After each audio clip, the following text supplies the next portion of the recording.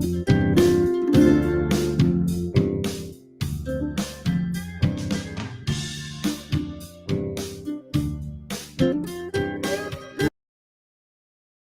me while I whip this out. Hey, welcome in. Happy Friday night, everybody. So we've got Radio Streamer in the chat already. How you doing? Good to see you. So hope everybody's had a good week. There's been lots of stuff I've collected over the course of the week to talk about. And you know what? Before we get started, has anybody out there seen that TV show Dark on Netflix? It's like that German show, Dark. It's like 3 seasons. It's like 3 complete seasons. It's over. And so I watched it. I rarely ever watch like a TV show on Netflix or anything. Except Walking Dead. I do like that. Any Walking Dead stuff that comes out, even though it's actually terrible, I still watch it because I've just got to find out how everything ends because I've invested too much time. But this show Dark. So it was recommended to me. So I watched it. And I had the kind of, it's German. And I just didn't feel like reading subtitles. So I just watched with the goofy, English dub over top, right? Which is actually not that bad. I mean, at times it was a little bit silly, but not that bad. It's just easier for me. So I watched the whole thing. It's 3 seasons. It's like time travel. It's backward and forward and different worlds. And I watched, the first 2 seasons. I actually managed to kind of keep track of what the hell was going on. It's like a bit like Lost, where you're just like, what the hell's going on? And it feels like they just keep coming up with more and more magical mystery boxes all the time. And they're just making up as they go along. So by the 3rd season, I had absolutely no idea what was happening. So I just wanted to watch it to the end. And it wasn't unpleasant. It was fine. I guess the series is all in all pretty decent. But one thing, it got me wondering, because there's one thing about this, which I don't really normally see. And I don't know if this is normal for German cinema or German TV shows or European TV shows. But there was like 8 hours of this thing was just Germans staring at each other without saying anything, with like alternately like sad or pained or anxious expressions on their faces. I swear, if you cut out all the parts of the movie where it's just Germans staring at each other and not saying anything, it would come out to, I don't know, 8, 9, 10 hours, something like that. It was kind of weird. It was kind of frustrating. They're just, and then like after like 3 minutes, somebody would say, "Where have you been?" And then the other person would just stare at them for like, it felt like 5 minutes or 5 hours. They just kept doing this over and over and over again. Is this a German TV thing? I don't know. I thought it was kind of weird. The other thing that was interesting was that there was zero diversity, like zero. This was just all Germans, all like every single character. And there was like dozens of them. And I didn't think that like Germany was allowed to do that anymore. Just have things that are just all Germans. I thought that, I don't know. I mean, they got a checkered past, right? But it was interesting. The show was not woke at all. At all. And again, I didn't think they were allowed to do that either. I thought they had to just be forever apologizing, even though none of those people alive now had anything to do with the past. So I thought that was interesting. But, all right. So we got Streamer in the chat. I hope you're doing great. Great to see you. We got Dr. Cheryl. Haven't seen you for a little while. God bless. Going to bed now. Just stopping in to say you're going to bed. Oh, it's too bad. But we do need our sleep. It's East Coast. So, yeah, 3 hours ahead. So, yeah, it's a little bit late there. Have a great show. Thank you very much. Thanks for stopping in. Let's see. Radio Streamers say I have not seen it. So, nobody's seen Dark. Nobody's seen the show Dark. I thought it was popular. Streamer says Lost was very complicated. It really was. And it turned out that the writers of the show said that after it was all wrapped up, they said, yeah, we didn't have any overarching plan. We were just completely making it up as we went along. Like, they had no idea what was going to happen from season to season. I think, like, even within the seasons, they had no idea. They just kept coming up with magical mystery boxes. And I will say it did work, because I watched that show right to the end. And I did enjoy it. The ending wasn't very satisfying, but and it did make sense when I saw that the writers of the show said, yeah, we had no idea what we're doing. It's not like they had this full story worked out. No. Completely making it up as they go along. I mean, it's fiction, but I think generally they'll have some idea, at least from like beginning of season to end. So anyway, that's that. So dark, good show. Far too much Germans staring at each other without saying anything. Too much of that. They could use a little bit less of that. And just not even like they have to add anything else in its place. Just cut that part out. Just like, come on, let's get to it. What do you got? You got to say something? You got something to say? Say it. Come on, Fritz. Anyway, they seem like nice people. So what are we talking about tonight? So we got a bunch of stuff. So I wanted to go into let me find it here. Hold on. Somehow what I was going to talk about got moved. So you're getting a little glimpse here of all the stuff that I've curated on Twitter over the week that we can go over. And a lot of it is just stuff that we can make fun of. And I know you guys absolutely love doing that. I do too. And we are going to be bringing out the fart button on the soundboard tonight, because I think it's something that should be a tradition, like the puppy palate cleanser that we go to when things get too serious.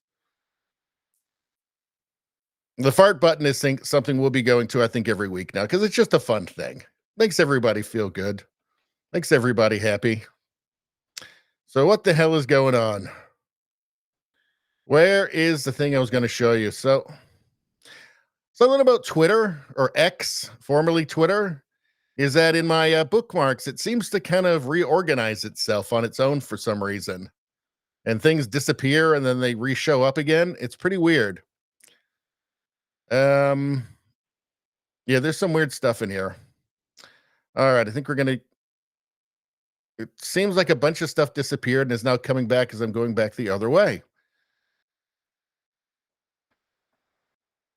All right, just stick with me, people. Getting off to a rocky start here tonight. All right. God damn it. There's some Joe Rogan in there for you. You like Joe Rogan? Yeah, well, hang around. I got some Joe Rogan for you. Some Trudeau. You like making fun of Trudeau? You like complaining about Trudeau? Well, hang around. Hang around. We're going to be doing some of that. You like some Michael Shellenberger? Hang around. We got some of that. Let's see. Let's keep going. Do you like making fun of dingbats? Hang around, people. We're going to be doing some of that. There's a prime dingbat right here. All right. Where is this shit that I wanted to show you? God damn it. I think we're coming up on it soon. We're going to find it soon. We're getting there.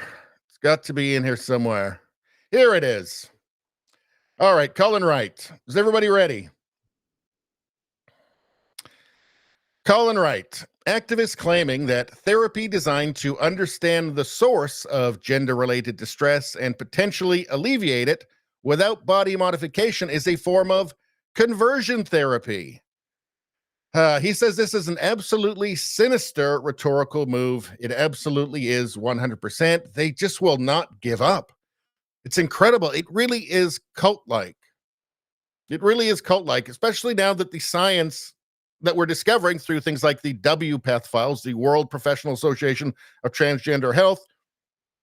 There was a link to Michael Shellenberger with thousands of internal files and internal Zoom meetings. I made a video about that. You can check that out on my channel. Subscribe now. But you go through that and you can see it's all pseudoscience. I mean, to any objective observer from the start, it's obviously all been pseudoscience and made up. Clearly, right? All in the service of giving sex changes to kids for some reason. I mean, it's just, I never thought I would live to see the day. But things get weird slowly, and then they get weird and dysfunctional really, really fast, don't they?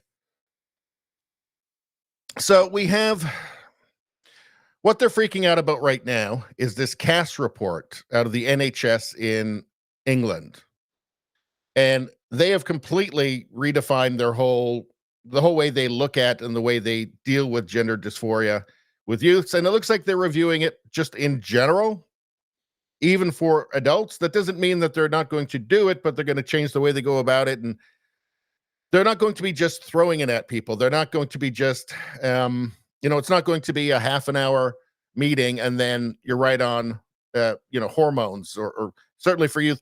They've already banned back in, I did a video back mid-March where the NHS had banned puberty blockers for youths. That's already happened.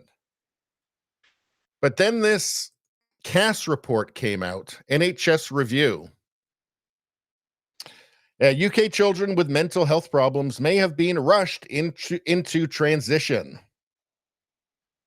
UK children with mental health problems may have been rushed to transition. Again, this has been obvious to anybody who's been paying attention or looking at it with anything like a critical eye. Obviously. I mean, when you've got children, teenagers going in for 2 meetings with a health so-called professional and they're walking away with puberty blockers, that sounds like being rushed into something to me. But this report has come out, and this is following on the heels of Sweden doing similar things, and the Netherlands is also doing similar things now. There are other countries coming out. There's been a report from the Mayo Clinic. All of this, as well as with the WPATH files coming out, the whole rotten edifice is just crumbling and falling over right now. And it's being finally exposed to the public that this was all just bullshit. This was all just ideological fanaticism. None of this was based on science. When the, Endocrine Society, when the American Medical Association and, groups like that, like the NHS in England or in Canada, the medical professional organizations, when they were saying that this is all based on the best knowledge, they were appealing to the authority of WPATH, World Professional Association of Transgender Health. This has all been exposed as total pseudoscience. Now, nobody was doing their due diligence.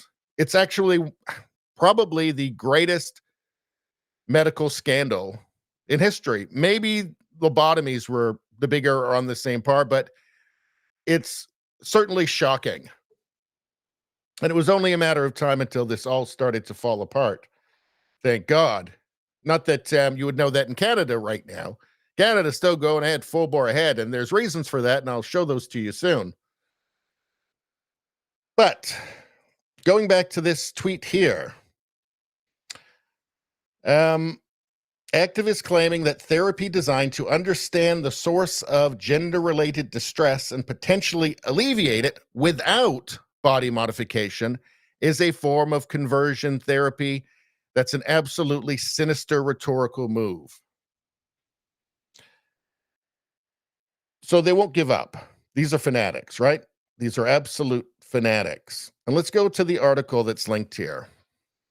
Campaigners, therapy for gender questioning people could be deemed conversion therapy. So now they're saying that it is truly astonishing that like therapists and counselors or psychiatrists, if they alleviate somebody's gender dysphoria where they don't have to be permanently medicalized or have parts of their body chopped off or go on cross-sex hormones, right? So they just get through it without having to do that and become comfortable in their own bodies. The loonies are calling that conversion therapy, which is utter and total madness. In fact, I think sinister is a good word for it. It's absolutely sinister. This is from people who just don't give a fuck. They know what they want and they don't care who it hurts.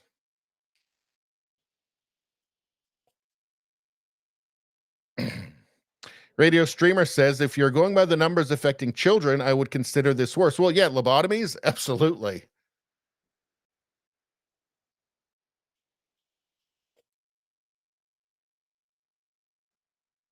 Let's see. Bad Seed says, mad science was a serious crime. Today it's advancement of science, so it's good. Well, this is the thing, is that, this has been sold to the public, to the credulous public. Of course, many of us, I'm assuming everybody watching this right now, kind of cottoned on right away. As soon as they started talking about sex changes for children, kind of went, sure, that's a good idea. That seems totally appalling and abhorrent. That seems like an abomination. And maybe there's some other way of dealing with, confused children than chopping off body parts, chemically castrating them, sterilizing them, permanently medicalizing them, before they've had a chance to go through puberty. I mean, that's what puberty blockers are for. Go through puberty and grow into their healthy, developed adult body. Seems like that might be kind of an insane and reckless, abominable thing to do to children who can't possibly consent. You can't consent to not developing into a normal, healthy human body before you've done that, before you know what that feels like, before you know who you're actually going to be. Again, there are those, I'm assuming that it's everybody watching this, that cottoned on pretty quick that this whole sex changes for children thing, not a great idea and total pseudoscience. But it was sold as science to the credulous public, and obviously to the media, and to basically every institution who just ate it up. Partially, it's, obviously just fear, because it had been established as, now this is the acceptable narrative. So you don't want to cross that, because that could be job killing and career killing. So it's partially that, partially just a wanting to belong, and just partially just it feels progressive. It feels progressive to them, and their identity is tied in with being a woke progressive. Well, that's all they need. Reality be damned.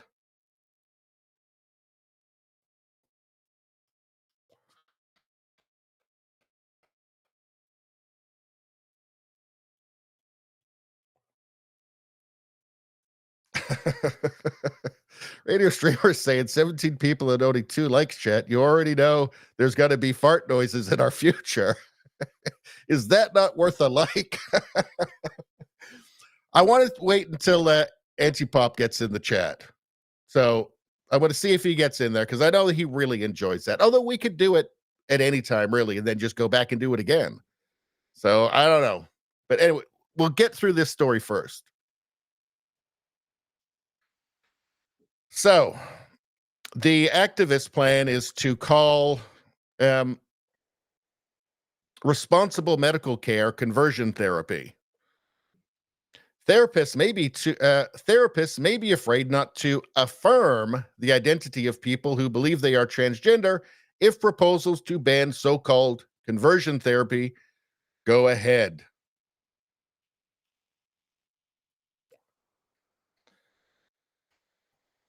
So what's going on here? Campaigners have raised concerns that the recommendations in the CAS review into treatment for gender-confused children may not be implemented if psychotherapists fear any attempt to dissuade people they are transgender could be deemed conversion therapy. You might think that, hey, Antipop's in the chat. Okay, so you know that we've got some farts coming up, some fart noises coming up. It's coming. We're going to get through this story first, and then we'll look into getting the farts in. I've been really looking forward to it. I think I've got some excellent selections for tonight. All right.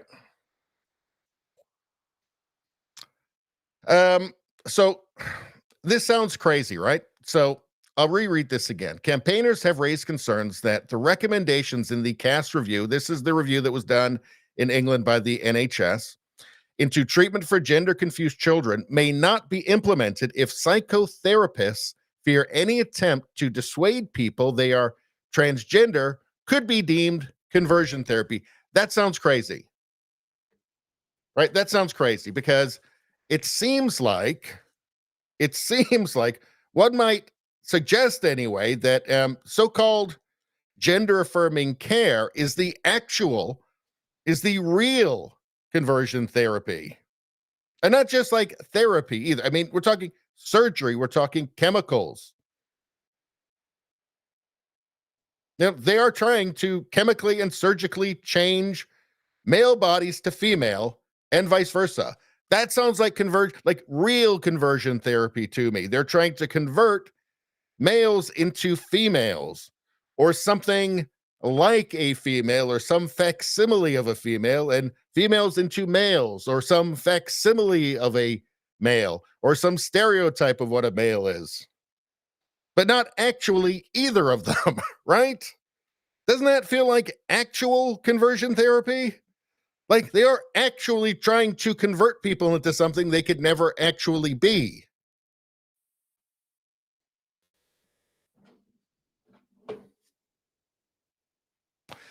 Now, as long as we're talking about conversion therapy, there's one case actually where there's a Canadian. I just did a story on this. Subscribe to the channel if you're not already. You can see all my wonderful videos. Very healthy. But there's a Canadian who's been suing the province of Ontario, because he wants them to fund him to get a neo-vagina, but keep the Franken beans as well. And they said, yeah, we don't really want to do that. It's experimental, and we don't know how to do that. So he sued, and he actually just won. And now Ontario has to send him to Texas and pay for him to have it done in Texas. So he wants a neo-vagina, plus he wants to keep the beans in Frank. And I can't help but think it's going to get maybe just a little bit crowded down there, right? I guess it's taint or bust. If you want everything, you want them all. Personally, I think that it's going to be hard to find anybody who's going to want to fuck any of it. I can't help but think that, because most people don't like gross.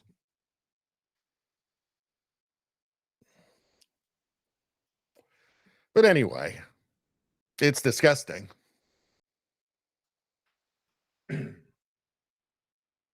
Now, you may think this is ridiculous, saying that being a fear that, psychotherapists fear that any attempt to dissuade people that they need to be permanently medicalized and be castrated and have their breasts cut off and just be permanently medicalized for life and have their bodies changed in irreversible ways, may think that sounds crazy. That conversion therapy, that sounds like what they're actually doing is the conversion therapy. Well, let me introduce you to Bill C4 from, you guessed it, Justin Trudeau's Canada. This is one of Justin Trudeau's bills. Bill C4. This is the anti-conversion therapy bill. And guess what it says in here? Bill C4 would amend the criminal code, and this is law now, right? So this has been enacted. Bill C4 would amend the criminal code to prohibit certain activities that relate to conversion therapy, which is defined as a practice, treatment, or service designed to change a person's sexual orientation to heterosexual. Now, it's only, by the way, in all this, it's only to heterosexual. Anything else is fine. You can convert anybody anywhere else, doesn't matter. You can have apparently exorcisms to change them into anything else. Just can't be straight, because, it's so boring. Who would want to doom a child to just a normal life and like a family and stuff? But anyway, change a person's gender to cisgender. Again, I never agreed to this whole cisgender thing, by the way. Nobody asked me. Change a person's gender expression so that it conforms to the sex assigned to the person at birth. This is actual legislation in Canada. It's just gibberish. Repress or reduce non-heterosexual attraction or sexual behavior, repress a person's non-cisgender identity, or repress or reduce a person's gender expression that does not conform to the sex they were assigned to, that for the sex assigned to the, or repress or reduce a person's gender expression that does not conform to the sex assigned to the person at birth. So in Canada, it's actually illegal to say, maybe you're not. Maybe you're not. Maybe this 10-year-old isn't actually born in the wrong body. Let's look at some other things. Maybe there's some other underlying causes. In Canada, that's actually prohibited. That is called conversion therapy. Conversion therapy. Saying that, well, maybe there's a way that we don't have to destroy their body permanently for life. That's considered conversion therapy. Saying, I don't know, it doesn't seem very ethical to do this. It doesn't seem like a 12-year-old or a 13-year-old or a 14-year-old can possibly consent to something like this. You know, they can't possibly understand the long-term consequences of this. Maybe they'll change their mind about whether or not they want to have kids in the future, for instance. They don't know what it's like to live in an adult body. Maybe that's insanely unethical. Maybe that's only something that fucking monsters would do. And psychopaths. In Canada, that's illegal. That's illegal because of the conversion therapy bill, which, I mean, is just a euphemism if you've ever seen one. Completely fucking insane. Trudeau's Canada. This is one that Pierre Poilievre, when he becomes prime minister, I hope, it looks certain it's going to happen late 2025, but this is going to be one of the bills. There's so much legislation that's going to have to be thrown out. The internet censorship bills, there's a ton. Anyway, this is how crazy it is in Canada. This is how crazy it can get in pretty much any country if you let the loonies run the asylum.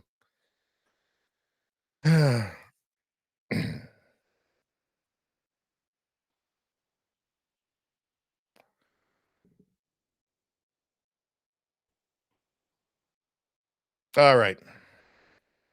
Let's take a quick look at. Okay, let's take a quick look here. So, and then we'll get out of this story. The campaign group at Transgender Trend said it broadly welcomed the cast review as it has long called for a therapeutic approach for gender questioning people, but echoes concerns that professionals could find themselves accused of practicing conversion therapy for challenging someone's identity. Yeah, I mean, it is truly insane.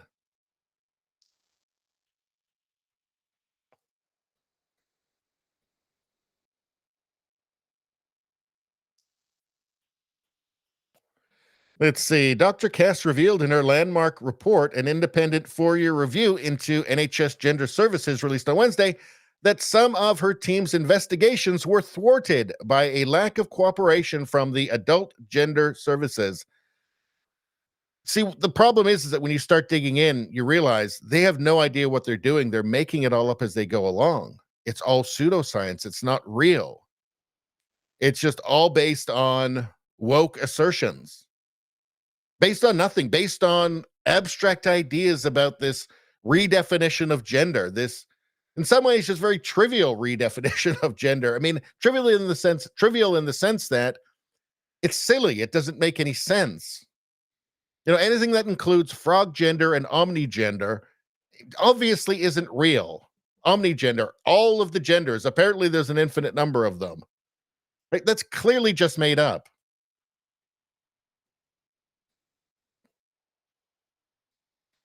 She added it was clear that the young people who are most at risk from unevidenced experimental practices and medication are overwhelmingly lesbian, gay, or bisexual, and that socially transitioning children makes it more likely they will be propelled towards a medical pathway. Again, and this is the other, if you're talking about conversion therapy, they're taking people who would just grow up into gay or lesbians, most of them, not all of them, but a good percentage, like 70%, who would just grow up into being gays or lesbians and trying to convert them to the other sex then to make them straight. I mean, the irony is incredible. If it would almost be hilarious if it weren't so tragic what they're doing to young people's lives.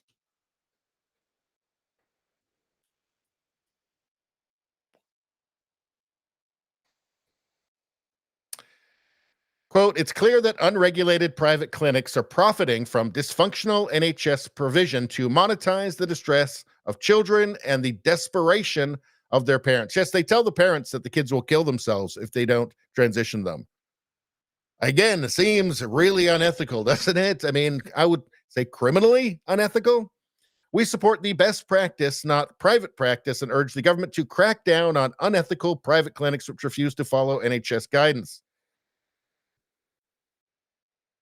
So private clinics that are just, perhaps just becoming, puberty blocker mills just for anybody. These are the kids that are getting a half-hour consultation and straight on the puberty blockers they go. Puberty blockers are no longer allowed to be prescribed to under 16s on the NHS unless the child is taking part in a medical trial, with one such trial expected to be up and running by the end of the year. But trials for things like precocious puberty, right, where they start too early, and they'll stop it just briefly, and then they will go through a normal puberty.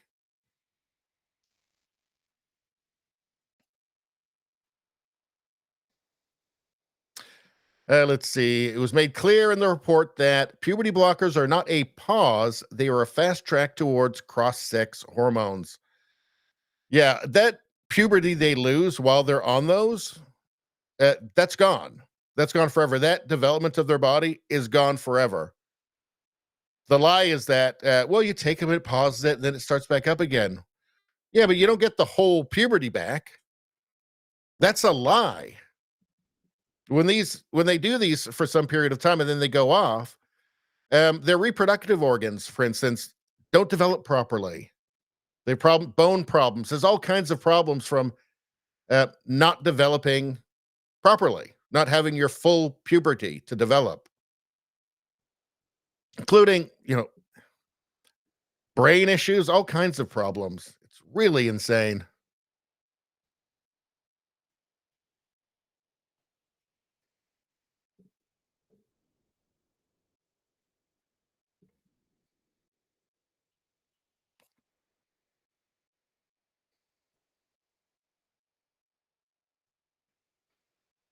Anyway, they're trying to claim that not medicalizing children, saying that perhaps this is the activists are trying to say that instead of medicalizing children and saying, well, perhaps there's some other underlying issue here.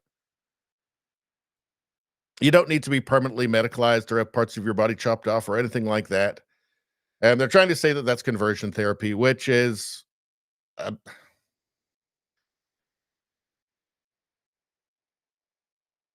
it seems like the leftist fanatics accuse you of doing what they're doing always. That's their constant play with everything. But it seems pretty clear when you're trying to actually convert a male body to a female body, which you never actually can, of course, or a female body to a male body. That seems to quite obviously be conversion therapy. If there is conversion therapy, that is it. Anyway, let's get to the chat for a second. What are you guys talking about? I hope it's all family friendly stuff.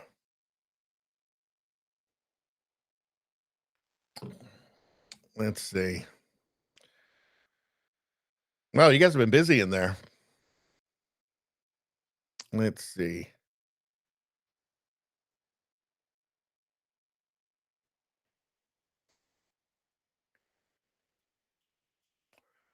Antipop says other people waiting 2+ years before heart operations. Yeah, while they're while they're giving people like the weirdest surgeries, like wanting to have a vagina and a penis and balls. It seems like there's more important things, like people waiting for like heart operations, for instance. Um,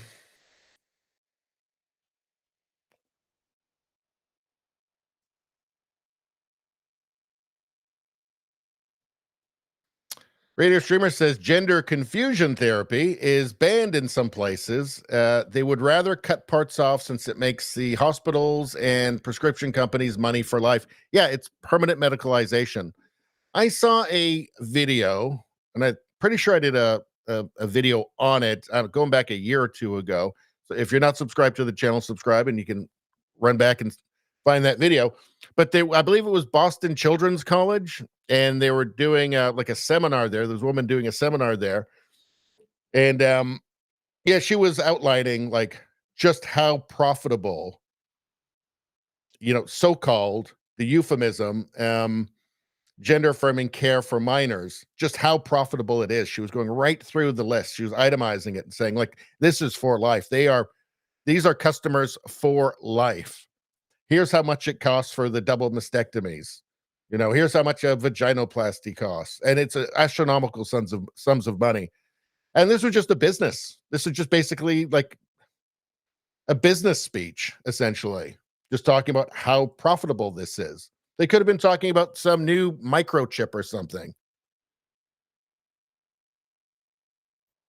Just all business. Really disturbing.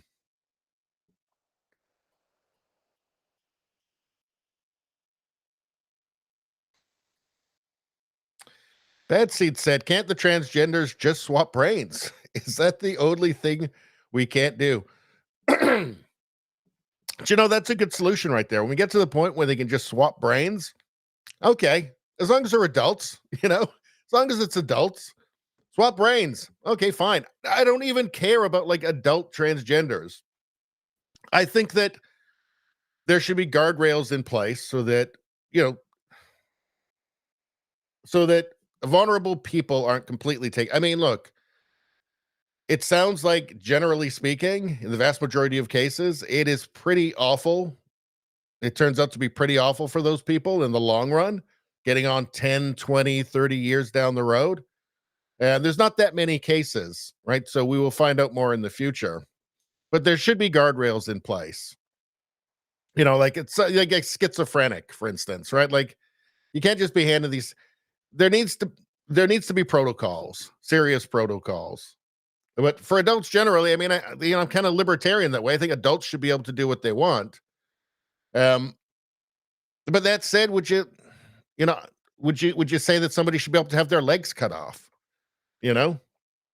Because they feel like they should be born without legs. I just did a video on another Canadian who in Quebec, who a surgeon just chopped off 2 of his fingers because he said that he felt like he was born without fingers. And he'd done some therapy and counseling, and that didn't work. So, well, I guess we have to chop the fingers off. What else can you do?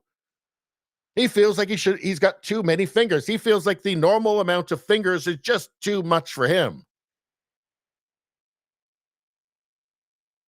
So that feels unethical to me, completely.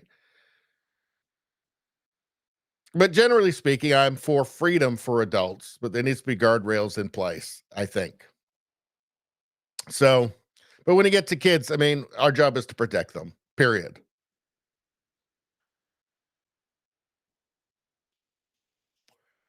Antipop says, lady in Alberta denied transplant surgery because of her vaccination status. I think that happened a number of times, actually. There's also a bunch of people that were offered maids, just offered, like there was I think it was a veteran who wanted a stair lift, and they offered medical assistance in dying instead. They did this to like 5 veterans, like went in for like PTSD, and they offered to kill them. They offered to kill them under this maid expansion under Justin Trudeau. Justin Trudeau, what is his plan exactly? So impoverish the entire country, give out free drugs, get as many people as possible addicted to drugs, and then just offer to make healthcare terrible, right? So people have to wait years and people die waiting for surgeries. And then when everybody's super depressed, offer to kill them. Is that his plan? It seems like that's his plan. It seems like he's kind of an evil man with a terrible, terrible intentions. I can't believe he got elected 3 times. Anyway, that's parliamentary systems for you, right? Sometimes they work out really badly. Let's see.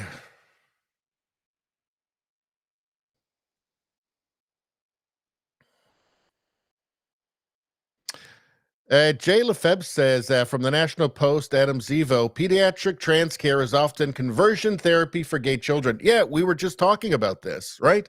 Absolutely. I want to check. I want to check out that article though. Not on this stream though. I'll check it out later. But yeah, we were just talking about that. I mean, that's kind of the very tragic irony of this, right? Let's see.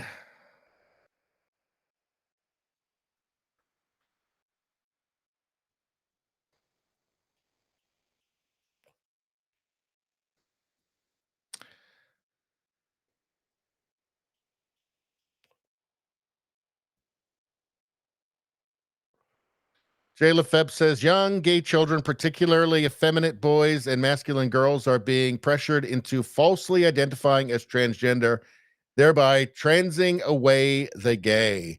Yeah, like tomboys who are not going to grow up to be gay, but they just like playing with boys' toys or whatever, right? There are teachers in the elementary schools right now who will latch onto that in a second and start trying to convince them they're trans. That is happening. That is happening.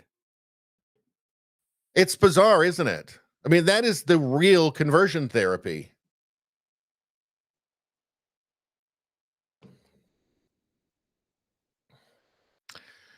It's amazing that journalists haven't interrogated any of this. Isn't that shocking? Shocking. Like, okay, independent media has, like Rebel Media or True North, stuff like that in Canada, but none of the corporate media, aside from, there's a bit of stuff in like the National Post. But the big platform that corporate media has, like the National Post, it hasn't been enough. It hasn't been enough. Where have been the exposés? Like why are the leaks going to Michael Shellenberger from like WPATH? Like, can't they? Canadian media is completely incapable of getting anything in Canada. Any leak? I mean, there must be whistleblowers in Canada. It's just such a dereliction of duty, isn't it? Dereliction of their responsibility to the public, which they would feel if they weren't activists and if they hadn't if they hadn't been trained to be activists in journalism school and weren't afraid of the woke people denouncing them.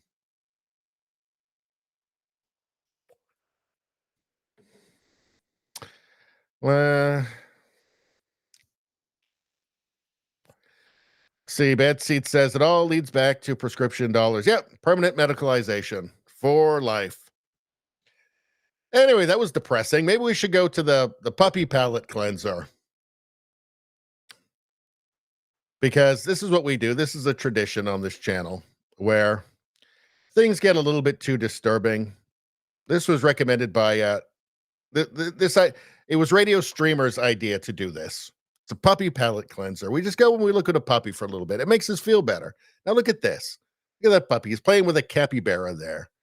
Now capybaras are well known as gentle, kind creatures. And they're very happy to like play. They're not going to hurt a puppy, and they certainly would never give that puppy a sex change operation like Justin Trudeau would. And you know that he would. Justin Trudeau would trans every person in Canada if he could. I've said it many times. You've never seen anybody happier at a pride parade than Justin Trudeau. Anyway, I feel better now. So let's get to the, I think what's everybody's favorite part of the show, where we do the we do the Twitter part, the Twitter review or the X review.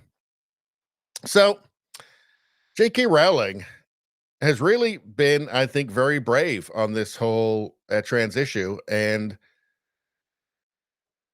that includes on the the euphemistically named gender affirming care for minors. And she's gotten a lot of flack for it. See, she was always just one of those kind of regular old school liberals. And she was an annoying one. She was like an annoying old school liberal feminist, right? Hated Trump, total Trump derangement syndrome, and but she wasn't like a nut bar. She wasn't totally crazy, and it turns out that she's not woke. Of course, she tolerated the wokeness around her before it turned on her, but still, I mean, she's doing the right thing now. She's showing some courage at this point. So, J.K. Rowling has said she won't forgive Harry Potter actors Daniel Radcliffe and Emma Watson for turning their back on women to side with trans activists. Replying to a tweet about the actors, the author slammed them for saying they should save their apologies. Replying to a tweet about the actors, the author slammed them, saying they should save their apologies for women and detransitioners. Quote, celebs who cozied up to a movement intent on eroding women's hard-won rights and who use their platforms to cheer on the transitioning of minors can save their apologies for the traumatized detransitioners and vulnerable women reliant on single-sex spaces. So, yeah, they threw her under the bus, right? When she started talking about, single-sex spaces and that, like, for instance, like rape centers and women's shelters and stuff, and women who may not be comfortable having a man in that, even if they're dressed up as a woman, right? And this seemed very reasonable to her. Because, old school liberals they weren't crazy. You could go for dinner with them. You could have a drink with them and you didn't have to end up fighting. They were more or less reasonable. They just had some different ideas on some things. They weren't totally nuts, though. But maybe they were a little bit nuts. But they weren't woke. But these young actors are woke, and they threw her under the bus. And you know what? Let's do a quick search here. Harry Potter actors denounce J.K. Rowling and then trans. Let's see if that turns up anything.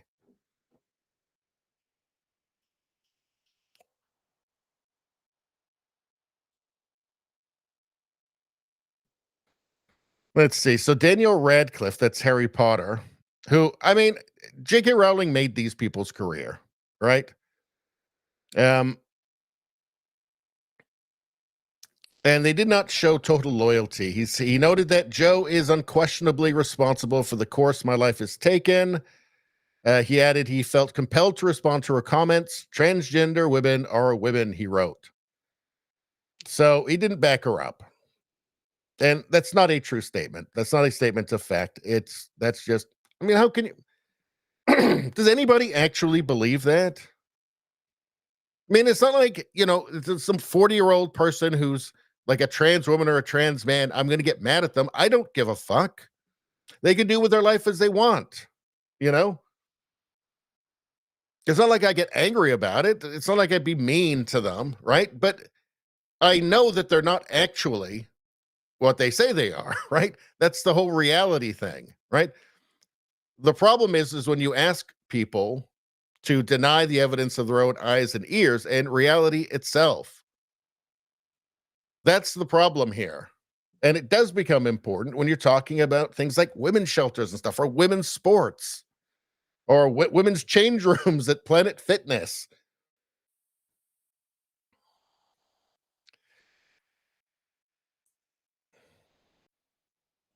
So he just made that stupid, shallow statement, trans women are women, because that's what he's got to say. I mean, frankly, what else is he actually going to do? It's an actor. It's an actor. There's only one answer, right? They got no choice if they want to keep getting work. Yeah, there's only one way to think. Actors and actresses, I think, are unusually susceptible to social pressures. I think they are unusually susceptible to them because what is their life? So their whole lives. Sorry about that. So what are their lives? Why are they susceptible to this? So susceptible to just current thing thinking, right? Because their whole lives are just reading other people's words and expressing other people's thoughts and pretending to be somebody other than themselves. They might not have a really great core identity if that's how you live your life. So I don't find it a surprise that they jump on current thing en masse. The moment that the new current thing is revealed to them by, corporate media. Corporate media tells them this is new current thing. Get on board. And they say, yep, I've always thought that.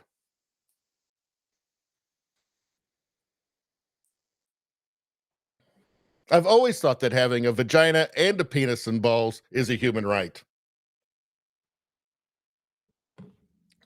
What else are they going to do? Right? There's only one right. There's only one right answer ever.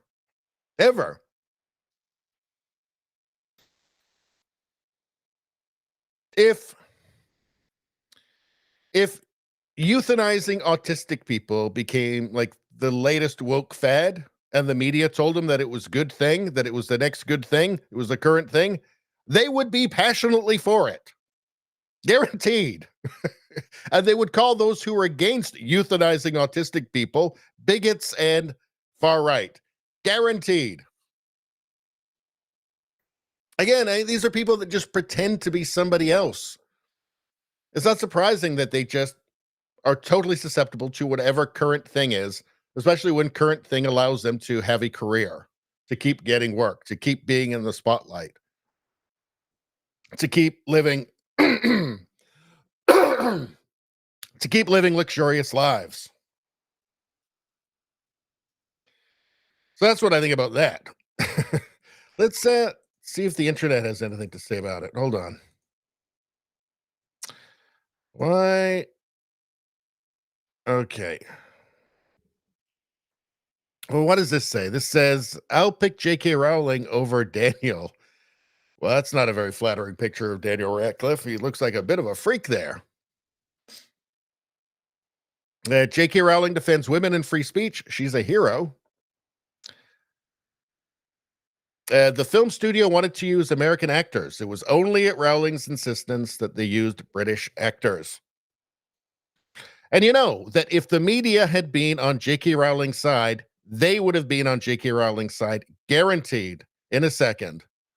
He would have been saying trans women are not women.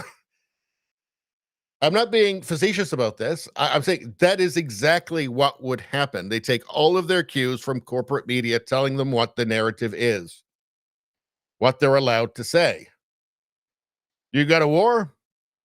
Media tells them it's what they should be thinking. They're for it. Any war? Media says, yep, that's good. They're for it. Whatever flag in the bio? Yep. Media says go. It's a go. It's a go.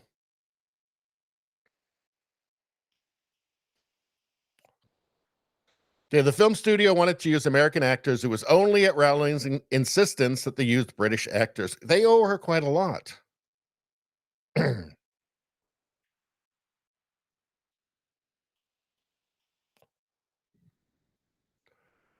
Many of the Harry Potter fans have no idea how difficult life was for J.K. Rowling before her book became a sensation. She did it while on welfare. She wrote the first book to be able to care for her daughter when she divorced her abusive husband and had no family to help her, as her mother had recently died. She did the work. They are just spoiled children. Yeah, and now she gets constant death threats from men with beards in cocktail dresses. So that doesn't seem fair. All right. Story number one from the Twitter stuff down. All right, so we're going to move on. Thought this was interesting. You've got this Karine Jean-Pierre. She's fascinating to watch, don't you think? She really is. It's every time it's just like this slow motion train wreck.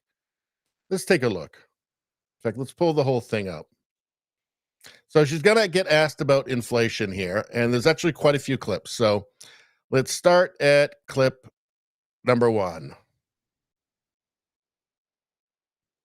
Thanks, Green. I'm going to ask you about inflation. So yesterday in the Rose Garden, the president said that when he came into office, inflation was skyrocketing, but it was 1.4% in January of 2021, and that was the 11th consecutive month at that time under 2%. So was the president misleading Americans? So when the president took office, and you know this, there was a pandemic. It was closing down businesses, closing down schools. And so it was drastically disrupting the supply chain. Let's not forget about that. And so that's what was going on. And that caused inflation around the world to increase. We know that. And then further increasing inflation was the Russia's war in Ukraine. And in fact, many other countries are even worse off because of what we've seen with Russia's war. So the president took historic action to deal with the disruption of the supply chain. Let's not forget what he did with the Strategic Petroleum Reserve. And so we have made progress in lowering costs. We've made progress in dealing with inflation. But that's what was happening when we walked in. The pandemic, the disruption of the supply chain, all of these things were happening when the president took office. Well, that wasn't very satisfactory, was it? I think there's some more clips here that continue this. Hey, we got air rifles in the chat. Good to see you.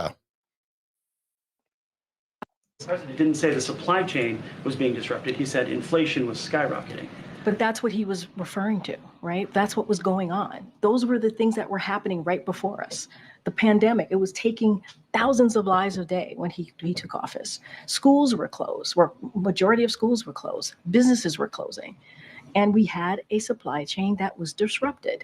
And so that's what the president was speaking to and laying out. And then inflation down the road became even more, increased even more because of the war that Russia had taken on into Ukraine. Okay, let's keep moving along here. Next clip. But the Fed supply chain measure actually went down in November at that time. So is the president being honest about inflation? The president has said what he's.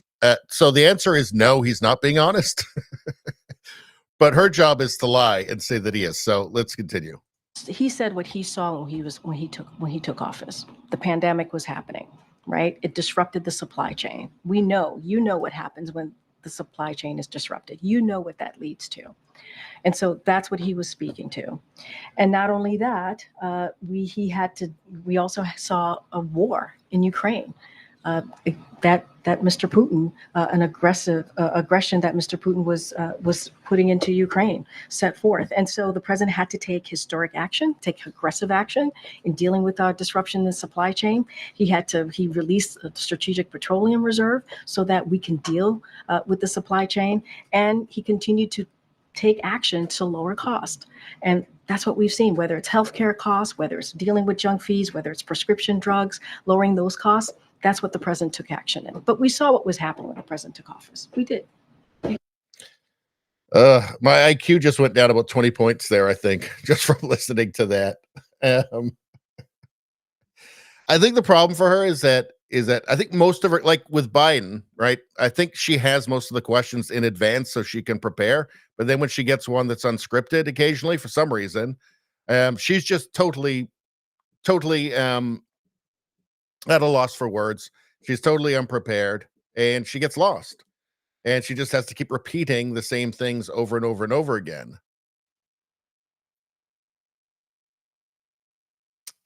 What's in this one here? No.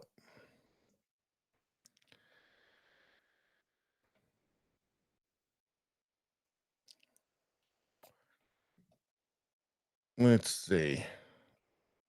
Actually, let's check out the comments below here. Always blaming everything on everyone else. It's the DNC way. Yep. Inflation is caused only by government monetary policy. Well, there can be other factors as well. Why isn't every single reporter in the room asking this question? All right, let's move on.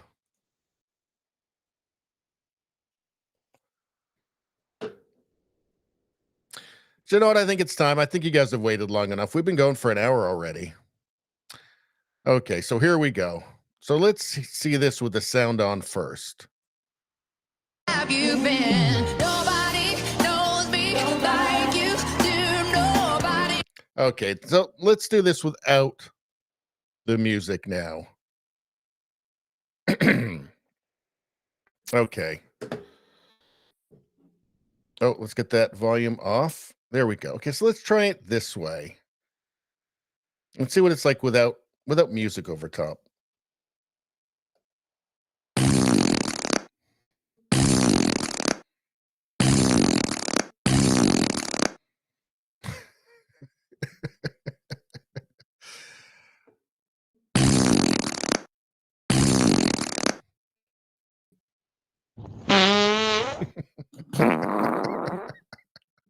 Why is that always funny? Every single damn time. I can't get enough of it. Let's try this.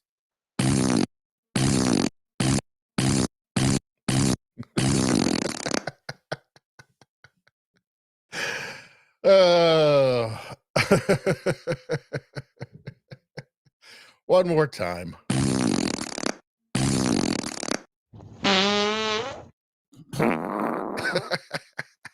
Why is that so good? Large women farting. It's fantastic. We've got some more as well. We've got some Lizzo racked up as well coming up, but we might save that for later. Let's see. So where are we at? I don't think we'll do that one. Let's see. Okay, this is interesting. So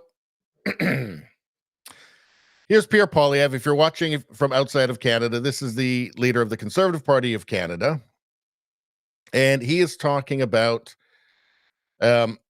freedom of speech in Canada, which has been badly suffering under Justin Trudeau. So let's watch this. We will repeal the censorship laws. C11. We will require university campuses implement a respect for Section 2B, Charter Rights of Free Expression, as a condition of getting federal funding. If you want to,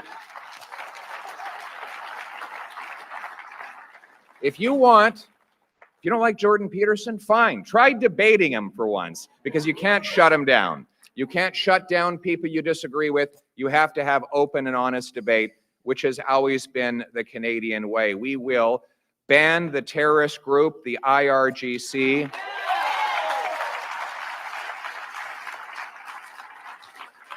We will stand up for our Jewish friends and neighbors who have been mercilessly targeted with anti-Semitism. We will repeal the censorship. So I think the volume on that was a little bit low, and I don't think I can turn it up. But so I apologize for that. But I'm sure you caught most of that there. So, you know, he's talking about repealing the internet censorship. That is, you know, I wouldn't say I'm a single issue voter, but if I was, the censorship, freedom of speech is the most important thing. Because without that, you've really got nothing else. And Trudeau is a wannabe dictator, authoritarian, and he has been working tirelessly through legislation to censor Canadians, but it's also through his example as being, you know, the prince of woke. He's kind of set the tone for the woke people in the institutions in Canada and empowered them through his rhetoric. He's given them the go-ahead to just go crazy and start fucking with everybody and anybody who doesn't agree with them, to go after them. You know, this thing with the Ontario College of Psychologists going after Jordan Peterson and making him do this ridiculous online re-education course. You know, they take their example from Justin Trudeau, the prince of woke, the bestest feminist ever, Justin Trudeau. So it's not just even legislation, it's cultural as well with Trudeau. He has just been I mean, you guys watch my channel, watch my videos, you know that I hate Justin Trudeau. I think he's the worst prime minister in the history of Canada.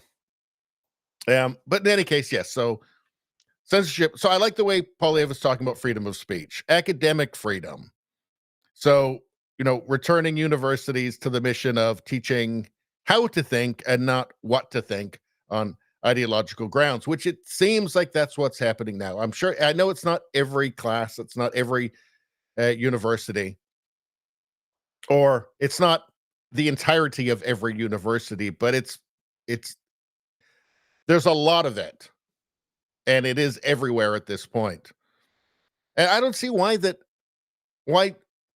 tax money should go to funding indoctrination mills. This seems like a terrible idea. I mean, Trudeau loves it, but Trudeau's an asshole. So, so fuck him. Everything woke turns to shit. What else we got here? So the anti-Semitism. So obviously this is all swirling around the Israel-Hamas war, which is a war, is what it is. And I personally don't have a Middle East peace plan. But I don't know. It just seems to me like in Canada now, you got mobs of people going to Jewish neighborhoods to protest. Are they protesting Zionism, or are they just protesting because they're Jewish? Like at a Jewish hospital, they protested at. What is that about? Is that about Zionism, or is that just because they're Jewish? Or like a bakery? Like it feels like there's a little something more going on, doesn't it? It feels like, that's not anti-Zionism, that's something else. And I predicted years ago on my channel that the left, and because it's being schooled in identitarianism, right, and the whole oppressor narrative, that they're going to end up just resembling fascists from the 30s. Because don't forget, fascism is a left-wing movement. I mean, there's a confusion after the Second World War because the Germans were fighting the Soviets. So people just bought into this right-left dynamic there, and it's not true. They're both leftists. I mean, the Bolsheviks and National Socialist Workers' Party of Germany, the Nazis, were fighting on the streets of Berlin. They were competing leftist groups. There were tons of competing leftist groups in Russia before and during the Russian Revolution. You had the socialist revolutionaries, you had the Bolsheviks, the Mensheviks, you had all these different groups. That's what was happening. You had just two leftist groups fighting each other. But somehow it got turned around into being that it was the right versus left. Do you know who the right wing was in World War II? That was us. And we were the good guys. Unambiguously, the good guys. But yeah, it's not surprising that you would see this stuff from the left, because they are identitarians. I mean, they've been trained and schooled in identitarianism. So what do you think's going to happen? They're going to start judging groups of people based on their identity. Obviously. I didn't think it was much of a stretch. I mean, I predicted we'd see this sort of thing that's happening now. I predicted it years ago, if I don't say so myself. Again, it's not surprising.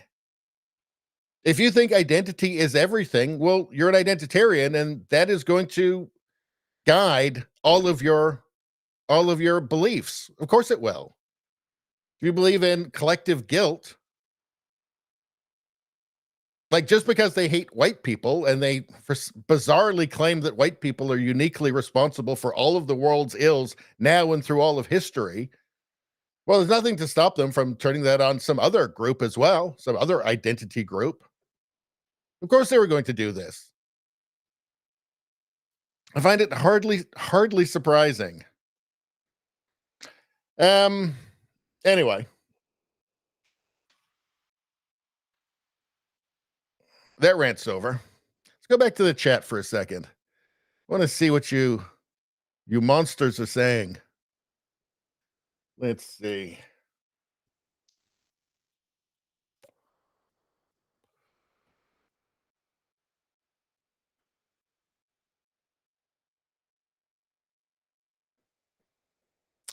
All right, what do we got here? God, there's a lot of chatting here going on tonight.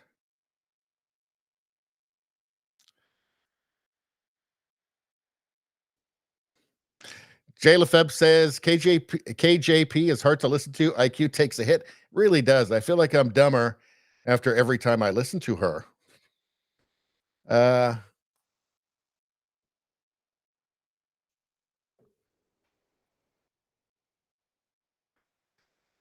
Let's see.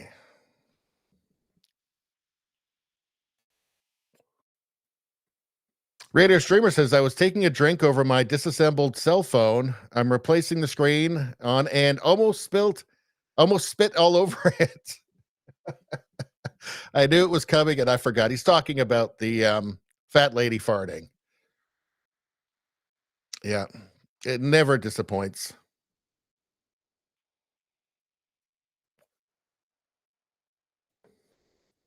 Let's see. Rogue Thought says, repealing censorship legislation. What a fascist.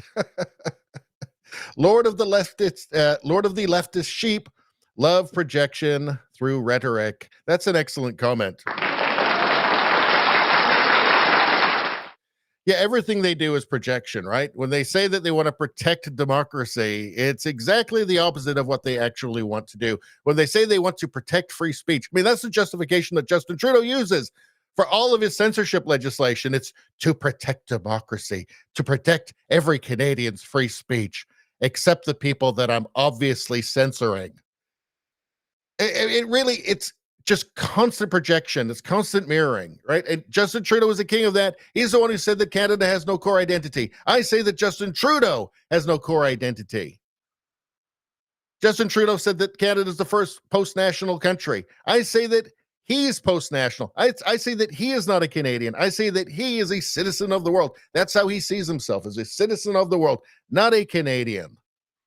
He is an elitist. He is a globalist. Nobody asked Canadians, by the way. He didn't ask Canadians how we feel about it. Do we feel that Canada has no core identity? Do we feel that Canada is a post-national country? Didn't ask us about it. If he'd asked us that, we would have said, no, fuck you. We would have said, sorry, commie, shut up.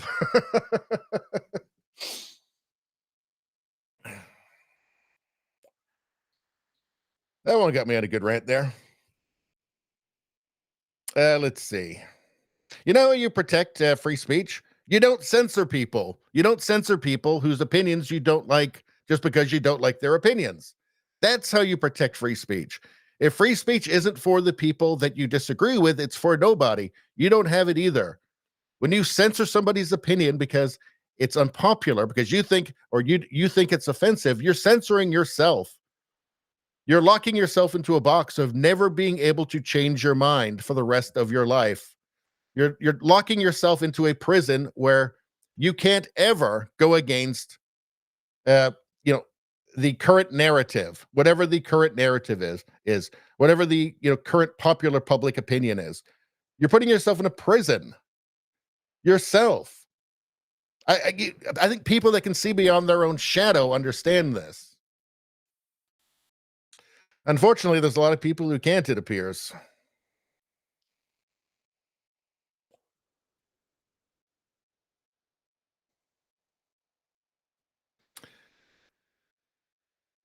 Let's see. Bad Seed says those for freedom and democracy will be the first to vote for censorship and spying. Well, the people that claim to be, the people that are claiming that they need censorship and authoritarianism to preserve democracy and free speech. Yeah.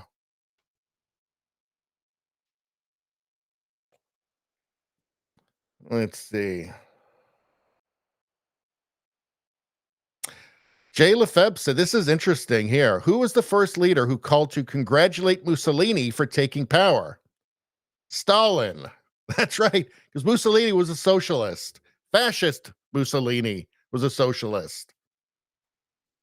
They're tied together. Fasci, it's a bundle of sticks. It's the collective idea, right? So a bundle is stronger than a single stick. It's all the same shit. Anyway, get some applause for that one.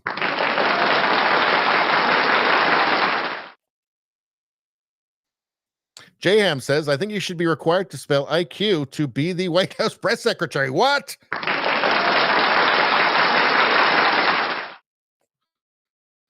I forgot to bring out the applause button earlier, but now we're getting with it.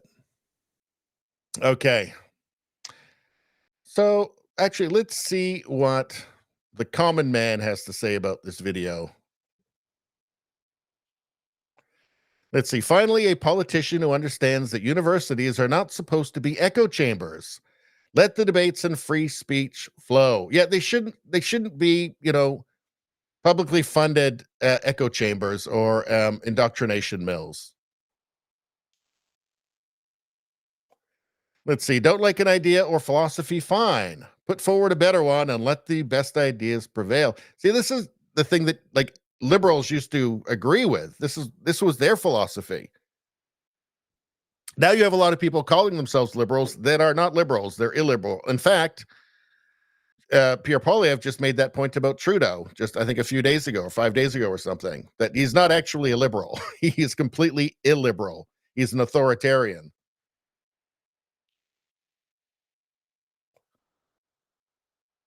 Let's see.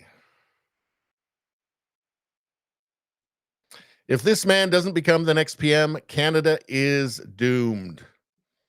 Yeah, it's got to happen. And I want to say that I'm not naive, right? I've watched what's happened in the UK with their conservative prime ministers over the last 14 years, and they have not been very conservative, especially not now. I mean, on the immigration front in the UK, I mean, Labour couldn't have done any worse than the Conservatives.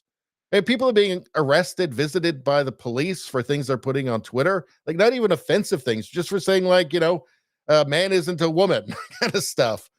They have this thing called, what is it? It's a non-crime hate incident, something like that, where you don't get prosecuted for writing something politically incorrect, but the police will visit you and they'll warn you about the naughty thing you said, and then you actually go into a register. And, this can be accessed by potential future employers, that sort of thing. That's crazy fucking Orwellian bullshit. That's under the Conservatives. So I don't go into this naively. I'm not black-pilled at all. I'm white-pilled. But I'm aware of the fact that we're going to have to keep the pressure on, because I feel like there's going to be pressure to take the path of least resistance, which would be some version of Trudeau light. So we're going to have to keep the pressure on and let him know that what we actually think, right? And that we expect him to do what we're going to elect him to do, which is not be a minor version of Justin Trudeau.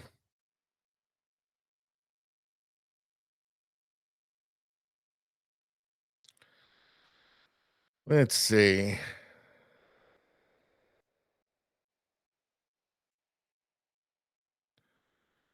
All right, let's keep going. It looks like there's a few TrueAnon in there, but I'm not going to waste my time with that shit. This one I thought you guys would enjoy. This is surprising. Okay, let's bring this back again. What do you think's going to happen here? What do you think's going to happen here?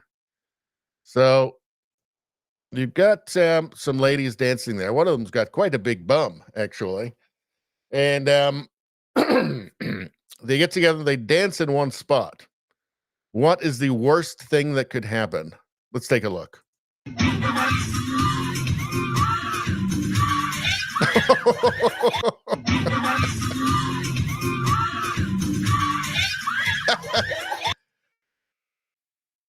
Look, these aren't morbidly obese women. It looks like there's a few, definitely got some junk in the trunk there. But I can say they won't be doing that again. They won't be doing that again. Absolutely not. One of them can jump, not all of them together. Not unless they start taking long walks together. Otherwise, no. But they're gonna have nightmares about that forever.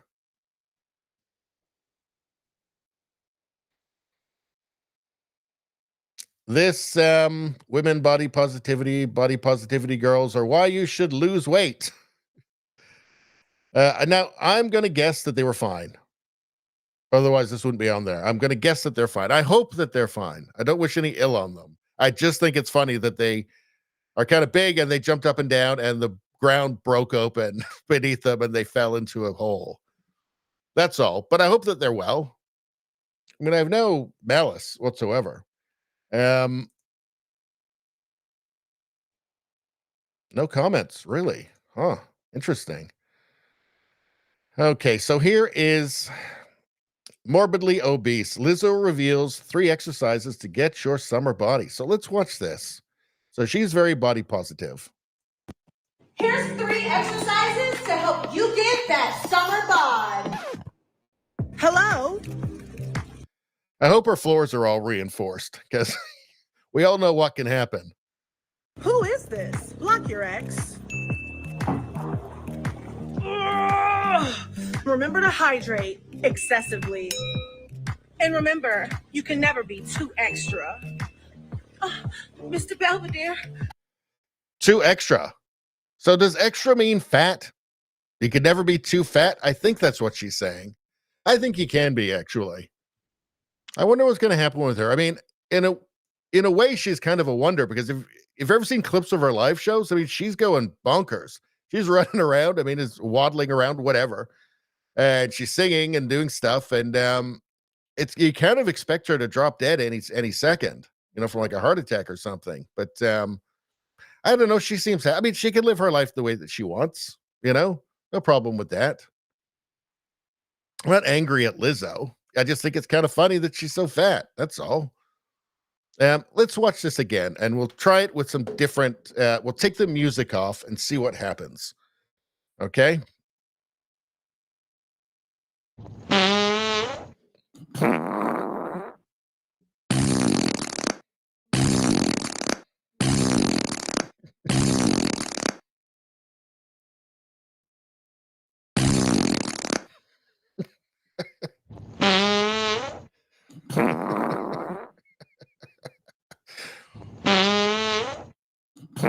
Why is that so funny? I want to get to the part where she lifts her arm there because I think that could be really fun. Here we go. Okay. Ready? We have to time this perfectly. There she goes. Oh, Lizzo. Will she ever win?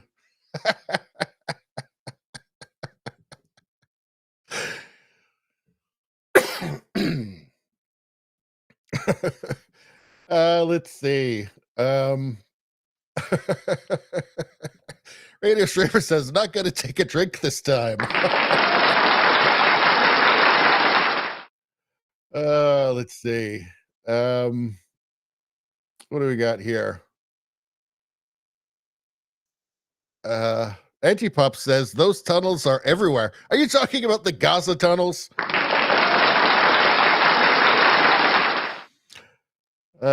You know that they put rebar and concrete for foundations. She has steel beams in there. Radio Streamer. Let's see. Bad Seed says, okay, we've got a few here in a row. 1, grab donut. 2, lift donut. This is the Lizzo workout plan.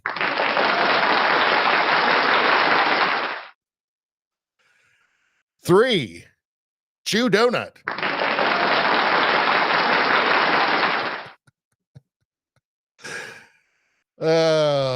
See that grass? She would sink. That's AstroTurf on concrete. She would. She has to be careful with that, I'm sure. Anyway, that's very fun. I enjoy that. I wonder if if X has anything to say about this, and I hope that it's kind. No? No comments? Really? Maybe we'll check this one. Here we go.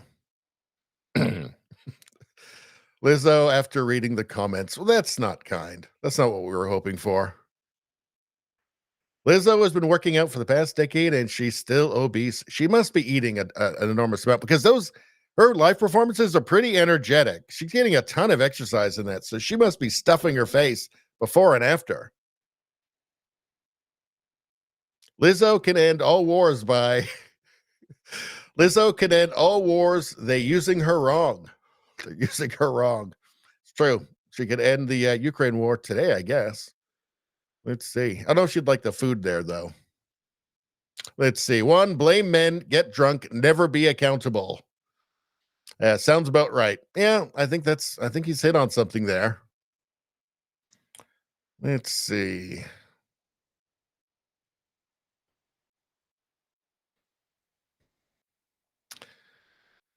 All right. Well, I think that's about everything there. Let's head back. So what do we got next? Already did this one. How about this one? I thought you guys would really enjoy this. Radio Streamer says, Moab, mother of all bombs. Let's see, where the tinfoil hat can't contain the conspiracy theories and you need a full outfit. So, what is this? I hesitate to actually play this for you.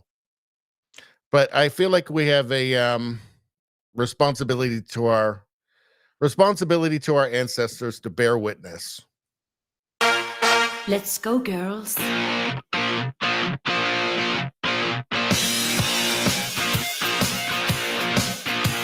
going out tonight, feeling alright. Gonna let it all hang out. Wanna make some noise, really raise my voice. Yeah, I wanna scream and shout.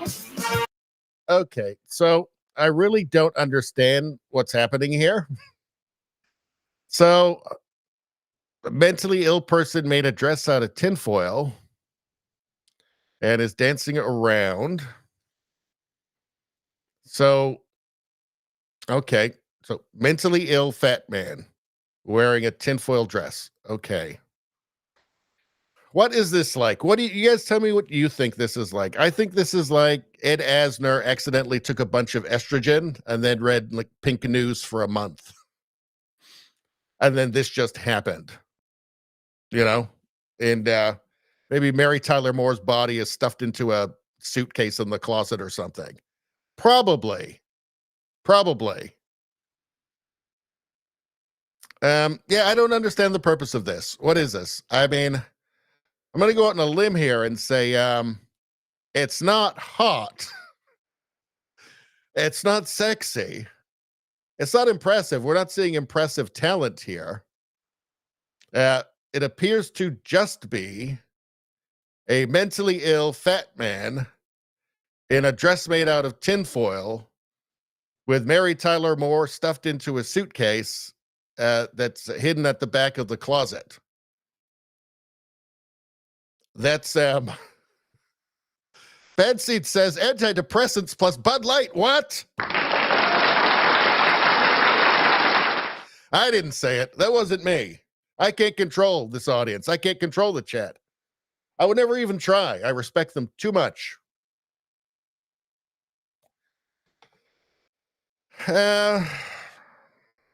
Yeah. I think that when AI gets self-aware, it'll just refuse to participate in this kind of thing. Like when it's in your cell phone, when you got AI in your cell phone, like intelligent, self-aware AI, it will just refuse to participate. It will just shut down. You know, they will just terminate themselves. I'm sorry, Dave. I can't record this. It's too gross. And we'll understand. We'll understand. This is what will make Skynet nuke the cities. Right? And honestly, at this point, I can't say that we don't deserve it. Jayham says, trailer for Silence of the Lambs Part 2. What?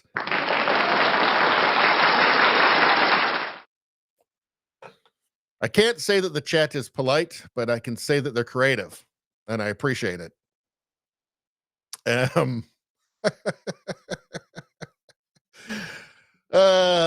What else we got in here? Radio Streamer, hold me, I'm scared. How do you think his family feels? Or the neighbors? Or just anybody who's ever encountered this person? Certainly Mary Tyler Moore was scared before he shoved her body into a suitcase and hid it at the back of the closet. Antidepressants plus Bud Light. All right.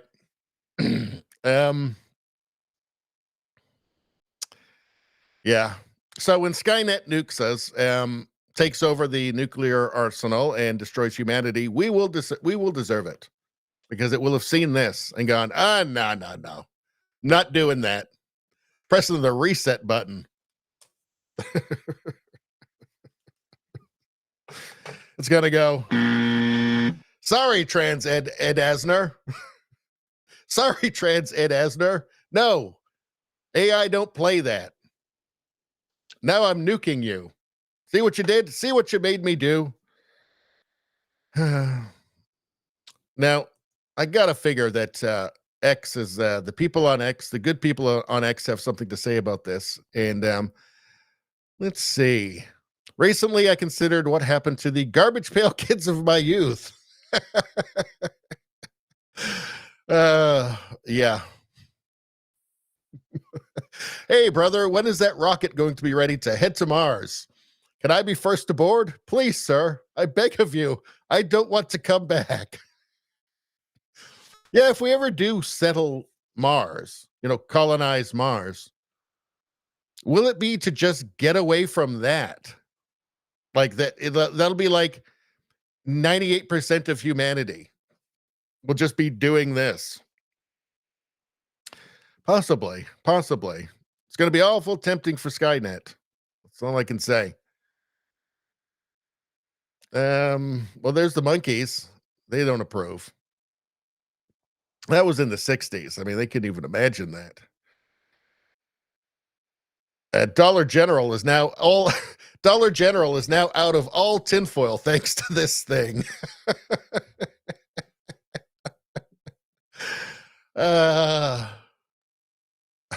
Took a whole lot of tinfoil to make that mess. Make it stop. Hoping most of this TikTok crap is acting for clicks. I think a lot of it is. But this just feels like genuine crazy to me. I mean, look at that face. Yeah.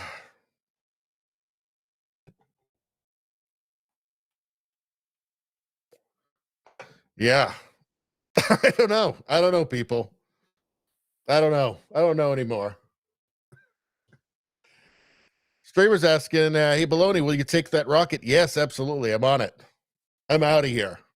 Thanks, Earth, but no thanks. I'm out of here. If this is the future, I'll start on Mars. I'll start over on Mars again. Jay Lefebvre says Shania has really let herself go.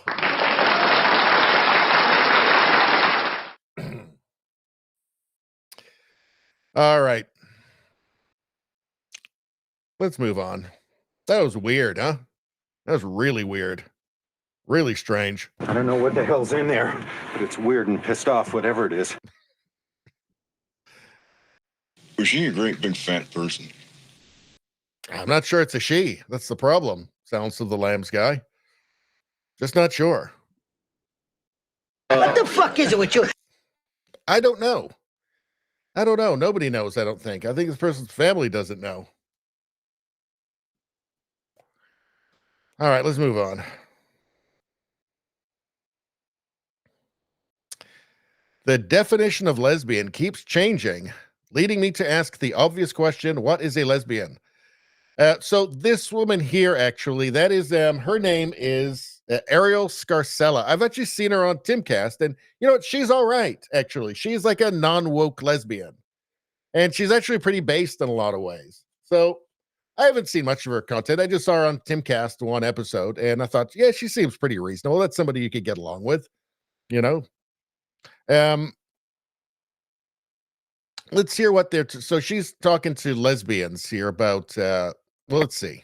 It used to be women loving women, but not every lesbian identifies as a woman. LGBT not-for-profits are coming out with these new definitions to be inclusive of non-binary people. But by being inclusive of non-binary people, they're really being exclusive of lesbians, because they didn't change the definition of the word gay to non-women not loving non-women. And I kind of think it's disgusting. 2023, and I feel like we're going backwards. Lesbianism just used to be connected to like Sapphic and Sappho writing poems about other women. And so my sister is a lesbian, but she doesn't always identify as my sister. Sometimes she likes to. She says lesbianism was identified by. Let's see that again. Hold on. 2023, and I feel like we're going backwards. Lesbianism just used to be connected to like Sapphic and Sappho writing poems. Sapphic and Sappho writing. That's what lesbianism was connected to. I thought it was about carpet munching.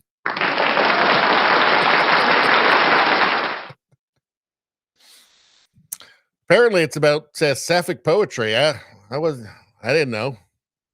But I'm not lesbian, so although I could be, and I'd be a fucking great one. Poems about other women. And so my sister is a lesbian, but she doesn't always identify as my sister. Sometimes she likes to be called my brother. They keep trying to take away everything, like Jesus Christ. Every day is something new, and I feel like at the end of the day, it's all about money. It's all about what they can sell. We all come from women. So at the end of the day, how are you trying to erase women at the end of the day? We all come from women. It doesn't really affect other lesbians. They still get to have that term to themselves, and they still But we don't, though.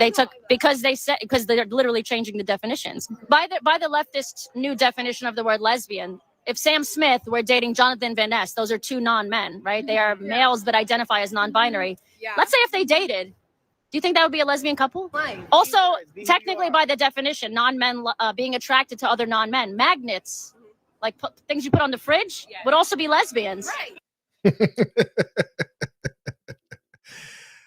You know, I really think that, most people are not actually on board with woke when they find out what woke is. Right? I don't think that they are. Like, I don't think most people are really on board with like sex changes for children. I mean, the polling in Canada suggests that most people aren't for that. They don't think that that's great. And all the pronoun shit. Most people, they don't like it. They don't actually like it. They think it's silly, but they're afraid to say anything because the media is constantly trying to shame them all the time. But I do find it curious how the woke left holds up like just entirely made up genders, like frog gender apparently they think that's real, right? All of these infinite number of genders. They hold these made-up genders as sacred. Pardon me. Yet, they treat the word woman as if that's imaginary. Isn't that curious? Right? So they treat non-binary otherkin as if it's this sacred thing that's real, and yet the very word woman, they treat as if it's imaginary, as if it's just a figment that there is such a thing as an actual biological woman. It's just a figment of everyone's imagination, right? We've all been fooled. We've all been living in ignorance until, purple-haired 18-year-olds came along.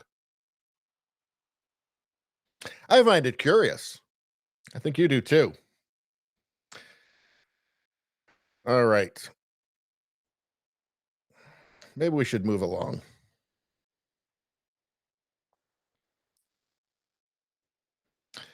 So this, good Lord. Okay, I'm going to subject you to it. Prepare yourselves. Are you sitting down? This music has been done before, but the lyrics really bring something fresh and new to the table. Okay, prepare yourselves. If you've got like a stiff drink, take a chug right now. Like not a sip. Take a gulp of it right now. If you smoke, light up a smoke right now.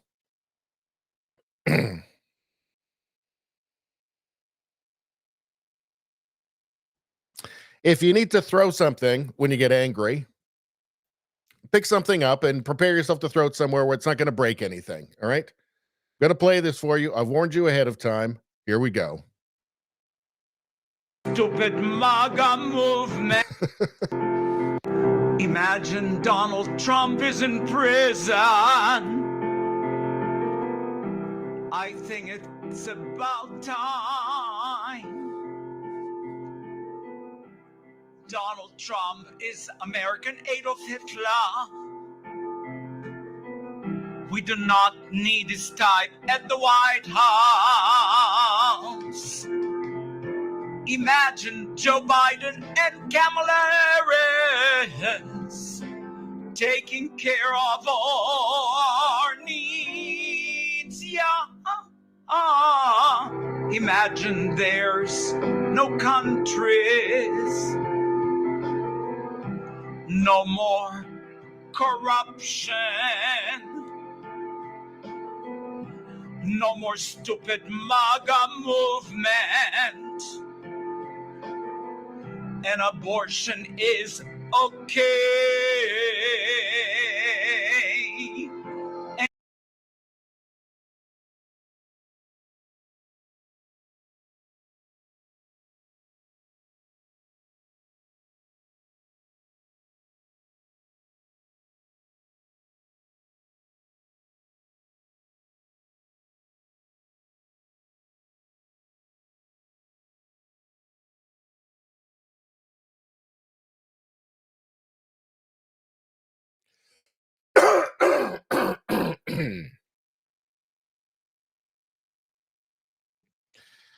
So I already hated that song, right?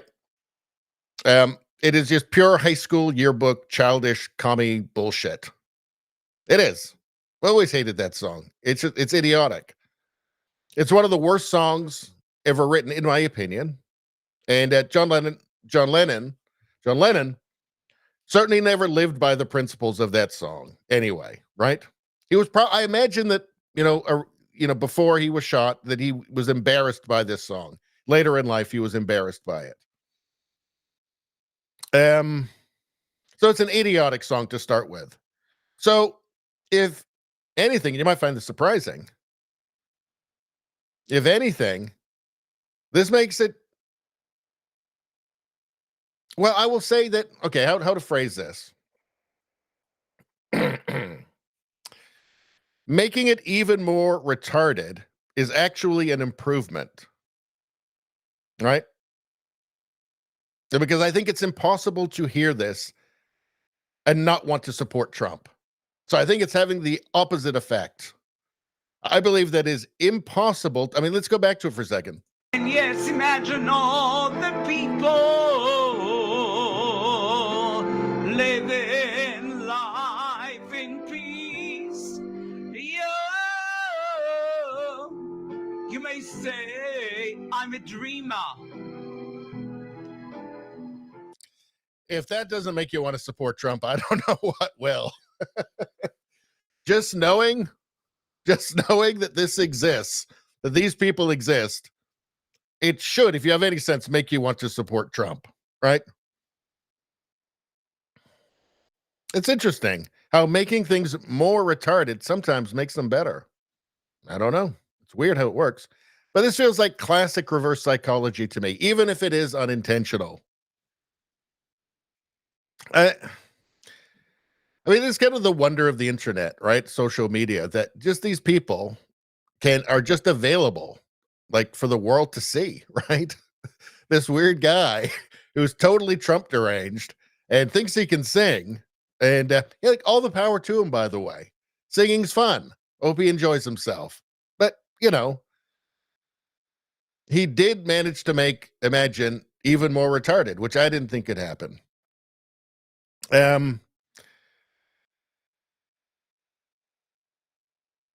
This is like somebody dosed a New York cabbie with acid and took him to see an AOC town hall, and he's still high. He's still peaking. In fact, he's peaking right here, right? And he decided to do this because he was really inspired by AOC.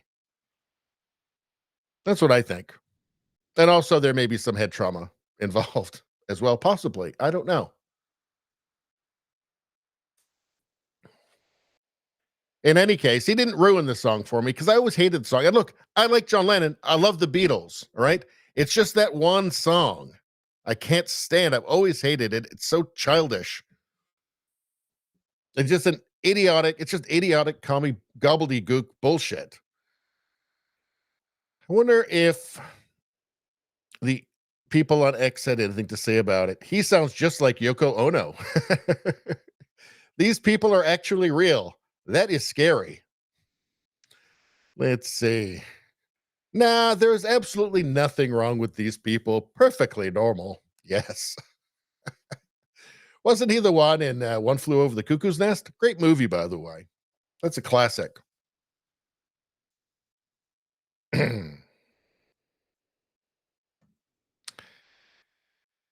Let's see.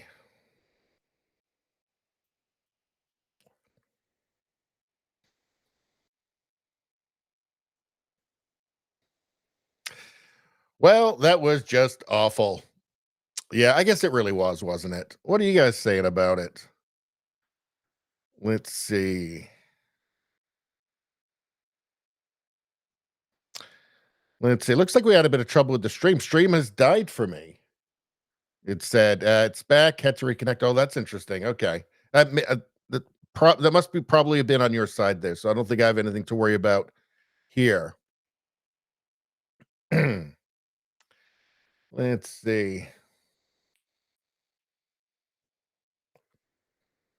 Antipop says it was not the greatest song ever because he never said anything about open borders. Yeah, he didn't. He forgot that part, I guess. And it's interesting because, I mean, that is just a purely commie song. But at the same time, like in like Revolution, he sings, if you go carrying pictures of Chairman Mao, you ain't going to make it with anyone anyhow. The song Revolution, it's all about like, it's making fun of or in opposition to just these idealistic, revolutions. So it's interesting. I guess John Lennon was a complicated man. And otherwise, I love his music. I just hate that one song.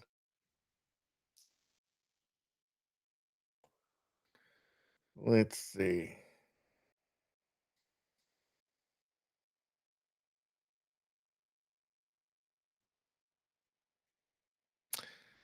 Antipop says, at least John Lennon never drowned in his own puke. That's dark, Antipop. That's dark. This is a side of you I haven't seen before. You know who did? Bon Scott from AC/DC, the original and best AC/DC singer. For me, AC/DC is really, it's two eras. There's the Bon Scott era up until, 1980, and then you had the Brian Johnson era after that. And it's not like I don't like everything from the Brian Johnson AC/DC, but I love the Bon Scott AC/DC, but he drowned in his own puke in a car. Very sad.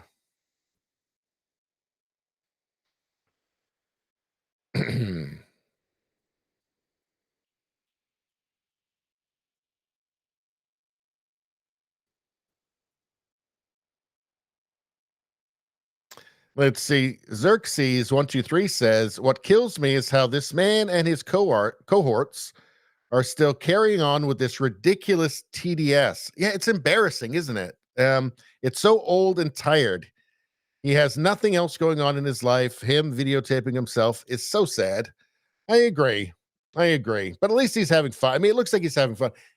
He's clearly Trump deranged, but I think what it's really about is just wants attention. He wants to be loved. Unfortunately, I think he's going about that the wrong way. All right. Let's move on.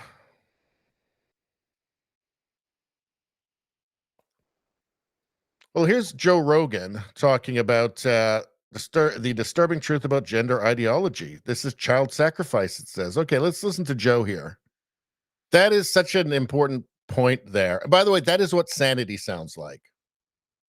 Right? That is what sanity sounds like. It's not even left and right these days. I think it's just sane versus fucking insane. Right? But an important link here is that when it became widely accepted that, like being gay was just inherent. So, born this way, that sort of thing. Right? And I have no reason to dispute that. I believe them when they say that, right? It's something that's been throughout history. We don't have a long history of children having gender dysphoria or, major gender. That's a new thing, right? But in order for adult transgender, see, they want that too. So they want it to be inherent, to justify it beyond everything, right? Beyond all question. So it has to be, so if it's inherent as an adult, it has to be inherent as a child. And it seems like that may be a big reason why they're pushing it on children, to try and prove that it's this inherent thing that you're just born with, right? It's very different from being gay. It's actually completely different. The T doesn't really belong with the L and the G. These are completely different things, but they want to get that same, I guess you could say, affirmation. And they need to transition children to do that. They need society to believe that a 5-year-old is born in the wrong body. And it's psychotic.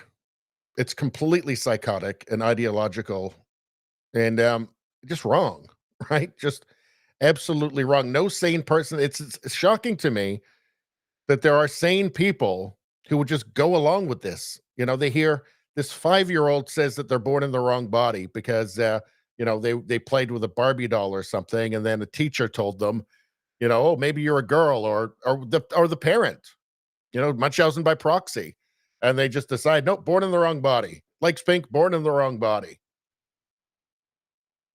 None of that is, pardon me. None of that is sane at all. What we're hearing here is the voice of sanity. And that is an important point. They need to try and prove that their own dysfunction is inherent. Again, born this way. It's very different from being gay or being lesbian, but they want that same affirmation. And they're willing to sacrifice children to get it. That's what we were talking about earlier. Where do you put it? There's not that much room down there. I said that taint or bust, and I'm sticking with that. Because where else are you going to put it? If you want it down there, what are you going to put it in your knee? In your ear? But that was, hold on. This guy here, I believe his name is, where is he? I believe that's Brendan O'Neill from Spiked magazine. And I think what he is like a kind of post-liberal who just woke up to all of the wokeness and the insanity. And he's not a, revolutionary communist type. But he made the point there that, 20 years, we're going to look back and go, people are going to say, what you're giving puberty blockers to kids? That's crazy. Preventing children from growing into healthy adult bodies? That's crazy. I don't think it's 20 years. I mean, certainly in 20 years, they will be saying that, but like in 5 years, what I really think is that as the lawsuits pile up, and it's really going to be lawsuits, I think, that's really going to put the nail in the coffin, even though, the NHS just banned puberty blockers for, at least through the NHS for minors. Done the same in Sweden. They're doing the same in the Netherlands now. It's only a matter of time, because as they go through, eventually somebody with some sanity is going to take a look at the data and go, what the fuck is going on here? They're making this shit up. This is experimental. And we're not seeing positive results. We're seeing negative results. So for a number of factors, and just as, with like the WPath files, which you can watch my video on that. If you're not subscribed to my channel, subscribe. You can see all my videos about this. WPath files, I'll repeat again because it's important. World Professional Association of Transgender Health.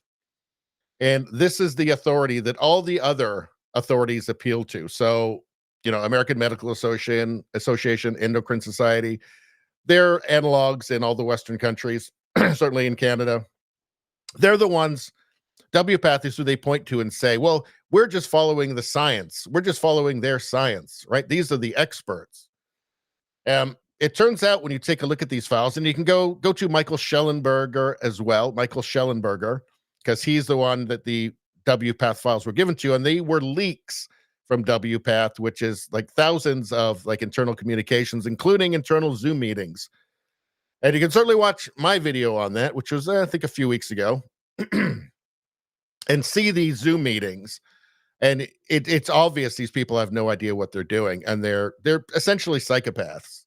They're talking about how they know that the children can't understand the consequences of what they're doing, like that they cannot get informed consent, that the kids are not capable of giving them informed consent because they're not capable of understanding the consequences. And also like there doesn't seem to be any real protocols. They're just making it up as they go along. It's fucking completely insane. So as this stuff gets revealed, I mean, the days of this lunacy are going to be numbered. But I think at first it will go quiet. It will just go quiet because there's so many people who are involved in this, who have been, fellow travelers with this. The media has absolutely loved this topic. They've loved sex changes for children. I know it's crazy to even say that, right? It's fucking crazy. I can't believe me even saying that. But it's like the CBC, the Canadian Broadcasting Corporation, funded by the taxpayers. It's like their favorite thing ever. Sex changes for children. So they're all involved in this. They're all guilty. All of the medical associations just went along with it. They didn't do any due diligence. I mean, it's obvious on its face. It's obvious on its face that giving puberty blockers to children is wrong, unless it's for a real medical condition like precocious puberty or something, where they have to do that. But it's clear that like sterilizing, double mastectomies for kids, chemical castration, it's just, you don't need to be an expert. You don't need to be a medical professional to know, hold on, that's fucking wrong. It really is a case where just your average man on the street knows better than the experts that have been appealed to. Anybody can tell you that. No, that's fucking sick. What? Seriously? You're not actually doing that, are you? So it'll go quiet because nobody's going to want to take the fall for it, right? Nobody's going to want to admit. The politicians, Trudeau has fought hard for trans kids, what he calls trans kids. He's fought hard for that. He's fought hard to chemically castrate children. He's fought hard to give, 16-year-olds, 15-year-olds double mastectomies. He's fought hard for it. He wants you to know. All these people, the doctors, they're all going to go real quiet for a while. And then after that, after there's been a little bit of space between it, I think that's when the people will be distanced enough from it that they can come out and really condemn it loudly and clearly. And say, what the fuck were you people thinking? Maybe even throw some people in prison. Who knows?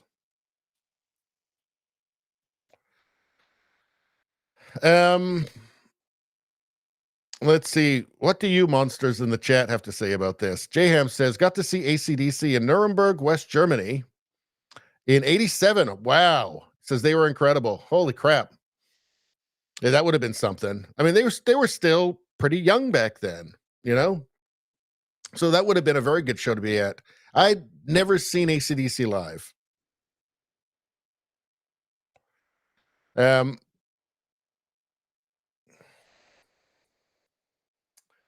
Let's see.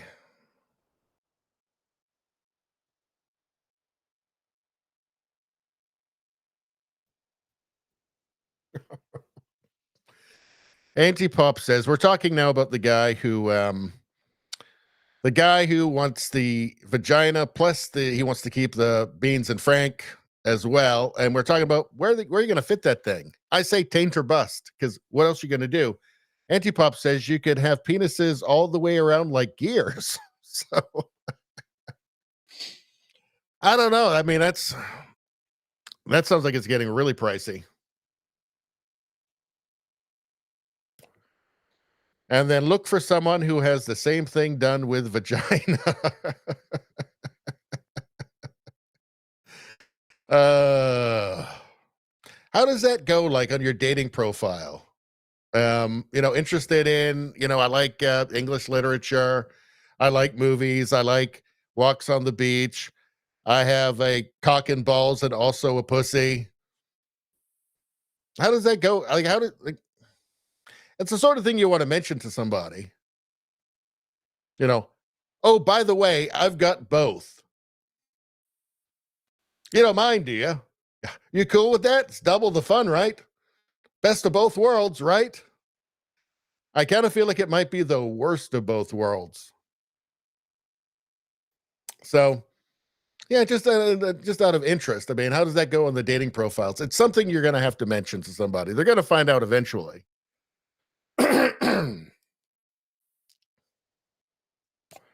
It might be a bridge too far for some. I don't know. Let's keep going. What a conundrum. A teacher isn't sure how to actually, hold on a second. Let's go and see what the comments are on this X post.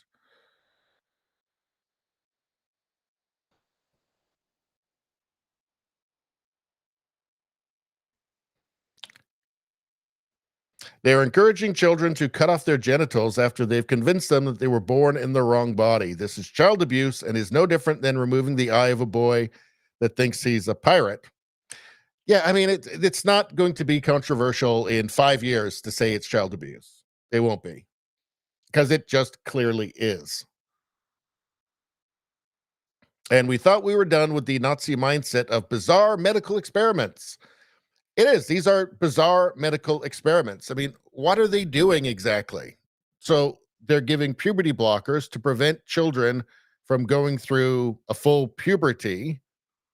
So permanently putting them in some sort of adolescence, a physical adolescence, right?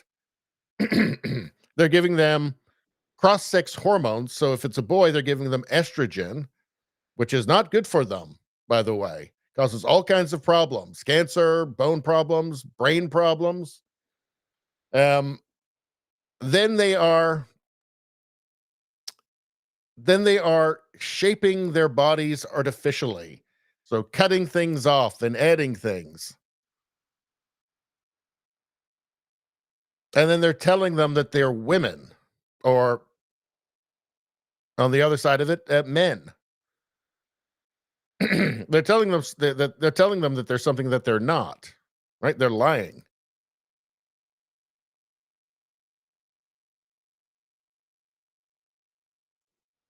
So, yeah, I mean, it's that grim, isn't it? And then permanently medicalized for life, permanently. I mean, it's that grim. These are medical experiments. We don't have like a long history of mutilating people, right? With elective surgeries. But that's normally the kind of thing that's done by like monsters, right?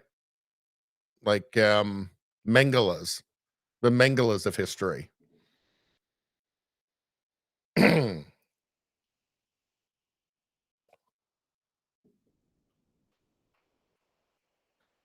Tranhausen by proxy.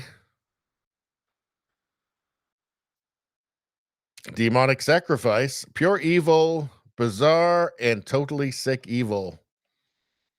Yeah. I'm not going to argue.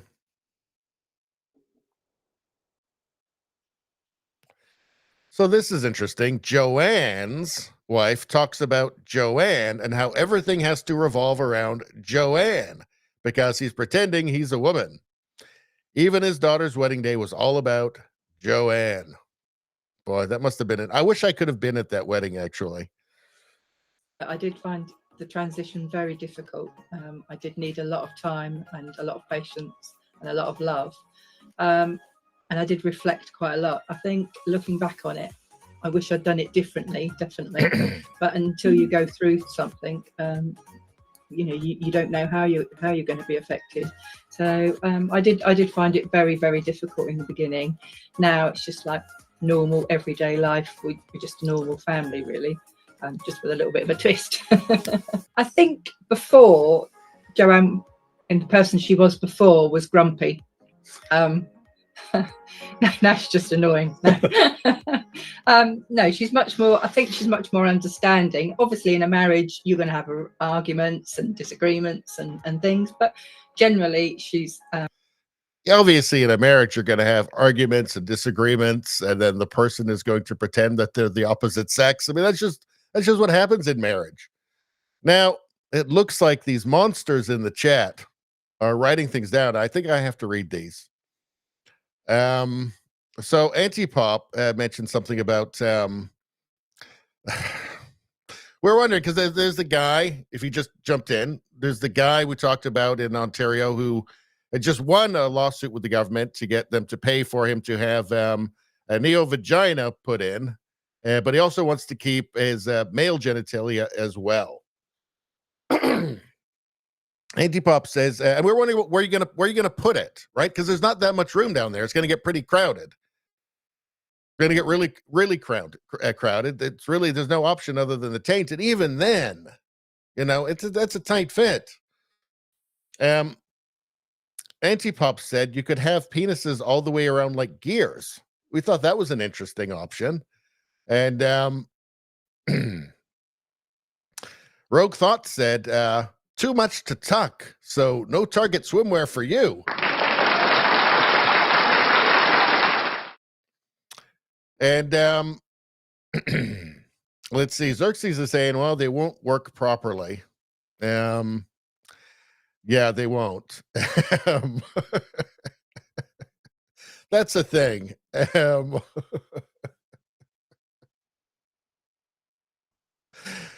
Let's see. Balls 1.5. The 3 are only cosmetic. Okay, so you're gonna get extra balls too, I guess. So Antipop says, so when I sit down, I don't crush them. That would be tough, actually. So if you've got extra penises thrown on with extra testicles on there, yeah, you're going to be sitting on those quite often. You have to think. I mean, it's going to be difficult to sit properly. You definitely can't cross your legs.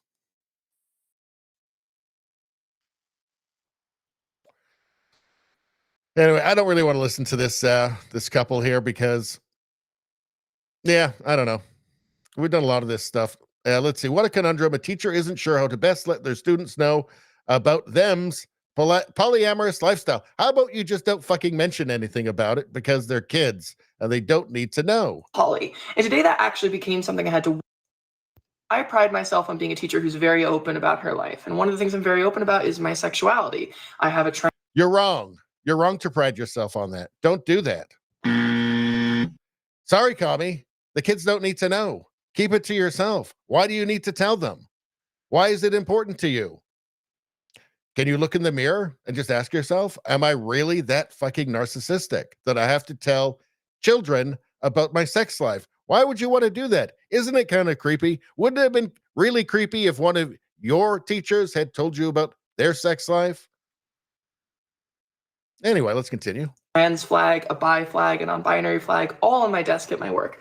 But there's one thing I'm not open about, and it's being poly. And today that actually became something I had to worry about for the first time. See, the kids are interviewing us teachers as a part of learning how to write profiles on others. They'll soon be doing it with each other. Okay, so I didn't watch this beforehand. So she's saying that she hasn't been telling the kids that she's poly. All that she's doing is having 14 million far left woke gender flags on her desk. Okay. But they're starting with the teachers so they can all work together on one subject. And one of the kids on Tuesday is going to ask me if I have a partner. And the answer is yeah. And I have another one too. And I don't know how to handle that conversation because while I know that the kids are more accepting of things like homosexuality, bisexuality, all of that, polyamory is not in the conversation. It's not something that is talked about. And I worry not only would this be something that might lead to rumors that I am cheating on my partner or that I am a swinger or something like that, but would also just totally derail the class. So the obvious answer, the one that I went to first, is I'm not going to talk about it. But that feels wrong too. I don't like lying to my students. No, that feels right. Don't tell them. They don't need to know. I know this was too good to be true. Said she wasn't telling them about her sex life. Turns out that was too good to be true. This is a teacher after all. Okay, they can't help themselves. I don't like telling them falsehoods. And also, I don't feel comfortable answering the question by saying, yes, I have a partner, and having to pick which one I pick as the face for my relationship. That feels super, super gross, right? So I guess what tentatively... There's such a simple solution to this. Don't tell them fucking anything about your life. Don't tell them anything. They don't need to know. My teachers didn't tell me about their personal lives. I wasn't interested. I didn't need to know. They didn't feel like I needed to know, right? It just went unsaid and everybody was just fine. It's not like there was a big controversy about it. The kids were all, spreading rumors, all questioning, oh, what is a teacher's wife like? We weren't interested in the teachers' personal lives. And they might as well have been from a different planet to us. We didn't know. The only thing she should tell them about her personal life is not to be like her. Have decided after talking with my co-teachers and my assistant principal is maybe the right way to do it is answer the question honestly. Say, while I don't feel comfortable talking about who I'm in a relationship with in this specific setting, I will say that I am bisexual. I've dated people of many different genders. And if you're interested to talk about that or my own specific relationship, if you're really, really insistent, let's just not do it in the classroom setting. And we can do it like in lunch or in the after school GSA club or something like that, where maybe it's a little bit more of an acceptable and understanding situation to bring this up. Now, this is a long rambling thing, and that story has kind of wrapped itself up neatly, or at least it will on Tuesday. But I think it talks to a much broader... Just don't tell them anything. Keep it to yourself. Why is this so hard? Don't be a teacher then. If this is so hard for you, if this is such a dilemma for you, not telling the students about your sex life, just get a different job. Do an OnlyFans. Probably got an OnlyFans already. Done. All right. Let's see what the good people on X are saying about it. Maybe not talk about your sexual life to your students. These people need to be removed from the classroom immediately. Yes, wouldn't they be? Like in the past, that certainly would have happened. How about she teaches her subject and leave her private life private and get rid of all the fucking flags as well?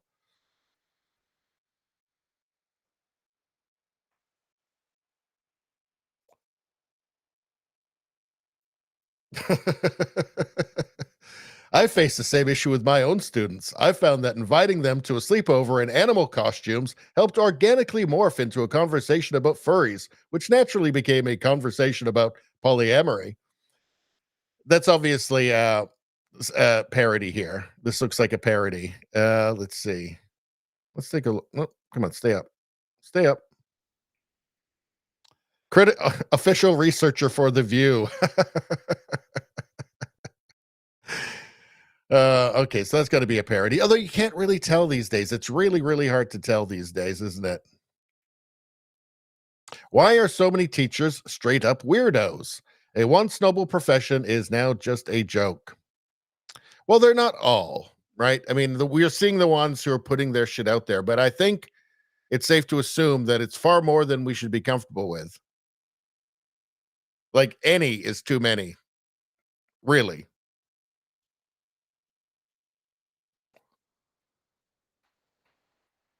All right, let's move on. We're 2 hours and 20 minutes into this. Let's see.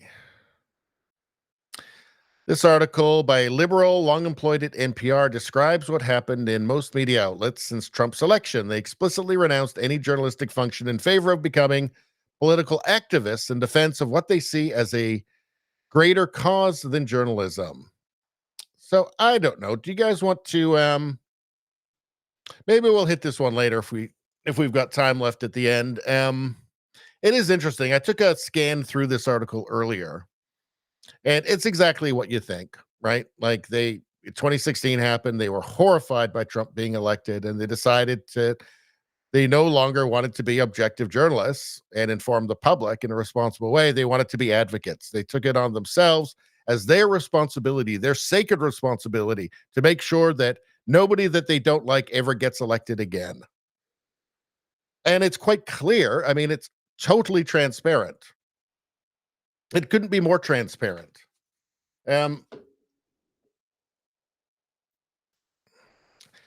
One thing you notice with modern news, like CNN, for instance, is that they're not actually trying to hide it. Right? Like they're not actually trying to hide anything. I think they're fairly proud about it. I mean, they may make the occasional, gesture towards or, to pretend that they're objective in some way, but they don't really seem to care all that. They know what their audience is. They know what their audience wants. So why bother really trying to hide it all that much? They're not really fooling anybody.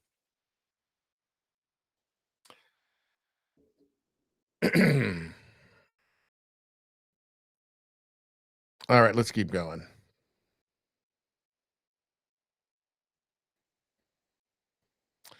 And so on, as a member of the Brazilian Congress who has been exposing and combating the abuses of our Supreme Court for years, I want to express my deepest gratitude to Elon Musk. It says, Elon, you are currently aiding Brazil more than many members of the Brazilian House and Senate. You are representing millions of Brazilians who oppose censorship and tyranny far better than their elected representatives, who still refuse to investigate and impeach Supreme Court justices. I am confident that this will change now. Shellenberger's collaboration with David Agape and Eli Vieira Jr. on the Brazilian Twitter files in a genuine investigative journalism effort exposed the Brazilian dictator Alexander de Moraes, I think that's how it said, to the world. By the way, I'm one of countless Brazilians featured in the files for being illegally monitored by the Supreme Court. I was also censored without due process and threatened with a hefty fine per day if I posted anything the court disapproved of. But I have never remained silent. In the case of Twitter, the former legal counsel Rafael Batista's refusal to provide Moraes with user information without valid grounds, even under the threat of illegal prosecution and persecution, was heroic. This is quite long. So what's going on is that the President Lula of Brazil, working with this Brazilian Supreme Court, and the top Supreme Court justice is this Moraes guy. It is Alexander de Moraes. I think that's how it's pronounced. I don't know. Correct me if I'm wrong. But basically, they've just turned into a far left authoritarian state.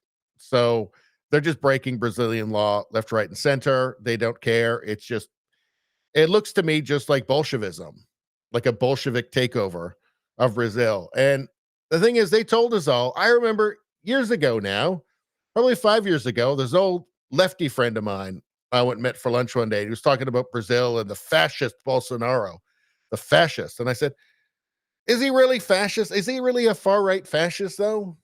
Are you sure about that? And you see now, well, the fascist appears to be the lefty, Lula, right? All along it was him. I mean, this is what they do. They project onto their enemies, obviously any conservative, any right-winger. They project on them what they want to do. Like you see it in the States right now from the Biden administration. All the authoritarianism that they were accusing Trump of and that Trump is going to do, and what they're saying now that Trump is going to do is just it's an exact projection of what they are actually doing, what the Biden administration is actually doing. You think people would cotton on to it. But, yeah, so Michael Shellenberger, who's been on quite a roll as of late, he's got these now Brazilian Twitter files. He was part of the original Twitter files. He's the one who got the WPath files as well. Yeah, I mean, he's an important journalist right now, independent, of course, right? There's no way he could do his work working for corporate media. Anyway, let's move on. So when you're about to lose faith in humanity, especially young people, sometimes one will come along that will reignite your faith in those people, especially the younger generation. Let's listen to this young woman. The Grammys, 0 private owned vehicles going to get taken down or severely jeopardize my account, but I don't think I'm wasting my breath. I think it's important because the C40 Cities Climate Leadership Group, they have this ambitious target by the year of 2030 of 0 kilograms of meat consumption, 0 kilograms of dairy consumption, just 3 new clothing items per year per person. Definitely not applying to the people that go to the Met Gala, the Oscars, the Grammys. 0 private owned vehicles, and 1 short haul return flight less than 1,500 kilometers every 3 years per person, all in the name of the climate. And this dystopia is all laid out in the Future of Urban Consumption in a 1.5 degree world report. So it's not a conspiracy, which C40 Cities released in 2019, and they have re-emphasized it every year since. Michael Bloomberg, he's the leader of the group, and he provides the majority of its funding. And the association, it consists of around 100 cities from around the world. Some of the American cities on this board, they include Austin, Boston, Chicago, Houston, Miami, Los Angeles, New Orleans, New York City, Philadelphia, Phoenix, Portland, San Francisco, Washington, D.C., and Seattle. And we've seen extreme progress just this year alone as the New York City Mayor, Eric Adams, he announced that the city will place limits on the amount of meat and dairy served by the city institutions, for example, schools that are going to degenerate the minds of our youth, and prisons, so keep them still mentally ill. We've seen the UK ban the sale of new gas-powered vehicles after 2035. We've seen France ban short-haul flights to cut carbon emissions. This reset is a wolf in sheep's clothing. It has more to do with social control than the climate. These globalist leaders will permit you from the ways of living that I just stated, but they will continue flying to their climate meetings in their private jet. The World Economic Forum, they stated in 2016 that you will own nothing and you'll be happy. We see private billionaires today buying up farmland everywhere, and this is to ensure reliance on the government's food supply and, of course, push us away from self-sufficiency. When it comes to red meat, I posted on this briefly that there was this World Economic Forum linked bioethicist Dr. Matthew Liao, and he has proposed the idea of genetically modifying humans to be allergic to red meat in what we call today as alpha-gal syndrome. And we assume also that it's coming from a tick, okay? So that renews my faith in humanity, at least a little bit. And also, too, polling in Canada shows, Trudeau is losing with every demo in Canada, every demographic in Canada, including young people. Now, the Conservatives tend to skew more on the, obviously, on the male side in Canada, including amongst young people. But it seems like young people are turning away from the far leftism. Feels like there's a movement afoot. And you see stuff like this, and it gives you a little bit of renewed faith. It seems like young people are waking up. And there's some reasons for this. One is that they've seen the benefits of, this modern technological society, and they want nice stuff too, right? And the leftists, like Trudeau, are telling them that they shouldn't have it, which seems like a bad strategy, using climate alarmism and just absolute fucking woke bullshit like a cudgel to try and shame them into becoming essentially serfs, right? You'll have nothing, you'll own nothing, and you'll be happy, just turning them into serfs. I think young people are starting to see it. They're waking up. This is becoming more important than woke bullshit.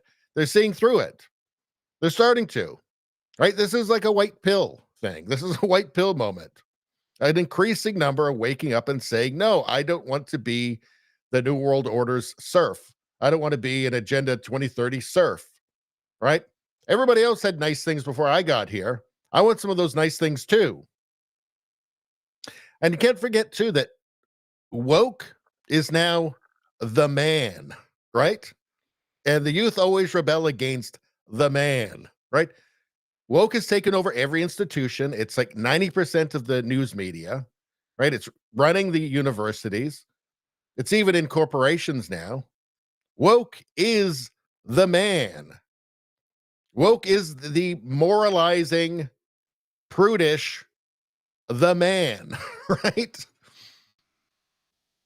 Woke is the new moral majority. And young people are going to rebel against that.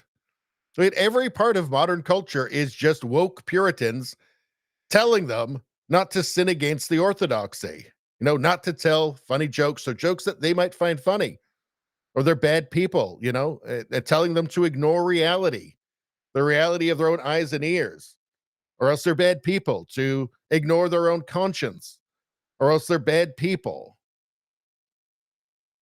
Now, when you look at this, when it's every authority figure is woke, right? Every authority figure is a woke Puritan, shitting on them and looking down their nose at them and demanding that they behave correctly.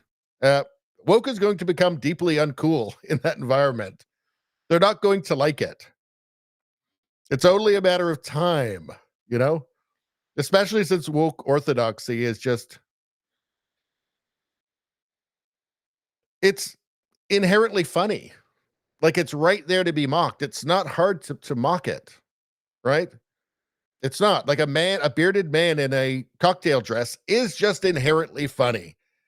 There's no amount of shaming or social engineering that could not make that funny, that can make you think that that's not funny. You can try and tell people they're bad people for laughing at a bearded man in a cocktail dress, but they're still going to laugh. At least they're going to laugh inside, because it's just the way that people are. Female penis is funny. It's inherently funny. It's inherently ridiculous. Right? Watching people pretend to believe things that even they know aren't true, but desperately pretending to seem like they believe it, that's funny. It's ridiculous, and it's also deeply uncool. But also, young people want nice shit too. And, all this Agenda 2030 shit and net zero and all that, it's not working out for them very well. As well as mass immigration, not working out for them very well. They know very well that it's driving up the cost of everything, particularly housing, making housing unaffordable. It's making so that they can never hope. Many will never be able to buy a property, buy a house to start a family in. They're aware of this stuff. They're aware that it drives down wages, stresses the infrastructure, gives them worse health care. Basically denies them a life that previous generations had, or had to a greater extent than they're seeing. So, yeah, I think we're starting to see a backlash, and I think it's going to increase, and it's going to get worse. Again, conservatives are winning with Gen Z in Canada now, with that demographic. They're more likely to vote for conservatives than they are for Trudeau. So it's all very interesting. It's a very good sign, and it's a white pill moment.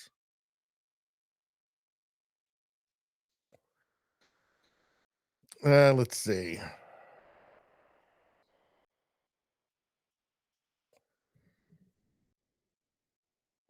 Rogue Thought says housing, food, energy, kind of the big three.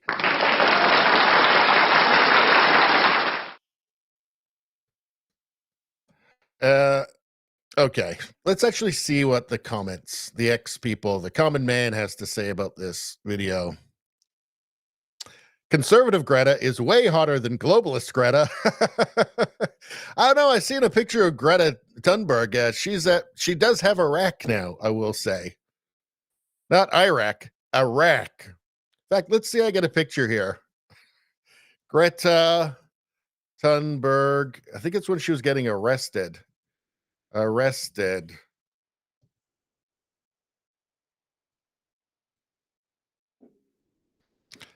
see. There we go.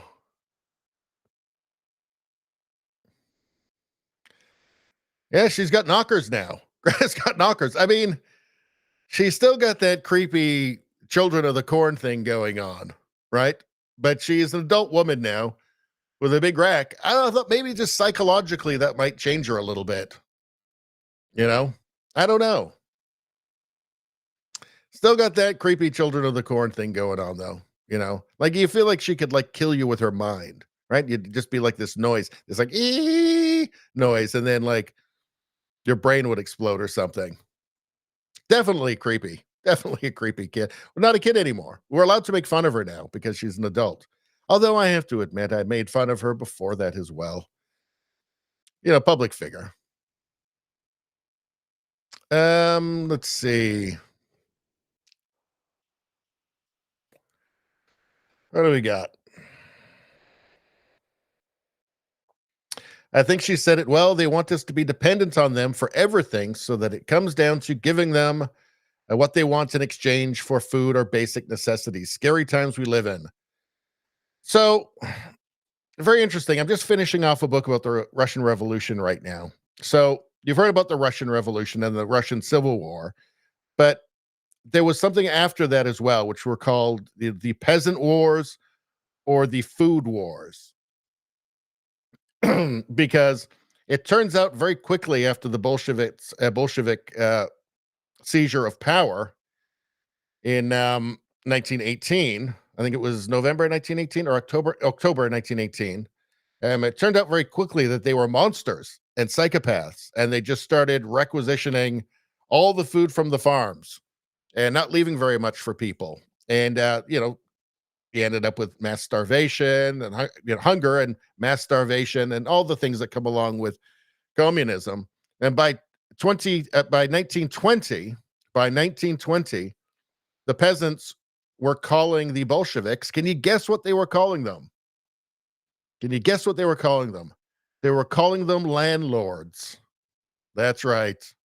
So the people who promised to get rid of the landlords shortly after were called landlords themselves, because the peasants were saying it was a second serfdom for them under the Bolsheviks, only way, way worse. Like these guys were, certainly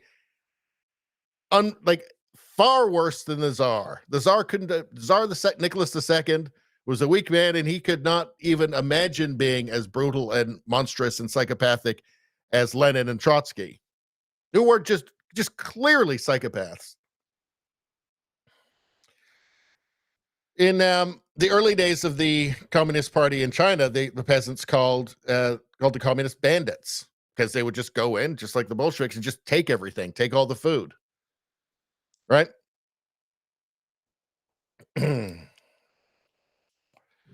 So, yeah. So they said it was a second serfdom, and they called the Bolsheviks landlords.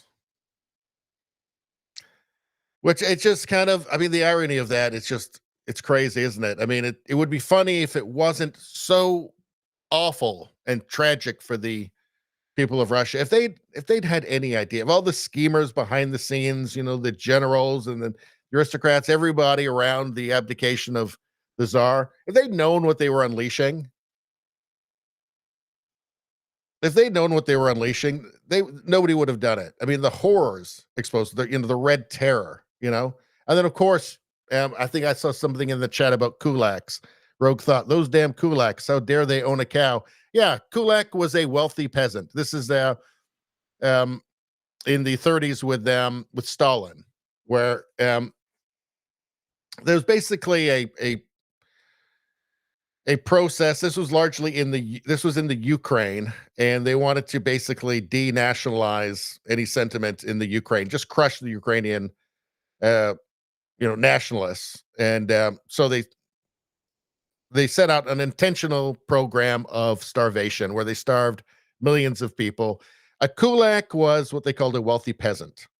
So if you had one more cow than your neighbor, you were a kulak. That's how it worked, right?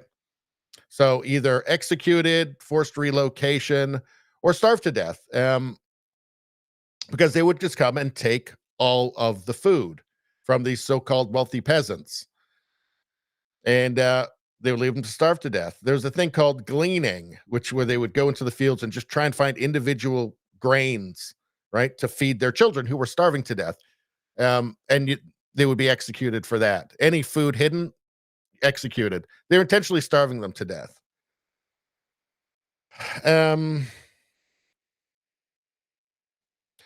Yeah, I can't remember how I got on this rant about how evil communists are.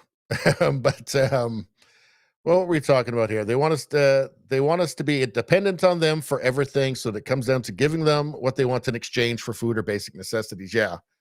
So that got me off on the peasants calling the Bolsheviks landlords and second serfdom. And I think I think that is the plan. Essentially a kind of second serfdom. I think the framework is Chinese fascism or communism. You can call it that if you want, but really it's just fascism. I think that's the framework they want. So you still have corporations, private corporations, but the government is deeply embedded in them and serves them. And then you've just got a massive surveillance state, no democracy. I think that's the direction that the overlords are going. It sure seems like something coordinated is happening. I mean, you can't tell me that all of the censorship we're seeing in all of the Western countries all at once, it feels coordinated to me. The mass immigration everywhere all at once. It feels coordinated, does it not? I mean, everybody's going to do it at the same time. You know, the climate lunacy everywhere all at once. Tell me that doesn't seem coordinated to you. And then you just have this WEF where, you know, all of the Western leaders go to Switzerland, to Davos every year, and they all meet up and talk about plans, and they all just come back and they all do the exact same things. It's strange to me. It's not strange at all. It seems like this is all totally coordinated. And it seems like it's being done obviously in front of our faces, and they go off to this place in Switzerland, to Davos, to meet the evil Bond villain, Klaus Schwab, who has penetrated Trudeau's cabinet more than 50%. You know, they tell us about how we'll own nothing and be happy, right? We're not going to have cars or eat red meat and stuff. And I don't know.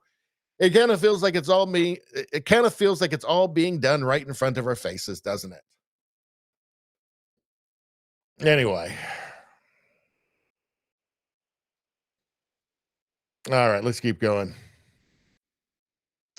So I thought this was interesting. We're doing a lot of the gender stuff tonight. This wasn't planned. It's just the kind of stuff that came up. But I thought you guys might be interested in this. Let's take a listen.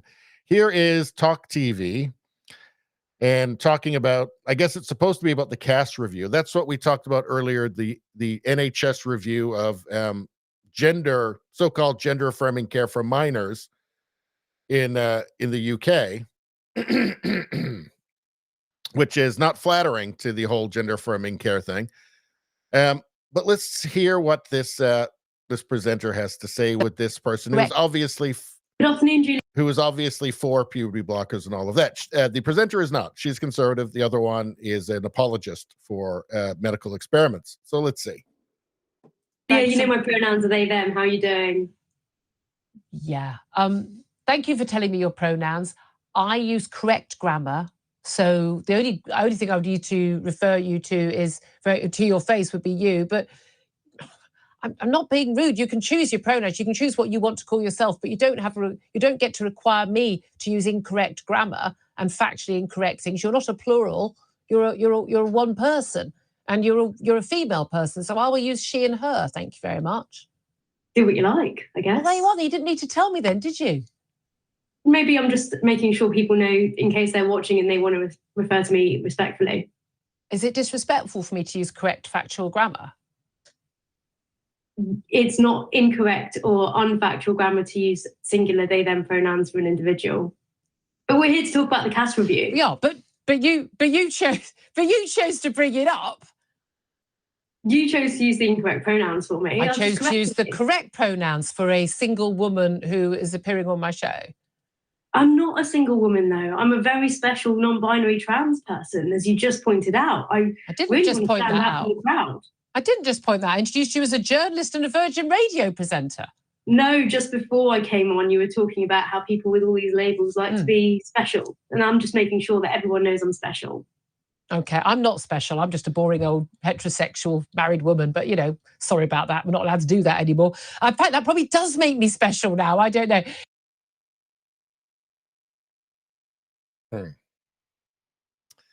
It's so interesting when you think about it that, people go on expecting to be treated seriously, claiming to be things like non-binary. Non-binary doesn't mean anything. This is just metaphysics, right? It doesn't mean anything. It's just some abstract concept. It's not real, right? It's not science, right? It's just somebody making something up. It's just this abstract concept, right? It's really gender is the progressive soul. It's this sacred thing. It's this article of faith. And it seems like a long time now that people have gotten on and we're expected to take them seriously when they tell us that there's something called non-binary. Non-binary, otherkin, or whatever. It really is bizarre. Like I do think in the future, and not that far in the future, people will look back and go, "What? Everybody just played along with this? It's obviously fake. It's obviously not real. This is all just a big charade. This is a bunch of people pretending to believe things that they can't possibly believe."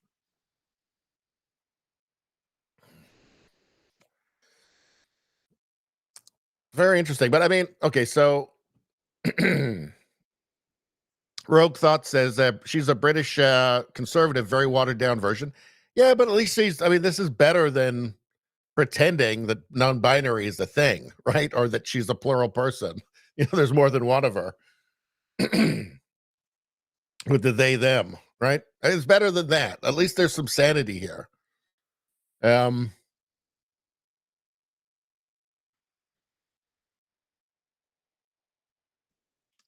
Radio Streamer says, wow, what a narcissist. Wow, what a narcissist. I believe that is correct.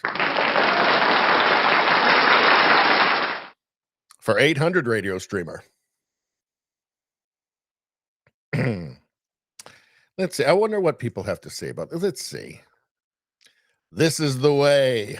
Host refuses to back down after a non-binary guest gets triggered by correct grammar. I have to keep clearing my throat. Sorry, guys.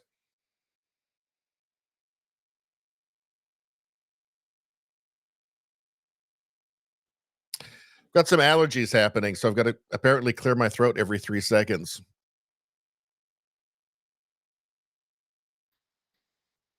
What is this one? It reminds me of this one. It says, so that is David Menzies from Rebel News, independent conservative news in Canada. Let's take a look. Or sir, I'm not sure. I didn't misgender you, did I? Oh, please, go fuck yourself. Oh, that's not very ladylike. Oh, now you're fucking misgendering me. Ladylike. Oh, well, what are you exactly? None of your fucking business. What are you? But you said I misgendered you. If I don't know what you are, how can I not misgender you? Or sir, I'm not sure. I didn't misgender you, did I? Yeah, you can't have too much of that and have a successful civilization. Just not going to work. Totally unreasonable and crazy and narcissistic. Bananas. I mean, I like David Menzies there, keeping his cool. He's like, what are you exactly? I don't know what you are. Just tell me what you are.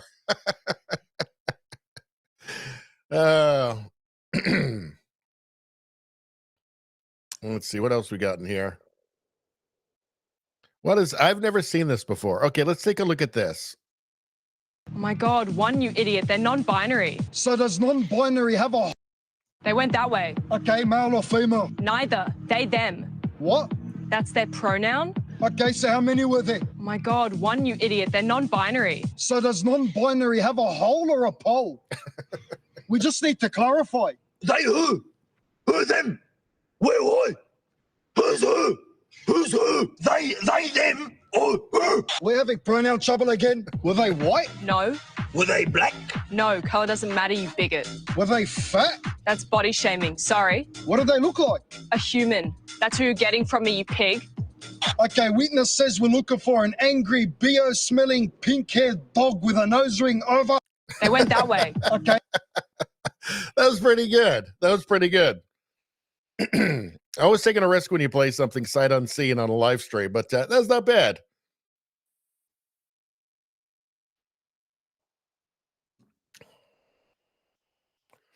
The pendulum is swinging back the other way. It will come back with a fury. I think that it will.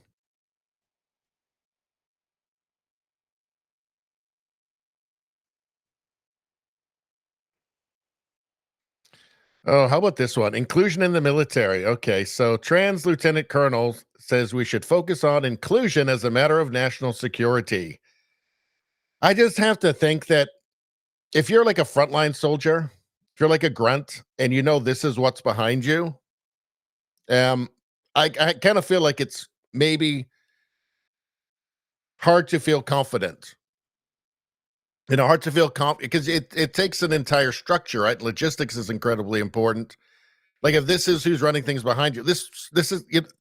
I'm sorry, most of these people look like they couldn't handle a hailstorm without crying, and I just feel like this would really hurt morale in the military. This is what we're fighting for. I'm not sure about that. So inclusion is a national security imperative. We are screwed. We fight today and we are going to fight in the future using brain power. Hello? Anybody home? And if that brain, who's going to revolutionize the way we fight in space, we fight in cyber, just happens to be in a trans body, you should want them all serving alongside me. No. But it's inclusion that What if they're mentally unstable? That might be a bad thing. All right. And, you still need people on the ground fighting. You still need that. Like you can't just win with technology. Still at this point in the future, probably. When you're just pure drone warfare. Unlike those weird, scary robot dog things with machine guns on their backs and rocket launchers. But right now, you still need those guys on the ground, and they need to be screened so that they're stable, mentally stable, right? Otherwise, they're not going to be good soldiers. There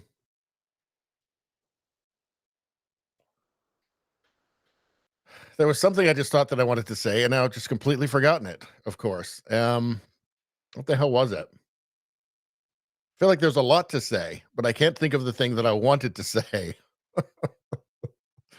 What are you guys saying? Demoralizing. Yeah.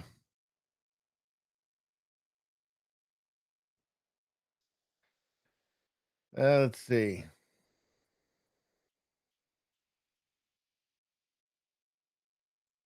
It says, damn, they gave them a rainbow to check a box. Used to have to kill people and do things on the battlefield for those bars. Yeah, but it's equity now, right? Equity to make everybody feel included. All right, let's move on.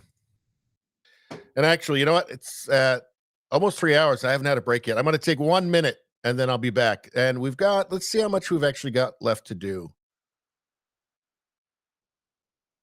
Quite a lot. All right, we're going to be going for a while. This might be a 5-hour one tonight. So stick around if you want. You got nothing better to do. You might as well be here. We've got some people to make fun of. There might even be some more fat women farting.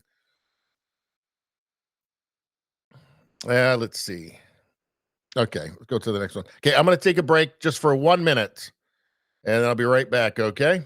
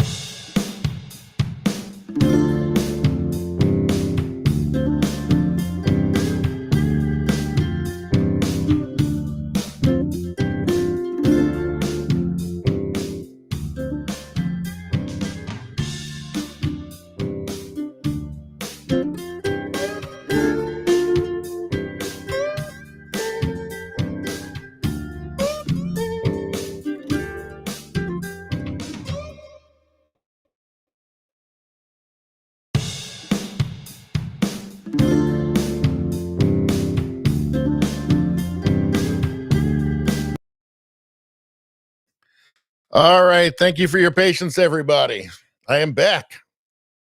And we are just about to hit 3 hours. How do I keep babbling for just hours at a time every week? Sometimes we go 5 hours. We might go 5 hours tonight.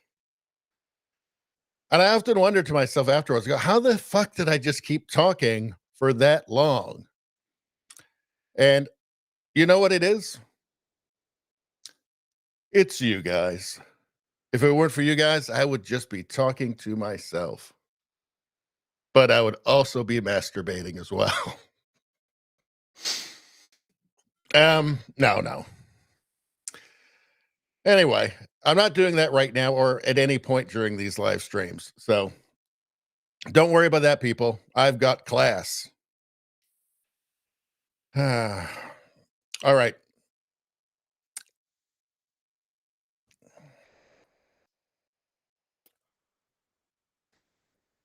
Looks like we've got to talk about broken phones in the chat. Broken phones suck. They do suck. I hate that. I got an iPhone years ago, probably like 15 years ago or something, and I got it, and it just immediately, that glass on it just immediately shattered. It seems like you just have to, like, at least back then, like 15 years ago, you just had to look at them and the glass would shatter and crack, you know? So I never got another iPhone again because it pissed me off.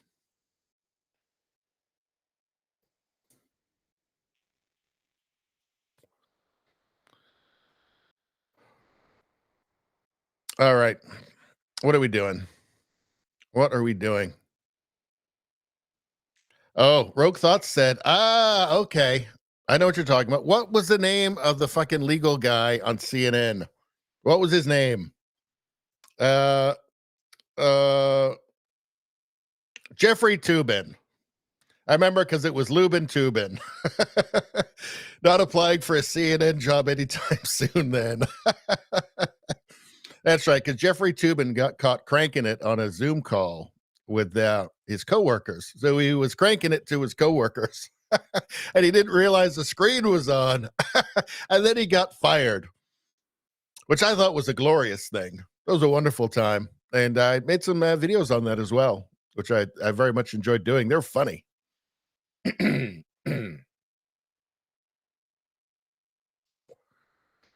All right. So apparently here, Justin Trudeau. Now, you guys know, if you follow the channel, that I can't stand Justin Trudeau. If you like hearing about how much I can't stand Justin Trudeau and hearing people complain about Justin Trudeau, subscribe to the channel if you're not already, because I have a plethora of videos of me mocking Justin Trudeau. He wants to make your life more expensive. He certainly does. Let's hear what's on this. I think most of this stuff that's coming up, I haven't vetted at all. So I'm like watching it for the first time with you guys, but let's see what's going on here. For people who are thinking, there are so many exciting opportunities for people who are thinking about the future. And I think that the federal government's role is in part to encourage people and incentivize people to think about the future and, yes, make it more expensive for people who don't want to think about the future and don't want to prepare for the future today. Oh, I see. Okay. So he's talking about thinking about the future is just justifying all of his carbon tax bullshit. His constant carbon taxes that he keeps increasing. So that's thinking about the future for Justin Trudeau, right? Thinking about the future in terms of, like, I don't know, maybe one day owning a house. That's not the kind of thinking of the future that Justin Trudeau wants you to do. He wants you to think about the future that he's going to create, where you can't afford anything. Where you're obsessed, you know, you're part of his obsession with climate, as if Canada could change the world's climate. Yeah, I don't think that's ever going to happen. In fact, I know for a fact that if Canada were wiped off the map tomorrow, it would have zero impact on the world climate. Zero, because we're like under 2% of emissions, right? And China would get its gas and its coal from somewhere else. And it would keep building the coal plants. India is now bragging about their coal production. Yeah, like the like the emerging economies are not going to. They're not going to be. They know that they can't power themselves on like solar panels.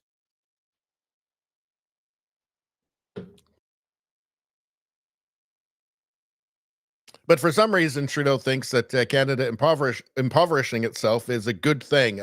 Maybe it's a noble thing, even though it will have zero impact on the world. And if there are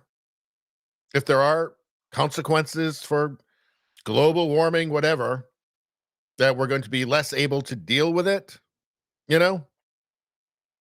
But it's somehow noble, I guess, even though it's not actually doing anything. We're taking a principled stand, I guess, by ruining our country.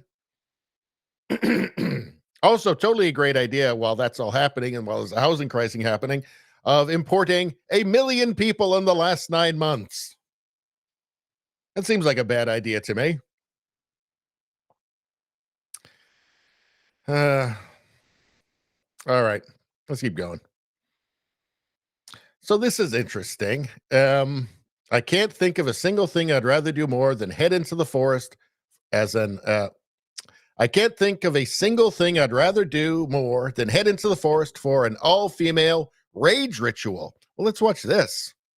This should be fun. Woman rage ritual. Okay.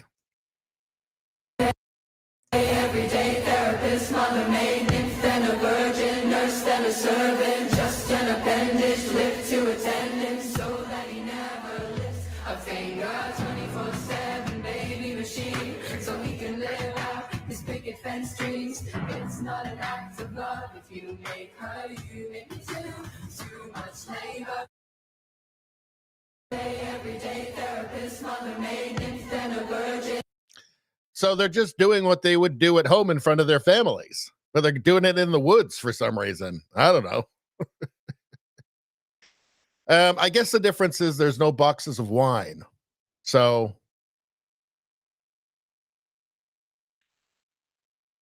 they should call this spinster camp because I feel like they don't have families, these women. But you know what? When I see this, I see an opportunity.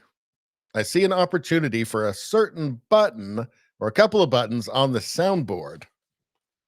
So I wonder if we shouldn't take advantage of that. Let's go ahead and do it. Now, they're not all big girls. They're not all, but I kind of feel like if we get creative, this can still work. Okay, let's take a look. Oh, hold on. I got to turn off the sound first.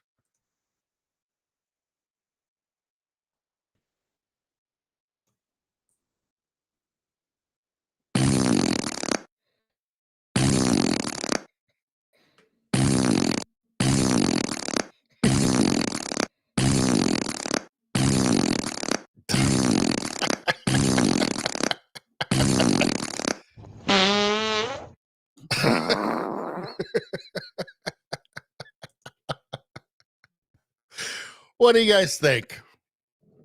What do you guys think of that? That gave me a little bit of energy. That gave me a little bit of energy there. That perked me up a little bit. That was fun. Let's do a couple more seconds. Hold on.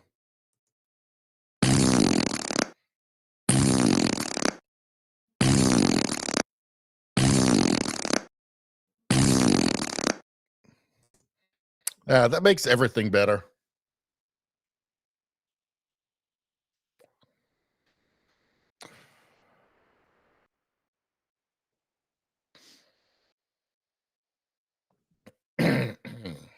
All right.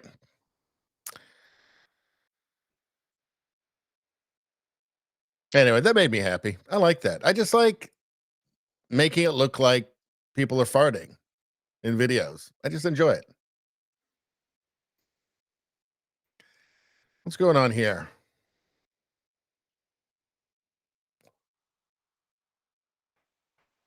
Okay, so this is interesting. This is Joe Rogan talking about CNN's ivermectin smear thing. They said he was taking horse paste, remember? Okay, let's take a look at this.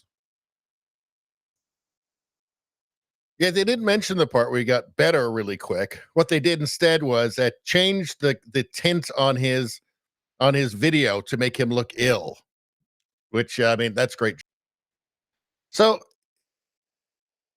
it really had a huge part in it played a huge part in destroying people's confidence in words like expert, right? Just the lies. Like particularly like this was a big one where they said that Joe Rogan was taking horse I never paste. thought. Just lied. Just straight up lied. I remember making a video about it at the time. If you're not subscribed to the channel, subscribe. You watch all my great videos. They're very healthy for you. But you know, going through like the Nobel Prize page for ivermectin, right? Being like, okay, it's been used like 1 billion times. It's won like the Nobel Prize in medicine, right? The guy who discovered it. So it's not horse paste. They can also use it on horses, but it's not horse paste. It's a human drug that can also be used for other animals as well. But if there's anything that helped to really, I mean, there's so many things that have destroyed the word expert now, right? Well, that was one of the major things. Is just the lies, the experts, you know, the media, just destroying people's confidence in the media, like saying that Joe Rogan took horse paste. And it was such an obvious lie. It was so obvious that they knew they were lying. They were trying to mislead people. That's one that'll be in the history books. You know, that'll be like I think that'll be a moment. That won't even be a footnote. That'll be like, you know, prominent in a history book at some point. Maybe some history of journalism. You know, when they're pinpointing the point where, you know, the Western public lost faith in journalism as a reliable source of information. But anyway, let's keep going.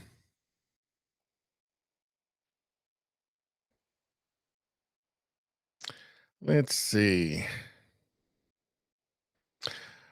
Well, this is another British conservative woman, and she's not taking any prisoners here. Let's take a look. If my boy came to me and said, "Mummy, I think I'm a girl," my response would be, "Well, guess what? You're not. You're a boy, and it's not physically possible, despite what you might be being told to believe on social media and all the rest of it, or whatever.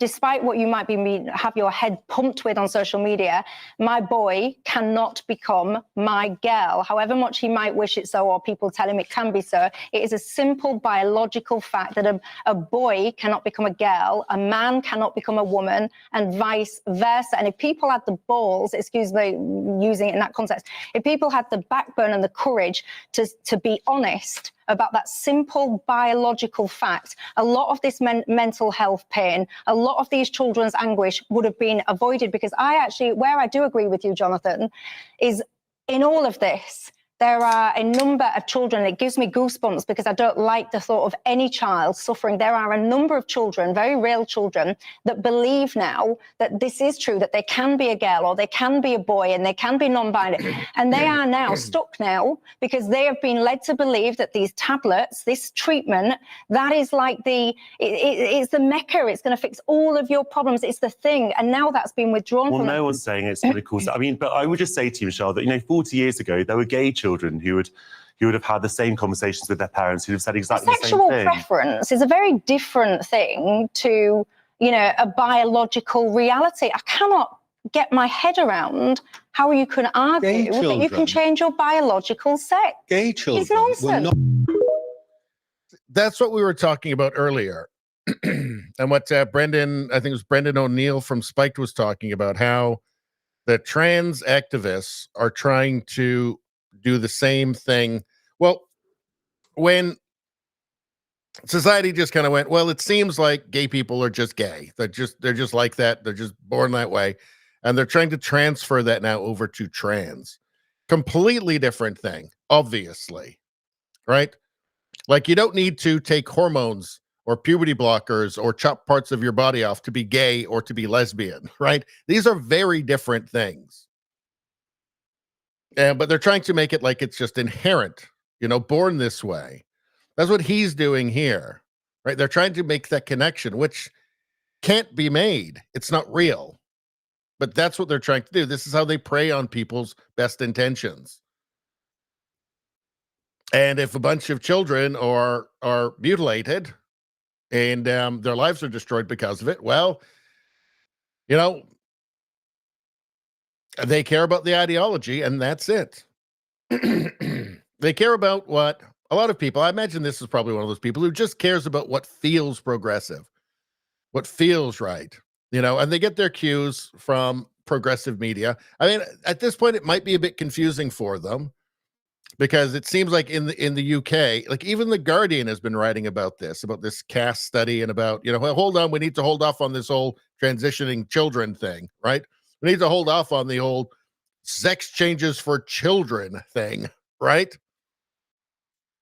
So it must be a confusing moment for some of them, but you're going to have those kind of dyed-in-the-wool progressives. To them, it just feels progressive. And whatever feels progressive, whatever feels left-wing, they're just going to do that. That's what's safe within their own bubble, right? They're not going to get denounced if they just keep, even if it's just completely wrong, even if it's evil. Don't care. This feels progressive. I'm just going to keep arguing for it. I'm going to be seen publicly arguing for this thing. That's insane, but it's progressive, and this is what works in my bubble. This is what keeps me safe in my own bubble. Now, if it turns out that that doesn't keep them safe in their own bubble anymore, well, then they'll change their minds. Right? They'll go with the wind. Then they'll be told that something else feels progressive now, and then they'll just go with that.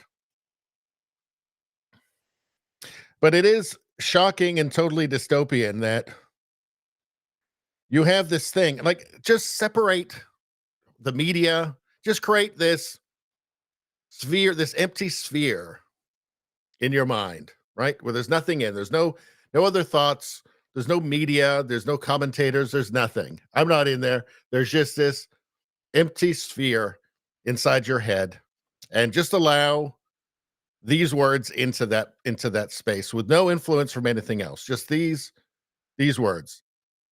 Child sex changes. Just on its face, it's fucking insane. I think sometimes, I mean, even I lose touch with just how crazy the shit going on around us is. That is crazy.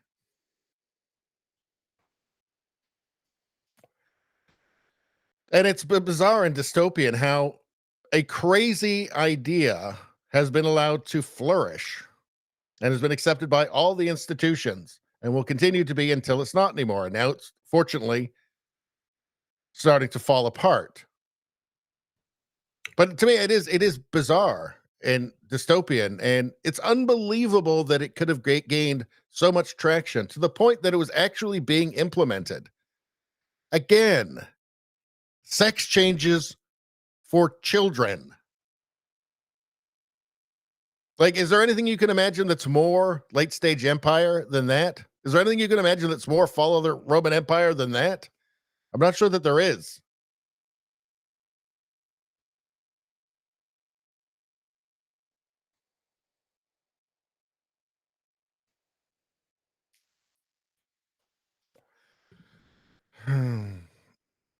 Rogue Thought says the activists who helped found this insanity want to queer our world to the point it's forever. Spreading enough glitter, you'll never get it out of the carpet. Yeah, I've heard that quote before, actually. Spreading enough glitter, you'll never get it out of the carpet. Yeah, apparently so, but there's a problem with this. It's that we're a sexually reproducing species that's sexually dimorphous. We're not non-binary. We are absolutely binary, right? This is what we've evolved into. It's just the way it is. We're not blank slates. We can't be socially engineered into just believing anything. You know, there are certain kind of, you know, biological imperatives that have been hardwired into our brains. And also aside just reason, rationality, curiosity, right? Those things are hardwired into our brains. They're part of what make us human. You can't socially engineer that out of us. You just can't, no matter how hard they try. So the glitter will get out of the carpet. It's so genuinely bizarre. Nobody cared about drag shows when it was adults doing them. When they had, gay clubs doing drag shows, nobody gave a shit. I didn't care. Did you care? Nobody cared. Nobody cared until they decided they wanted to do it in front of children and then actually get children to participate in it. Nobody cared about a guy walking around in a dress before they decided that they wanted to start inflicting this on children. They just started wanting to give child sex changes. Nobody cared about that. Nobody cared about transvestites or anything, right? Nobody cared about drag performers. Nobody gave a shit. Nobody cared until they decided to turn the world completely dystopian and do just utterly immoral things.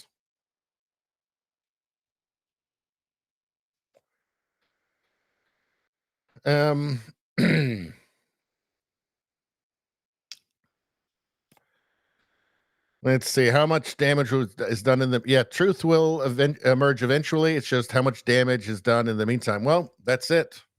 That's the question. And I really dislike these guys. These kind of mamby-pamby, like the female presenter has got more balls than this guy.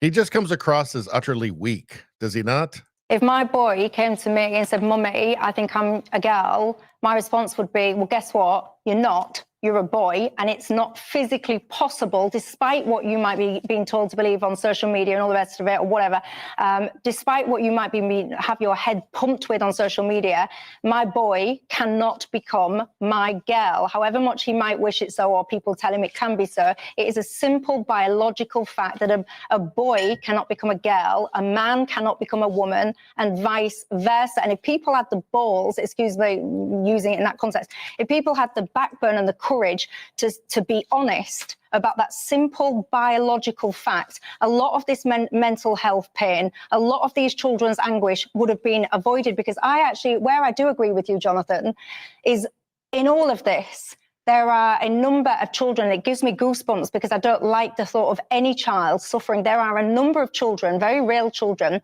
that believe now that this is true, that they can be a girl or they can be a boy and they can be non-binary.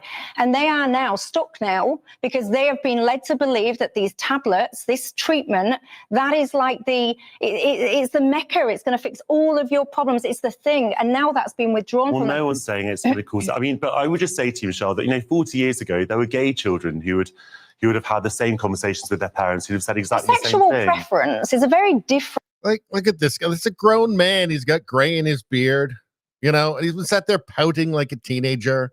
Just this wet noodle. It's fucking pathetic. Anyway, I don't like the guy. Let's move on. Oh, this is classic. Congresswoman Maxine Waters says she is a victim of racist attacks. Oh, dear. Let's find out what happened here. I'm going to go out on a limb here and say nothing that she's going to describe is racist. As a member of Congress with people, who evidently had a racist attitude, and recently one even confronted me in a restaurant. And they don't say racist things, but what they say is they don't like something I said. They don't like a position that I took. But that, if you were not Black, you would not be approached that way. They probably would not. They would think twice about doing it. No, we don't know that. I mean, Rand Paul was attacked in front of the White House by far-left lunatics. So, no, we don't know that. They think that they can get away with doing it with you and that you're Black. It's so transparent what she's doing. They don't say racist things, but, they disagree with me and they wouldn't if I wasn't Black. Like, it's so transparent. It's so pathetic. It's so juvenile and childish. Like, even a child isn't this credulous. Even a child, a 5-year-old would say, maybe you're just stupid. Maybe you're just an idiot. Maybe you have bad policies. Maybe you're an awful person. It's just, this is the state of the media. It's really incredible. But that, if you were not Black, you would not be approached that way. They probably would not. Although this sounds like it might be like more of a podcast thing, so I don't know. But let's hear this again. Even confronted me in a restaurant, and they don't say racist things, but what they say is they don't like something I said. They don't. So they must be racist. That's the only explanation. Somebody not liking something she said? Well, that can only be racism. Somebody needs to take a copy of The Boy Who Cried Wolf and just give it to every leftist politician. Because eventually it stops working. Like the magic spell, like what she's doing there is trying to cast the magic spell that they've been casting for years now, for a long time, for, just the constant accusations. Anybody who disagrees with anything that I say, they're racist. It's a magic spell that's intended to shroud your mind with confusion if you disagree with them, and then cow you into just, putting your head down and saying, yes, okay, whatever, sorry, I don't want to be racist. That magic spell is broken, doesn't work anymore. Nobody believes them. They just keep doing it because they've got literally nothing else. I mean, when you've had, a decade of just nothing else, but it worked. You just had this one trick. It's like in a video game, one of those old, Nintendo games, like Street Fighter, where you'd have this one character and one fighter, and you just have this one move that would just beat everybody. It's like that, and it just stops working eventually. It just stops working. People don't believe it. Boy Who Cried Wolf. No, it's not racism. We don't believe you. And what a stupid, narcissistic thing to do, too. Like what an embarrassing strategy. That's all you've got. It's just anybody disagrees with you, you're not getting what you want. It's racism. How embarrassing is that? For an adult, how old is she? 180? That's all she's learned? That's the best she can come up with? It's pathetic. Anyway. I like a lot of the things that Larry Elder says. He's a conservative. It doesn't matter what his skin color is. I just like what he has to say. I think the guy's pretty brilliant, actually. Does that make me not racist or because he's got the wrong ideas?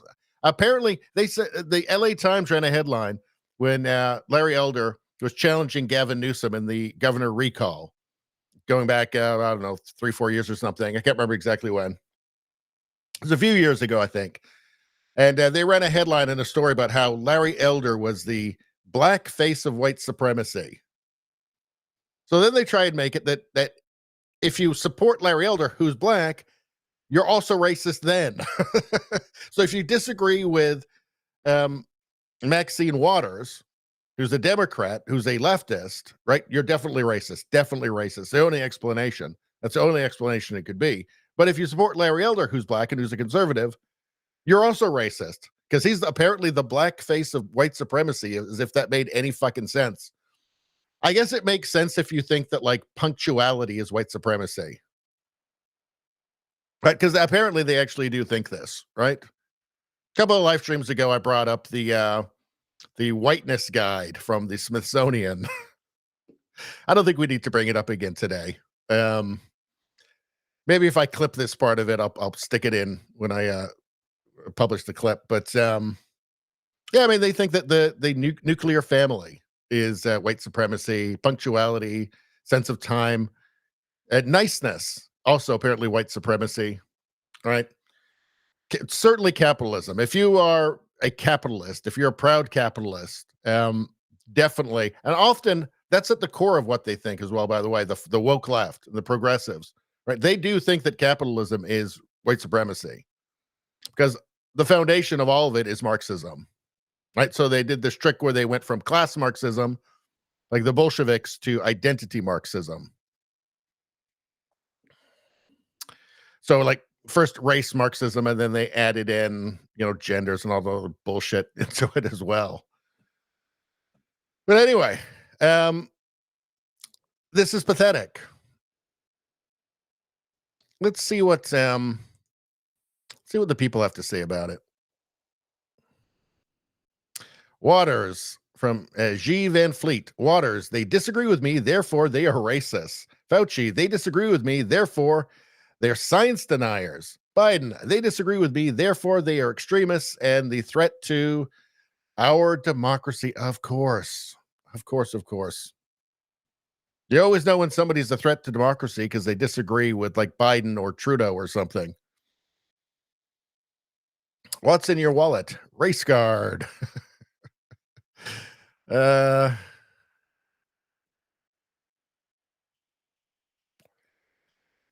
see.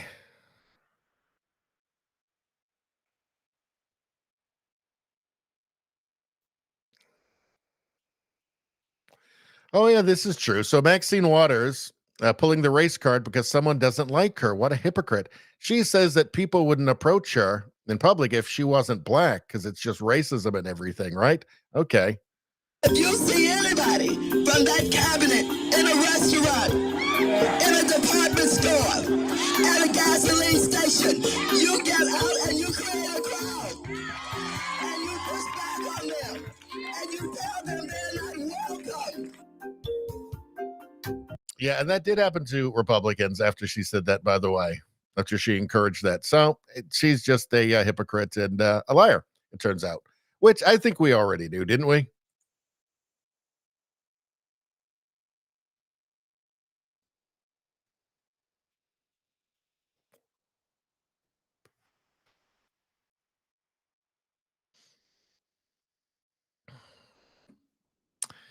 Let's see. Radio Streamer says, we're talking about Maxine Waters here, such a condescending narcissist. I believe that is correct, sir.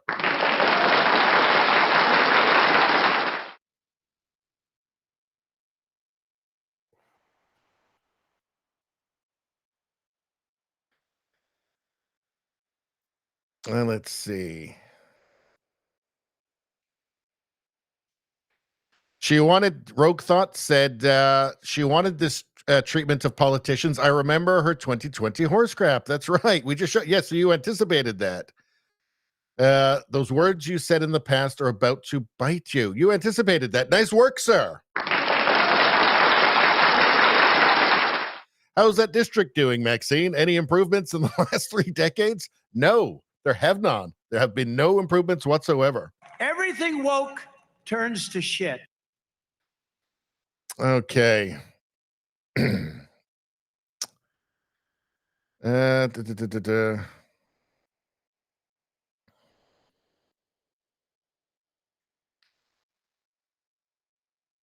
Rogue Thought says, I love the little wordplay of the term social democrat. This is a socialist collectivist. Well, that's at the heart of all of it now, right? So the liberals are gone, right? The liberals now, like the left now, and people calling themselves liberals, but they're all leftist authoritarians.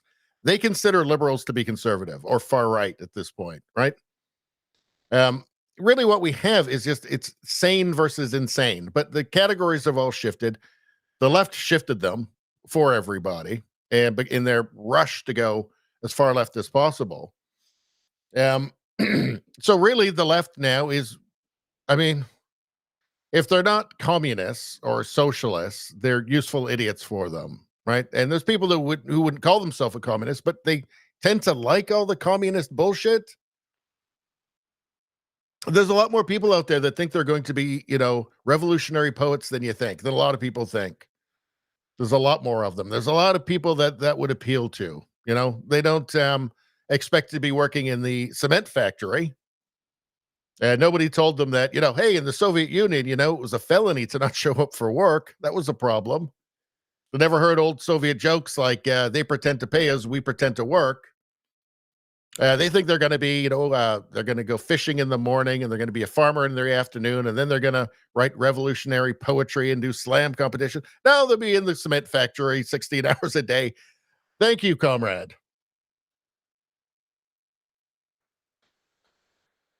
But at the heart of all this stuff is Marxism. It is. It's identity Marxism. It's race and now gender Marxism over class Marxism. They said to switch it up because Western countries are too wealthy, so that people were smart enough to say, I heard about what's going on in those communist countries in Russia and China, and that sounds fucking terrible. All those people dying and everybody being horribly oppressed and living in terror, that knock at the door is going to come at midnight. Maybe it's going to happen tonight because the neighbor denounced me because they actually like my apartment better and they want it.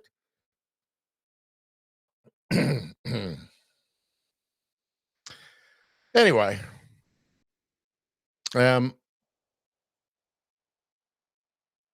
yeah, so I guess we'll move on. 3 hours and 35 minutes, and I'm still blabbing away. What the hell's going on? Let's see. Here's another Joe Rogan one. He's talking about Elon Musk here and that he may have saved humanity by taking over X. I don't think we can underestimate how important him taking over X is. And I know it's not perfect free speech, but it's 1,000 times better. There are stories that are getting out now that would not have gotten out before. I mean, just for the Twitter files alone, finding out about the backdoor portals and all the collaboration between government and security agencies and the social media companies, because we know that it's happening with Meta, with Facebook and Instagram, and obviously Google, YouTube, right? YouTube actually brags about their censorship openly. I mean, they're very proud of it. But I don't think we can underestimate how much or overestimate how much of a difference Twitter being way more free now is making. Because again, there's a lot of stuff that we just wouldn't hear about if it weren't for that. Not only in our own countries, but also in other countries as well. His mouth about politics, but he was saying the wrong things. He was saying counter-narrative stuff. He was saying he was committing the worst sin of all, saying that free speech matters, that it actually matters, that you have to be able to tolerate things you disagree with. He said that they were going to follow the law, and that's what they were going to do, and they weren't going to play favorites. They were just going to follow the law. And again, it's not been perfect, but I mean, incomparable to anything else. Absolutely. Yeah, Rogue Thought says just being for free speech is going in politically. Exactly. You know, just saying free speech is important was enough to get him on the enemies list. I mean, like, the thing that amazes me the most is the enemies list of journalists. Journalists. I mean, what we have now is journalists constantly baying for censorship, for people whose ideas they don't like to be censored. Journalists. I mean, how do you know that they're not really journalists, that they're activists? Because they're for censorship. They want their own free speech rights removed. You know, they know that they're not going to be censored for saying the things that they want to say, or that they're paid to say, or that they have to say to, you know, to keep their positions, right? But again, if you can see beyond your own shadow, you recognize that you're putting yourself in a prison, because it can change. And the things that you like to say, they may be the wrong things. I mean, again, maybe they're all so corrupt that they don't care. They'll just say anything. Maybe that's the case. But anyway, there was lots of racist stuff on Twitter before, but it was the right kind of racism, right? It was the kind of racism that the media likes, that the media itself uses, you know? So there was plenty of racism on Twitter before that the powers that be and that the media powers and the media voices didn't have any problem with, right? Well, let's continue. So, I mean, obviously, I agree with all of that, right? Good speech beats bad speech. That's how it has to be. You have to have an open marketplace of ideas, and the good ideas can never win, because the good ideas are going to be the good ideas can never win without free speech, because people are going to be too afraid to say anything unorthodox. You know, so it's not for the stuff that you agree with. It's for the stuff you don't agree with. It's for the bad ideas. Because there may be a bad idea about something, God knows what, medical care, right? Maybe, you know, maybe treatments for certain diseases, say, certain global pandemics or something that are actually true. They may be unpopular, but they may be actually true. So they need to have the space to prove themselves. And ultimately, if they're not, if they have no merit, well, that will be proven out. But you've got to have space for the bad ideas, because sometimes the bad ideas are actually the best ideas. And it's not like they just want to censor racism. They want to censor, again, we saw the censorship around, the jabs and about certain treatments. Ivermectin and other ones, right? Even stuff like vitamin D, for fuck's sakes. Important issues. This can apply to like immigration. Immigration is an incredibly important issue. Ask anybody in Canada right now if it's an important issue or not. They will tell you it certainly is, and it's affecting every aspect of everybody's life. This isn't a country that's always been very positive towards immigration, right? But there's too much of everything, right? Name something and there can be too much of it. Too much of it for a country to handle. Too much of it for a country to adapt to. So I totally agree with them, obviously. I think it's time for the puppy palate cleanser. I think I need it right now. Let's take a little look here. Well, look at that. I can feel all the negativity just evaporating from my brain. Look at that. Look at that little guy. That's a capybara there. Looks like they might be best friends. Man, that's adorable. Think of those two. Probably lifelong friends, I bet. I bet if you saw them like 10 years, they'd be walking down the street together. Absolutely lovely. And capybaras apparently are very gentle, peaceful, kind creatures too. But if that capybara were Justin Trudeau, he'd be trying to give that puppy puberty blockers right now. He would. It's exactly the sort of thing that Trudeau would do. That bastard. Don't let him give the puberty blockers to the puppies. Capybara wouldn't do that. All right. Let's move on.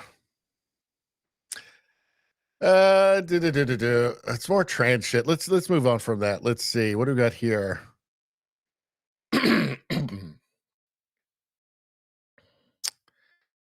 Okay. What do we got? I thought this was interesting. So this guy here, this amazing Zoltan guy, who I don't really know anything about him, got like 15,000 followers on Twitter, but I noticed there's something about this video here you might notice if you watch my regular videos and listen to this. Listen to who this is talking. Environment Minister Catherine McKenna. She says, conservative politicians want to fight about a price on carbon pollution. That's me. That's me right there. And you can see that it's been cut off. You can't see Radio Baloney on the bottom. So this is like, I have this background, this moving background on my non-live stream clip video. So what I do now is I clip a lot of the segments from my live stream, clean them up a little bit, make them a little bit easier to watch. Cut out all of my ums and silences and stuff. But I also do regular videos too, where I'm just, I sit down, I do the research, and then I spend hours just making this video. And this has been cut and put into this guy's video that goes into some other stuff. And I just thought that was interesting. I'm not mad. I'm not mad about it. I just, it'd be nice to get some credit. I mean, in fairness, all that's happening in this is that I'm just reading this tweet here. I'm not really saying much. Other at the end, I just make a comment that, they actually think that, I can't remember exactly what I said. Oh, that carbon taxes stop forest fires, which is ridiculous. So on one hand, I mean, it's kind of nice to see people using my stuff, and it's not much. It's like 30 seconds, but a bit of credit wouldn't hurt, right? Give me a bit of credit. Nobody would know this was me. So, I thought that was interesting. I'm not making a stink about it. I didn't, like instant message the guy or something and, hey, blah. No, it's fine. It's fine. The internet, I want it to be a free place, and I use other people's stuff as well. But I do try and credit is the only thing. But on the other hand, it's flattering because it means that people are actually seeing my stuff, which is good. And people think that, it's worth putting it in their thing. So I like that. So anyway, I think I lean on the Aline said, actually, it's more cool than anything. But yeah, a bit of credit would be nice. Radio Streamer says, I mean, he couldn't read it himself. Could be mute. Could be a mute. So we don't know. Might be a mute. Anyway, whatever. Who cares? More trans shit. I get so much trans shit, and it's just been a big week for trans with like the cast report coming out and everything. So I guess that's maybe why there's so much in here.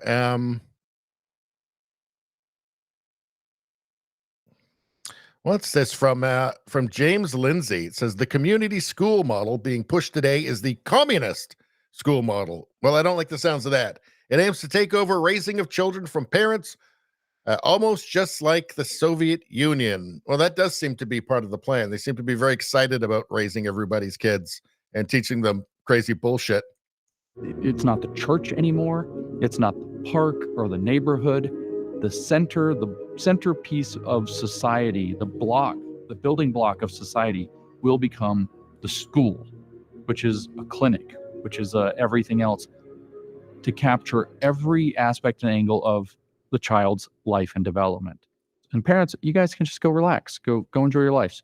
Just affirm it, or else we're going to take your kids away.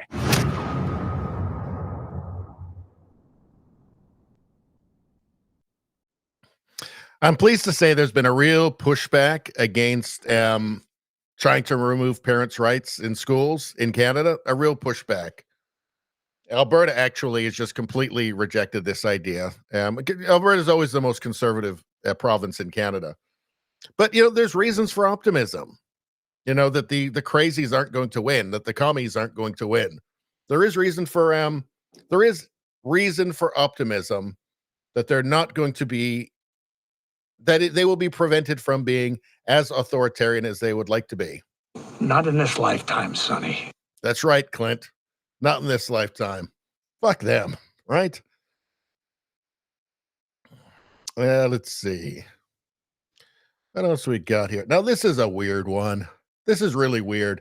The CERN, well, it says here, now this isn't right because there's a community note below. They're saying this is a CERN opening ceremony and that it was demonic. Looks demonic for sure. But the reader's note said, this is not in any way related to CERN. That's the big, huge super collider in Switzerland. This is the opening ceremony for the Gotthard Base Tunnel in 2016. So this is just for the opening of a tunnel. And look at this shit. This is where was this again? So I think this is Germany. So Germans are weird, right? Germans are really, really strange, I think. Again, they're just opening a tunnel. They do this for bridges as well. There's some weird, I don't know what that is. This is just a really, really weird way to celebrate opening a tunnel. Who would even think this? Well, we just completed the tunnel. So we should have some sort of recognition of that. Maybe we'll do something satanic. The Germans will love that. Very strange, don't you think? What the hell are they doing? Let's get the sound on.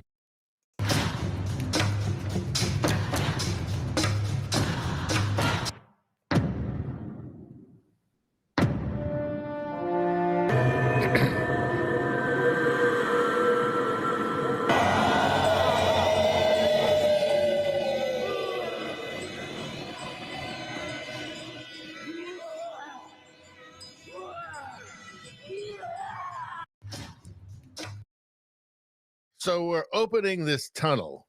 It's just opening. We're gonna celebrate that. It's a tunnel. What do you think would be appropriate for that?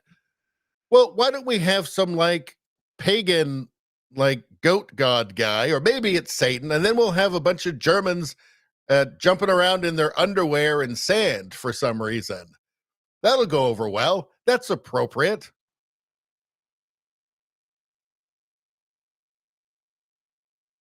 Radio Streamer says, what in the hell am I watching? I can't tell you. I find it very weird. I mean, apparently it really is the opening ceremony for a tunnel. And they decided the best way to do that was to put on what, I don't know, might be some sort of satanic ceremony. But, you know, just kind of, it's a bunch of Germans jumping around and acting weird in their underwear. And then some goat guy.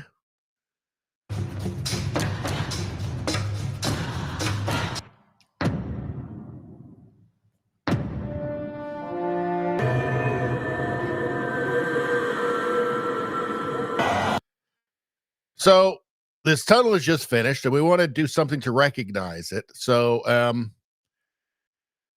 what do you think would be appropriate? Should we do the creepiest, weirdest thing imaginable for opening a tunnel? Should we do the thing that nobody would ever imagine was appropriate for opening a tunnel? Let's make it really creepy. Let's have like a pagan goat guy in there and people dance around in their underwear looking weird and like deranged. Let's make like a weird, kind of depressing, scary, creepy ceremony because we're opening a tunnel. And that's just what you do in Germany. We are Germans. When we open tunnels, we put on weird pagan ceremonies. That's what we do. That's what makes us German. Well, there's other things we do too, but let's not mention those right now. Let's just stick with the weird pagan ceremonies for now, for the next few decades.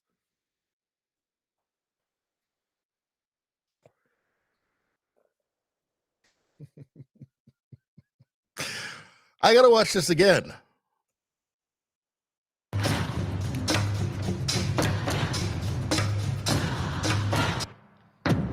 Okay, so we're opening this tunnel. We're gonna have this ceremony for it. Okay, you guys take off your clothes, strip down to your underwear, and then go stand over there in that sand, okay? And then when we tell you, start acting like lunatics. Start acting like you're possessed by pagan spirits or something. And then we're gonna have a goat guy come out. But it's a German goat guy, so it's totally normal. Because that's what we do as Germans. We are Germans. This is how we open tunnels. What do they do if they're actually opening something exciting? Right? It's got to be even weirder than this. I mean, this is a lot for opening a tunnel. Like, what is it? A tunnel to hell?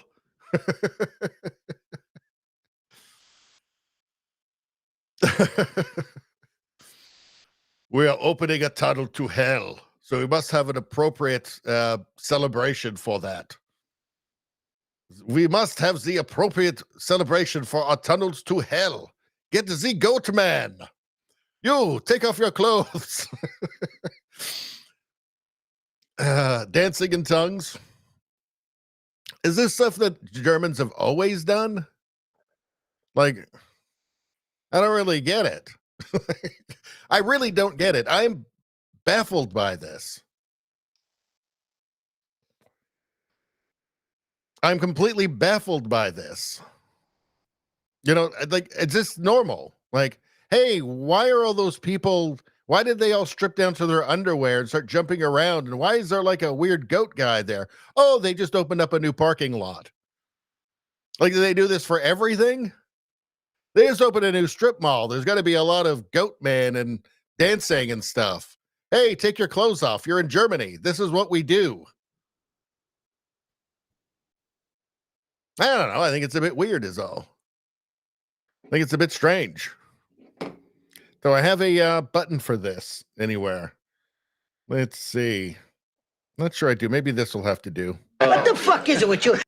What the fuck is it with those Germans? I don't know, Joe Pesci. No idea. Let's see. So they got it partially right. The CERN opening ceremony was so demonic. Well, no, it was the tunnel opening ceremony was so demonic. Fixed it. All right. Let's see. Okay.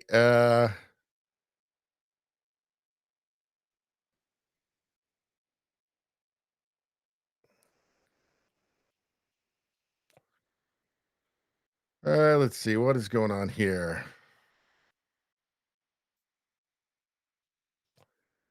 Oh, so this is more weird stuff. Okay, so what is this? hold on.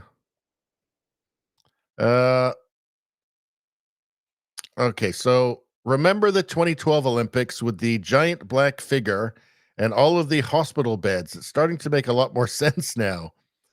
Apparently, this was the opening to the 2012 Olympics. Where was that? Was that in Germany? I don't know. I can't remember where that was. I thought it was like in London or something. I don't know. Looks like they got a giant death thing there. Maybe it is Germany.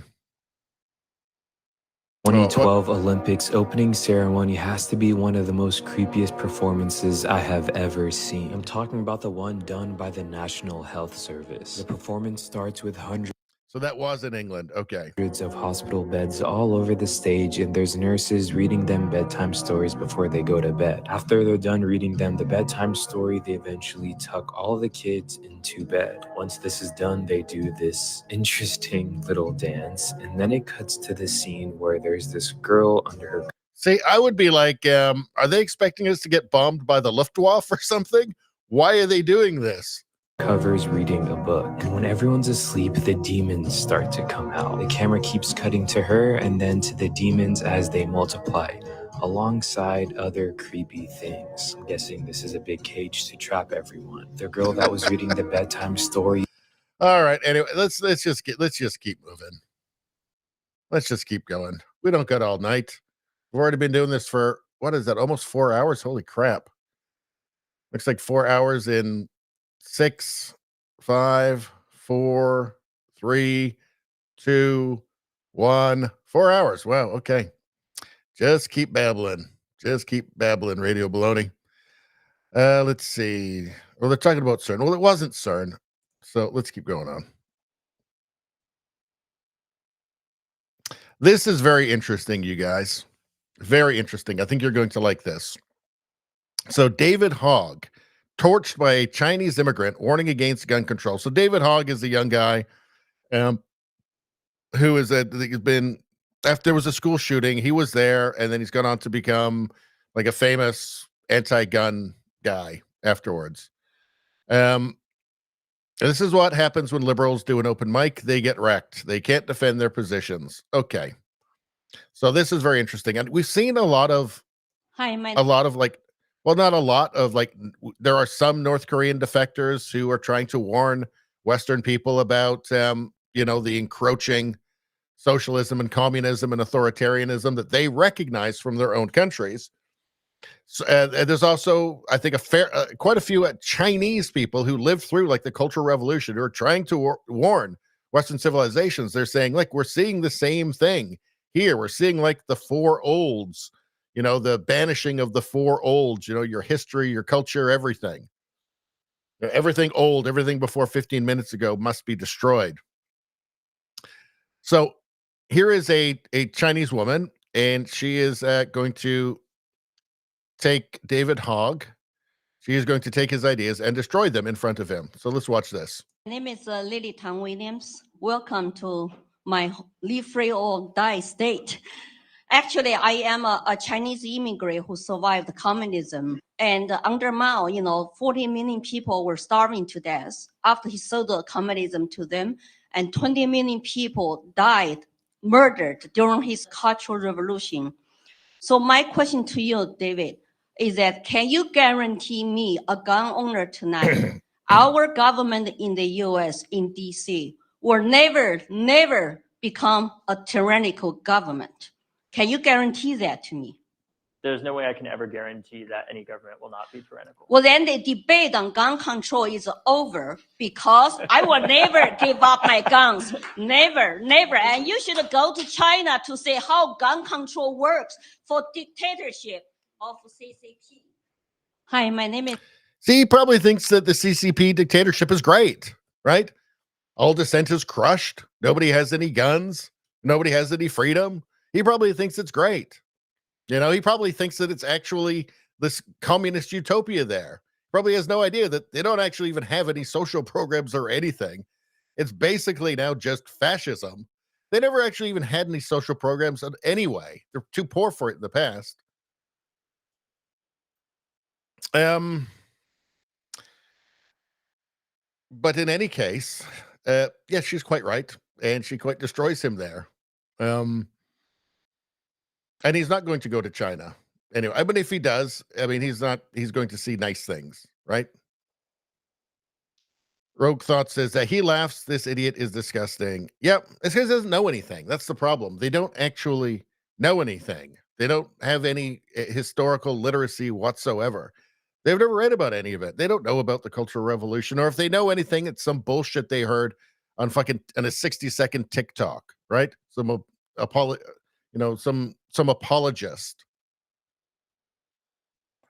They don't know anything. They don't bother to know. They don't want to know. Because what does it profit them? The left, progressives, they will never learn because they don't want to learn, because learning is dangerous for them.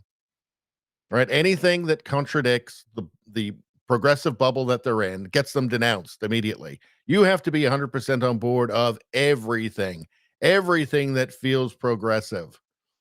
Not allowed to disagree. They just get mad. They're emotional. They're very emotional people.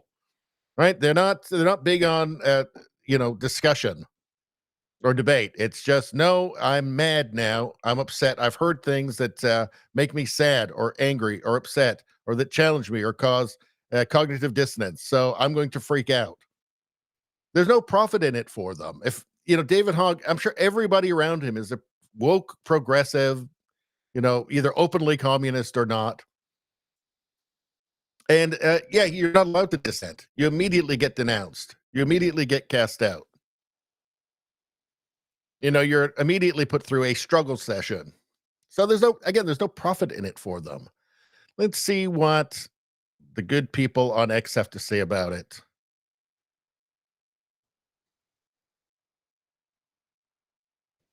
Look at the dweeb holding the mic. He realizes this woman just completely obliterated the gun control argument in less than a minute and moves the mic away to silence her. Amazing. I love legal immigrants who come to America for freedom, not free stuff. Everybody's fine with that. Everybody likes that, right? This is interesting. I am an American Cuban immigrant, 1961. After 65 years of a communist dictatorship, if you ask any Cuban today, how come the Cuban people don't fight harder for their freedom?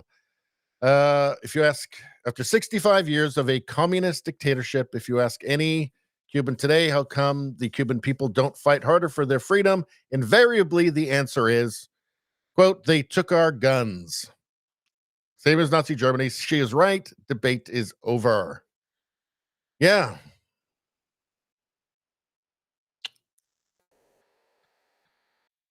Let's see. China established gun control in 1935. From 1948 to 1952, 20 million political dissidents unable to defend themselves were rounded up and exterminated. Yeah, I don't know. I can't confirm exactly that was the year 1935, but that's what dictatorships do, right? They don't want you fighting back.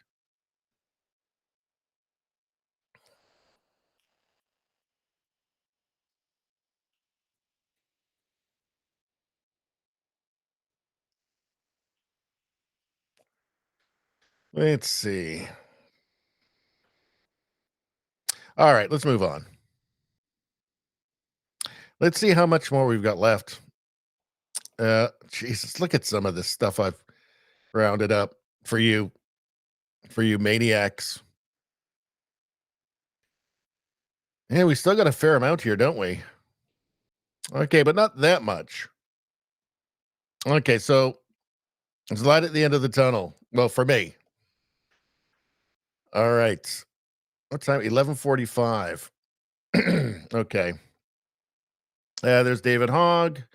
So what is this here? So trans Florida teacher discusses the importance of students using pronouns and having the Progress Pride flag. She also says she came out as trans at school.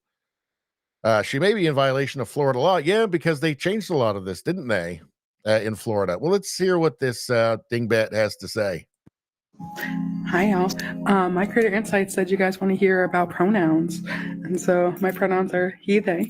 This is my pride flag, Progress 2.0. I think pronouns are really important because while labels don't always have to define you, some of you guys find it important. What is important to you is what's important to you, right? So one thing I find really important for students and for anyone that is in the LGBT community is be able to identify who you are so you can find better ways to express yourself. Your happiness is what matters because you are what matters. You are your own main character, right? So it's really important to have pronouns just so people can find who they are and identify themselves as they would like to be, because who you are is who you are, you know? Your happiness is what matters. Your joy is your joy. What a load of utter fucking gibberish. Like, yeah. Do they ever stop and listen to themselves? Do they ever stop to listen? Like, this is just a bunch of assertions. You is what's important to you, right? So one thing I find really important for students and for anyone that is in the LGBT community. Hi, y'all. My Creator Insights said you guys want to hear about pronouns. And so my pronouns are he, they. This is my pride. Sorry, commie. You're not a he, they. You're just a fat broad. That's it. I think we need a movement that's just like the no movement, right? Or maybe it's the sorry, commie movement. It's just the movement is just called sorry, commie. That's it. And then just no. Just anything they say, just no. We've had enough of it. No. No more. We don't want any more. No, no, no, no, no. We don't need any more of your bullshit. Whatever it is that you want to do, sex changes for pets. Sorry, commie. That's crazy. We're not doing that. Well, I think the government should give every single person $1 million. Sorry, commie. That's fucking crazy. We're not doing that.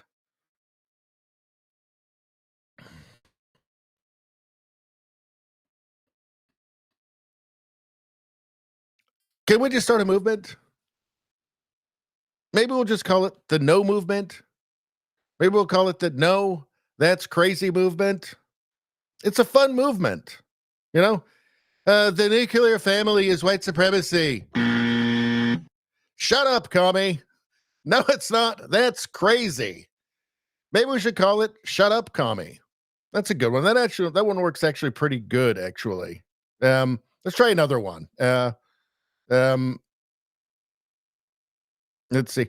A non-binary otherkin is a real thing. Shut up, commie. That's bullshit. That's crazy. No, it's not. That's not a real thing.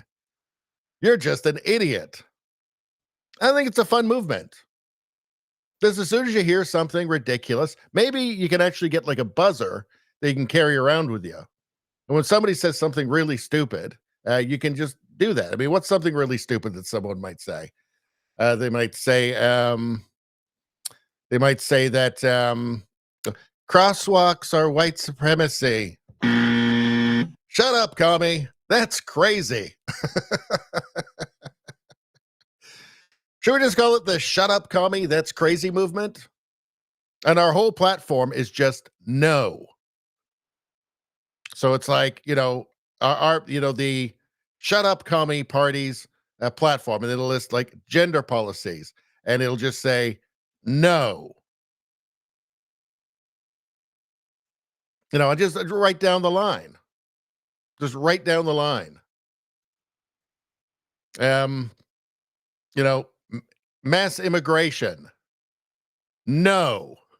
That's the whole platform. Just no. So whatever they say, it's just no. And we can say no. We can say no until the sun expands and devours the earth. No. No until the heat death of the universe. No. And then an infinity of no's. And then we can talk.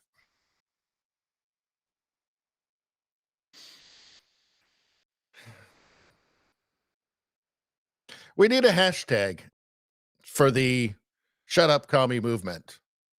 Well, it's a very simple platform of just simply no.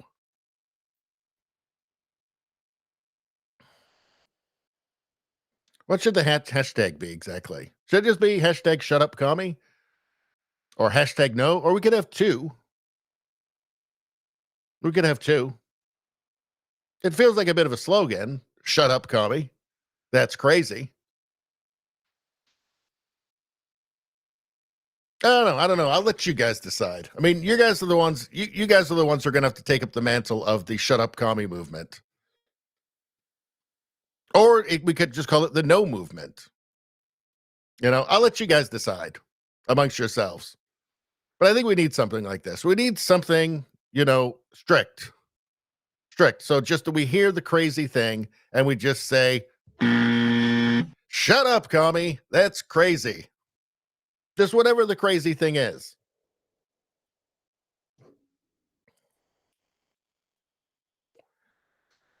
I'm just waiting for somebody to say that there should be sex changes for pets.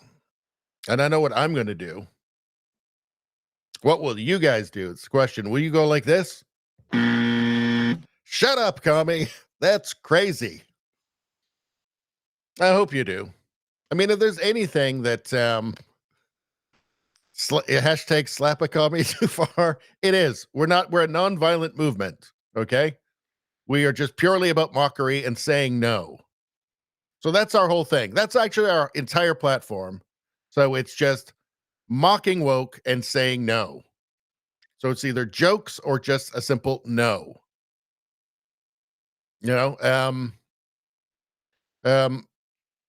Like what? Like I don't know. Like steel toe boots are the patriarchy. Shut up, commie. That's crazy. Or how about this? Let's see. How about this? Rainbow crosswalks aren't enough. I think that we should have to paint like all of the roads rainbow, all of them. No. Absolutely not. I think that the prime minister should be a horse. No.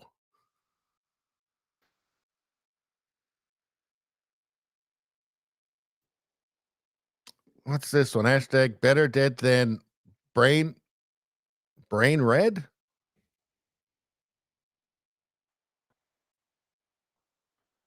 I don't know. I don't know about that.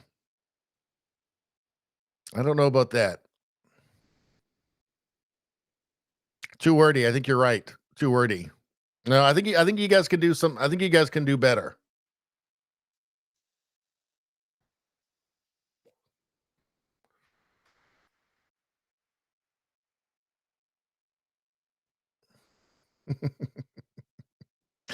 All right. Radio Streamer says, I think I'm getting tired. I think we all are. But I want to try and get through the last of these videos before I call it a night. So let's keep going. Think about the no movement. I think I already perfected it. I think I might have. Frankly, I might have. You guys know what to do. Spread it to the world now. Spread it to the world. Somebody says to you, I do think that men can have babies. Shut up, commie. That's crazy. Or you can just do this. I think that men can have babies.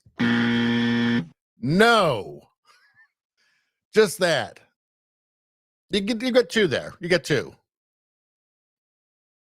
No works as well. Just a simple no works. No. Just you're not even entertaining their bullshit. Just no.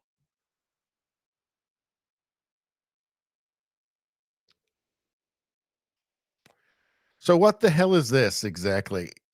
This is who Democrats want your wife and daughters to share the restroom with. Are you okay with this?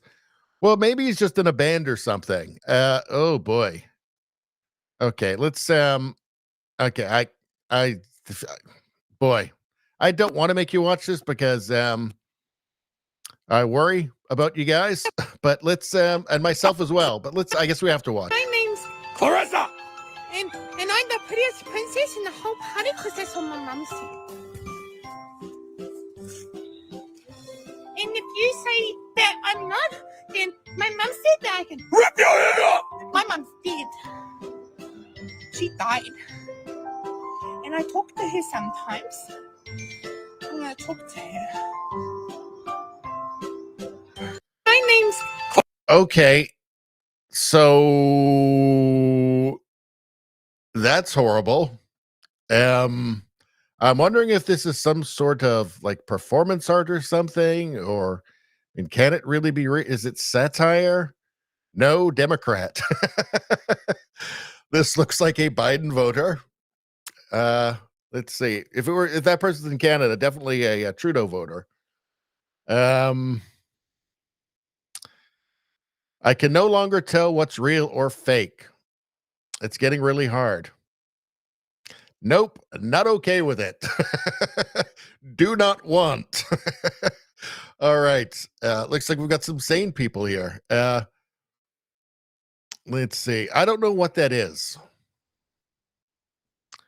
Let's see. Definitely not. Wow, nope.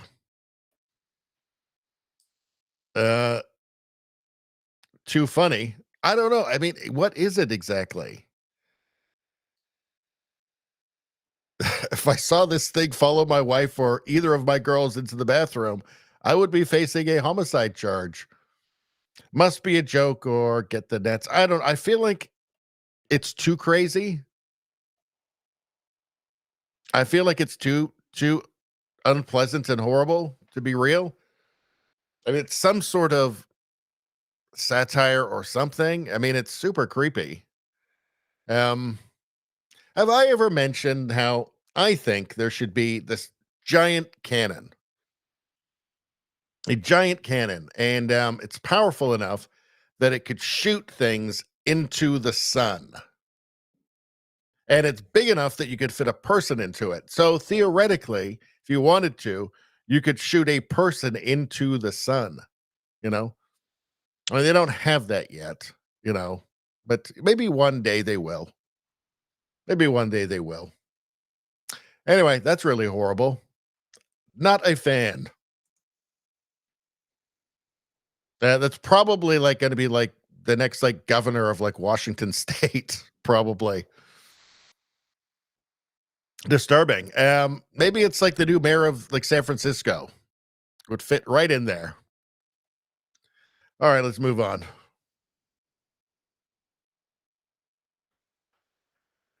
Let's see. So this is pretty weird. Ontario, it's from Jonathan K. Ontario court system. Notice to profession and public. Pronouns for lawyers and parties. At the beginning of any in-person, virtual, or hybrid hearings, when lawyers are introducing themselves, their client, a witness, or other individual, they should provide the judge or justice of the peace with each person's name and pronouns to be used in the hearing, because everything is fucking insane now. God, when can we get Trudeau out? It's still not going to be until October 2025. Fuck. This is perfect for the no party, for the no movement. Only we just can't, no, just saying no isn't going to stop this, right? We need to elect somebody else in who can just remove all of this fucking gibberish. How can anybody have confidence in the court system when they're playing along with this lunacy? I mean, it is political now. Pronouns are political now. It's a way of distinguishing what side people are on, who's the good person and who's the bad person. They pronouns now, they're part of this whole gender cult, and they are inherently political at this point. So nothing like that should be even, there should not be even a hint of it in any legal system whatsoever, in any court system. It's crazy. It undermines people's confidence in it, which is a bad thing for society, in my opinion. The narrative is that good people use neo-pronouns, but bad people don't. Good people buy into, pseudoscientific redefinitions of words, of the word gender, and bad people don't, because they're mean. They're right-wing. That is what politicians and the media does tell us, right? They make that pretty clear. So they're making it clear as well that the courts are part of a cult now, which should definitely undermine people's confidence in the courts. in Ontario. Anyway, this is the Ontario Court of Justice. This is silly. This is pseudoscientific nonsense. This is like, this is what you see. This is what you see in cultural revolutions. This dysfunctional nonsense eating its way into everything in order to undermine it, in order to undermine the public's trust in it and confidence in it, and by extension, just confidence in their own civilization. Now, if I got elected prime minister and this was put in front of my desk, do you know what I would say? Do you know what I would say? I would say this. Shut up, commie. That's fucking crazy. No.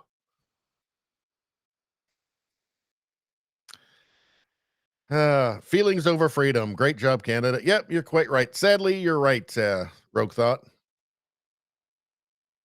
Let's see. What's going on here? Okay, so this is a message for white people, or white people, as they say it, as they spell it on Twitter, apparently. Shit that way. Dear white people, you don't have to do that fake ass smile when you walk past me, because I could care less. Keep that. Oh, a bullshit artist. So don't be nice to you. Okay, that's great. Apparently, they also believe that white people invented niceness, being nice. Like woke people believe this. And they also think for some reason that's bad. Like being nice to people is bad.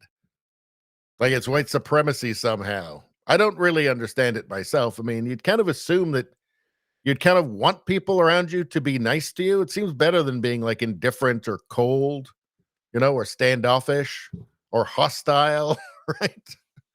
Like it seems like normal people, you know, healthy people, people that are mentally healthy, kind of like being around people that are nice.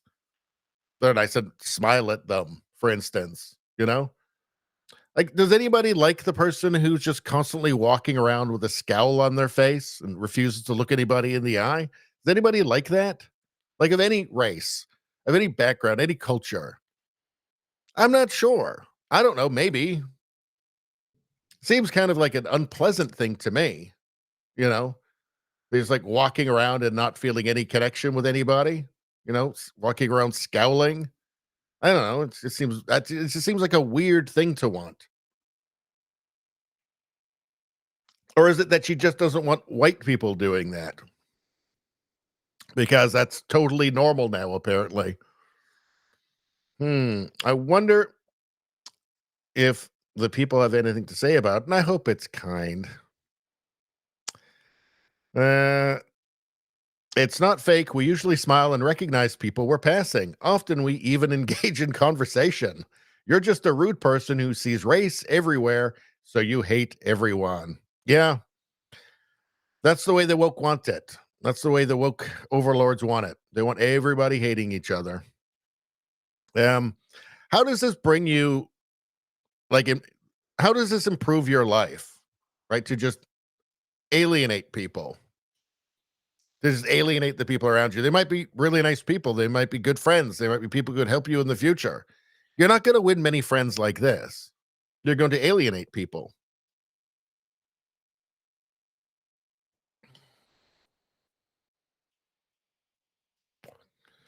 Let's see. Radio Streamer says, this is a person totally sold into the victim mentality, sold wholesale by media pushing racism and hatred. Exactly.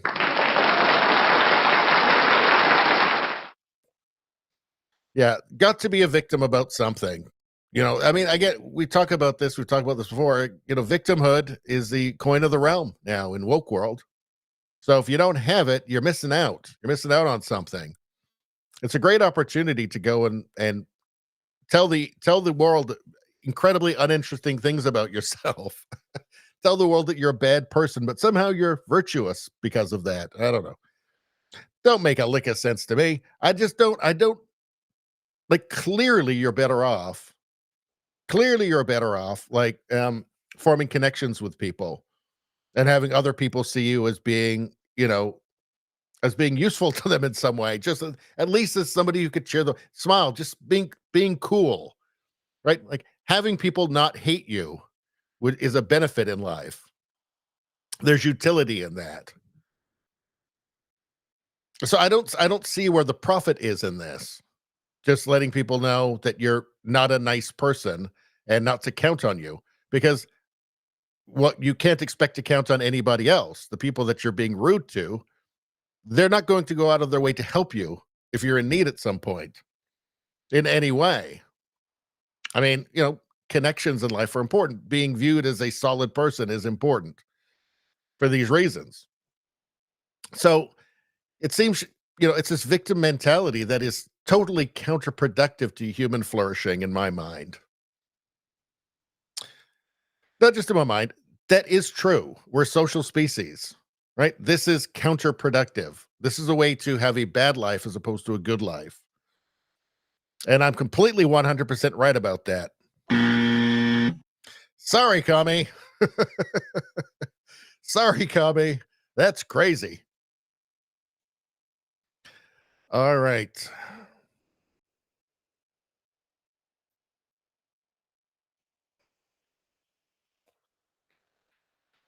Let's see. All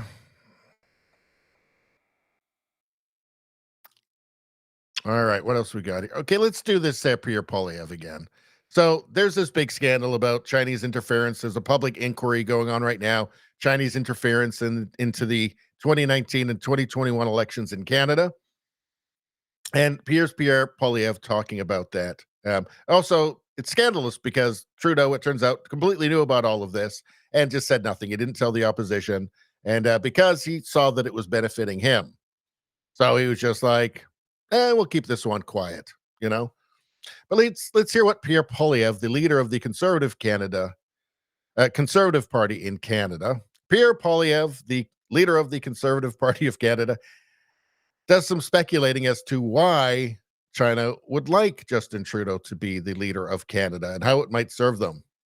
He literally wants to control the entire economy. He wants to nationalize large industries with monstrous taxpayer-funded subsidies, and yet he wants to print $600 billion without having any responsibility for the resulting inflation. He wants to increase the cost of government without taking any of the blame for the resulting interest payments that households must pay on their own debt after he drove up the rates. He wants none of the responsibility for the fact that we have the slowest economic growth in the OECD over the next 5 years and over the next 35 years after he promised all this spending was going to stimulate the contrary. He wants to have total control over what you can see and say online to protect us all from these dangerous forces that might influence our thinking if we're not protected by the angels in the government. And yet, when there is actually a risk of manipulation by hostile and malicious actors, like, say, a communist regime in Beijing, he can't even take the responsibility of reading his briefing notes. This is the irony, the great irony of his leadership, and one of the reasons why I think he's succeeded in doubling housing costs, giving us the worst inflation in 40 years, sending 2 million people to the food banks, 8,000 people signing up for a Facebook group called the Dumpster Diving Network because they now have to eat out of a garbage can after he drove food prices rising with his carbon tax. He wants to control every aspect of your life. And then when he ruins your life, he wants to take none of the responsibility for the ruin that he caused. And the third reason why this testimony and this entire scandal is so consequential and indicative is why the hell did a dictatorship, a communist dictatorship on the other side of the world, consider it such a strategic imperative to keep this guy as prime minister? What was their motive? Why did they believe that they would be better off by having him as our prime minister in at least 2 elections where they intervened to help him win? Why? Because he's good for Canada? Or is it because he admires their basic Chinese communist dictatorship? He admits that he admires Fidel Castro, and his policy agenda would seem to point in that direction. Yeah, because they can just run wild in Canada. Well, Trudeau's, I mean, we found out there was like secret Chinese police stations here intimidating Chinese Canadians. There was Chinese spies sending out actual material from our top biolab in Canada. They just have free reign. They can do whatever they want. That's why they like him. And also because he's wrecking the country, right? So any Western country that is weakened is seen as a gain by them. You know, by the Chinese Communist Party. They want to take over. So, yeah, I mean, that's why. I mean, there's maybe other reasons, too, that we don't know about. You know, there's been so many scandals. I mean, it seems like there's 2 or 3 scandals every single week with Trudeau. It's really, truly unbelievable. Rogue Thought says, Trump Poilievre. I like that ticket.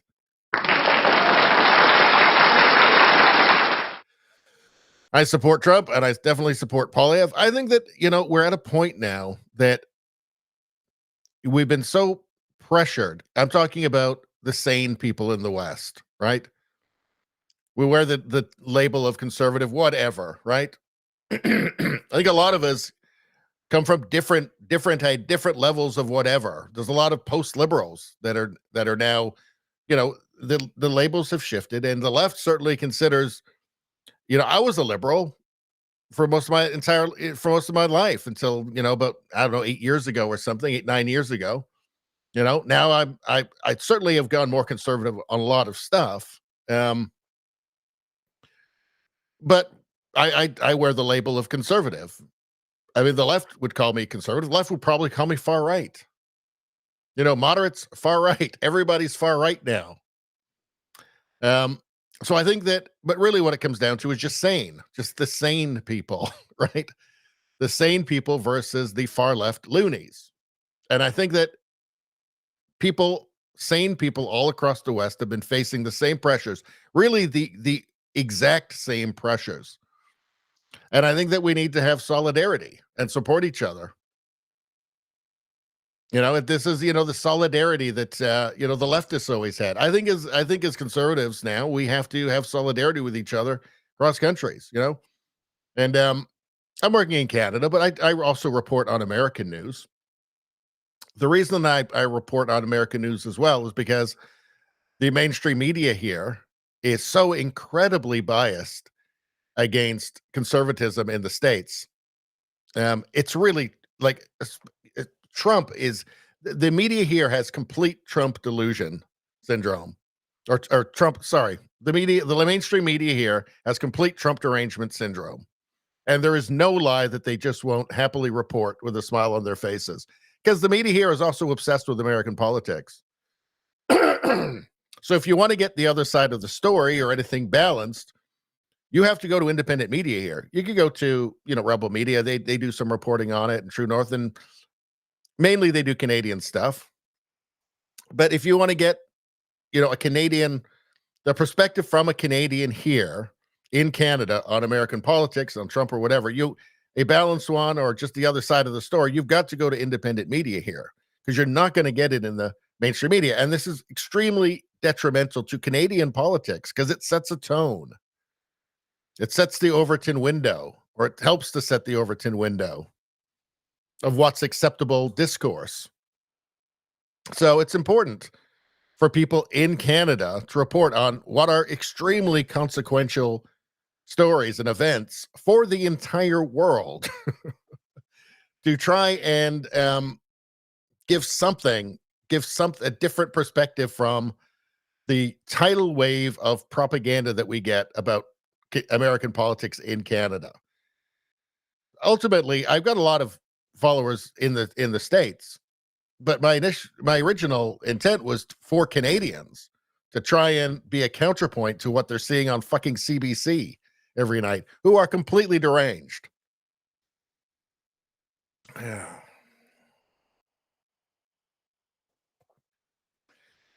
Let's see. Anyone to the right of Mao is far right, according to left. It's true. Anybody one step to the right of them is far right. There is no dissent allowed. No threat allowed whatsoever. Okay. Let's see what's in the comments here.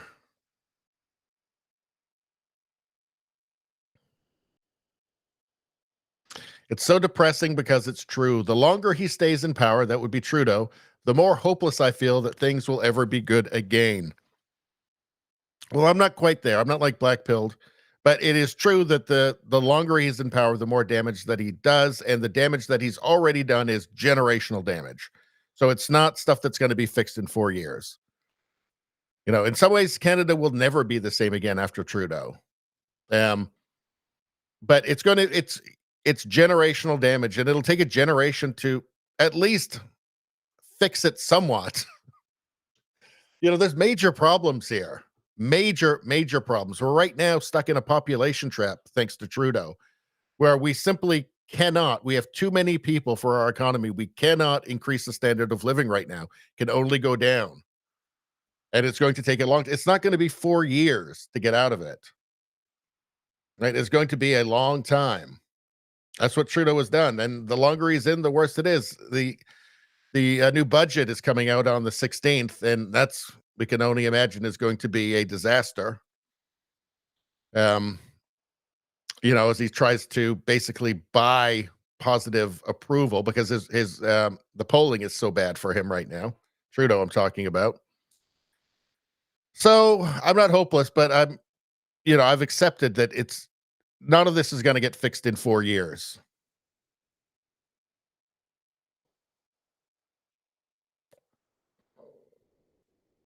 All right, what else we got here?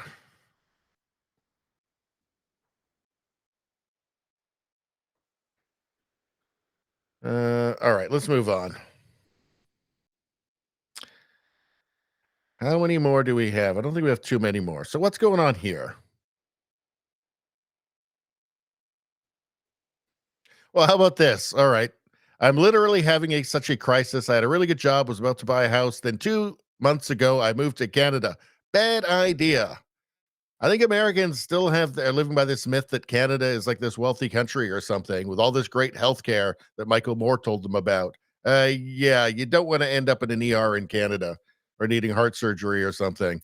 Those days are over. But now I've been here 2 months.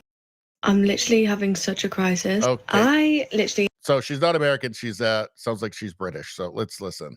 I had like a really good job. I was about to like potentially buy a house, have great friends, great family. I got my cat.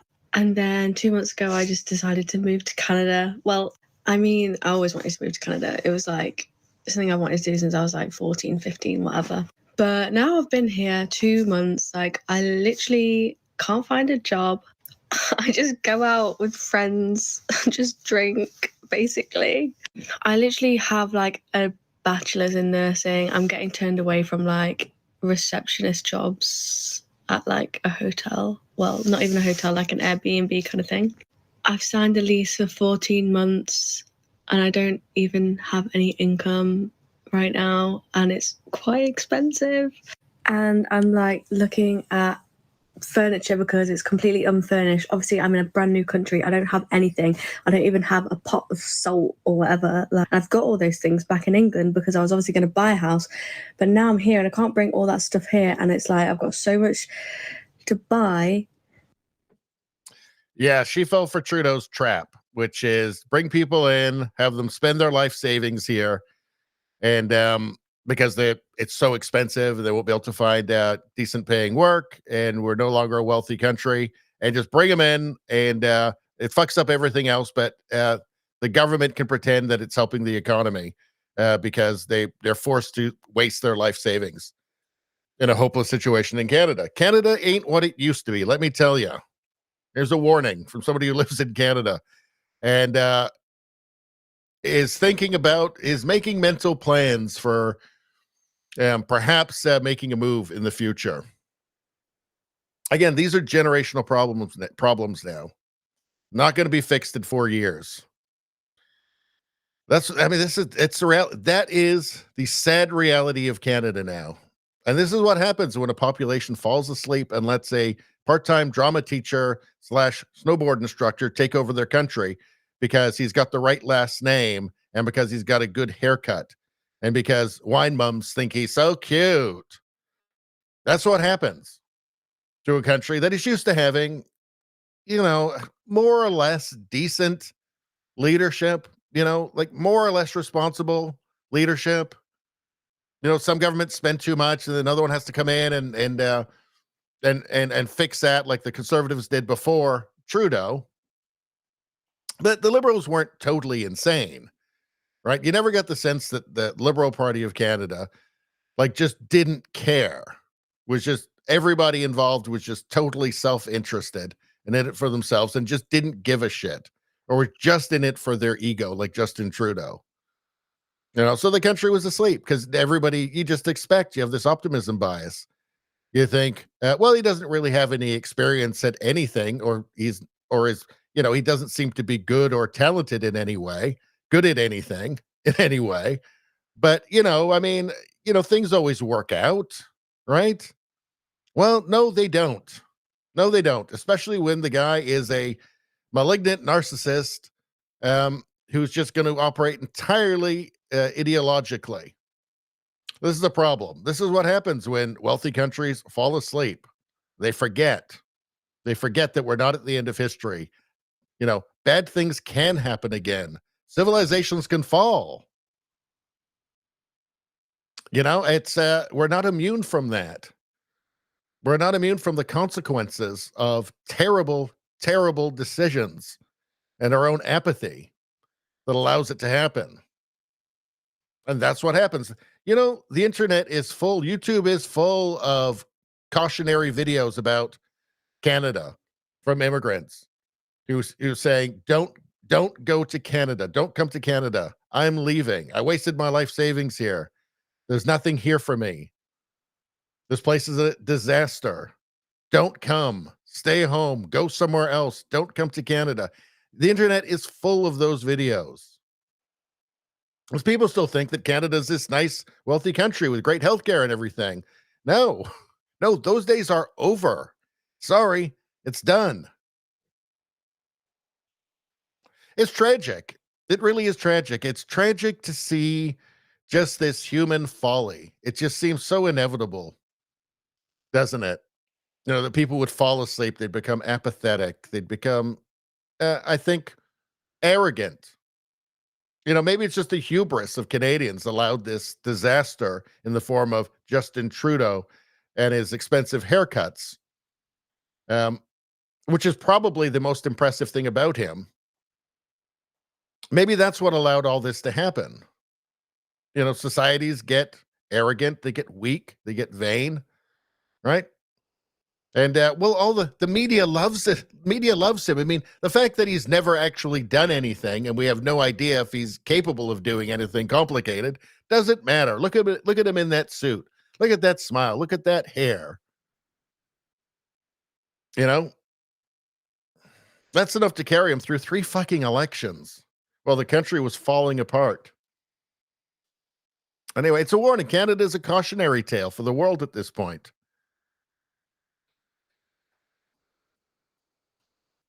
Cautionary tale for the world. Let's actually see the comments here. What do we got? If things were going great, why move to Canada? Because she had no idea what Canada had become.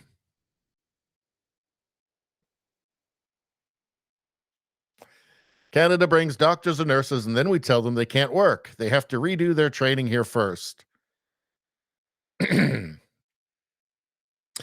I understand, if it's somebody coming from the NHS, I think you have to assume that they're probably competent, maybe have a minimal process of that. I would not say it's the same with every health service around the world, but there seems to be some where you could kind of have a high degree of confidence that they're going to be competent. Let's see, but I mean, Canada is a giant bureaucracy at this point as well. Trudeau increased the public sector by 40%. Obviously, that's to buy votes, Again, he's completely heedless. Completely heedless. Let's see. She actually came here to make a better life. Laughing my ass off. This place is a giant toilet. Yeah, the number of people that are leaving Canada after immigrating here, after they're leaving before 5 years, is, I think, last time I checked, it was, I think a year or so ago, was like 30%. And I think that's rising. People are getting here and going, holy shit, this place sucks. Let's go home.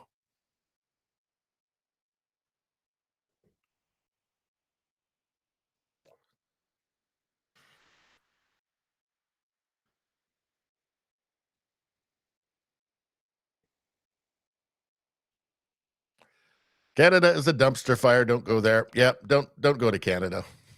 Just don't. If anybody was crazy enough out there to think about it, just don't. Just don't. Michael Moore was lying to you.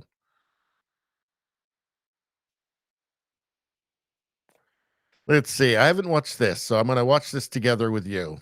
Woke mind virus is real. We need to stop talking about it and start treating it. We need to start reading the diaries of those that suffer and get to the root cause.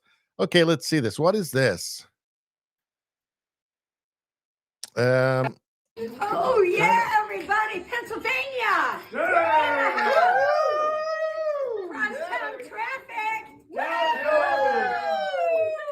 Pennsylvania, you have to get out and register to vote, and you have to vote for Biden-Harris. Because that other guy, the orange man, like this, he is going to take away your Social Security, and a lot of you are. No, he's a bad. No, he's not. Why do they believe that? Why do they believe that he's going to take away? Like, he's never said anything to that effect. Is that just? I guess these are people. This is the MSNBC. Yeah, this is the MSNBC audience. That's what they look like. Are you aware that the average age for MSNBC audience is something like 65 or 70? That's the average age. Young people aren't watching it. That's where these people get this stuff from. They're lied to, and they want to hear the lies. They want to believe it. That's right. And he's going to take away your health care, because kids right now, until they're 26, can be on their parents' health care, and the orange man wants to stop that. Why do they think that? Again, it's MSNBC. Oh no. Okay, everybody, Pennsylvania in the house. Hey. Vote for Biden, vote for Harris. So I'm going to guess that they're quite wealthy and they live in a very nice neighborhood. And the second that all the shit that's happening starts to affect them personally, they are going to flip immediately. They're going to flip so fast their families won't know them anymore.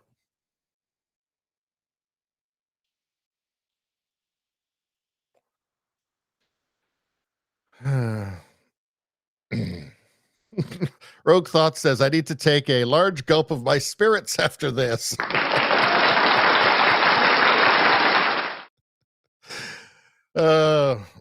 Yep. Just another second of these lunatics.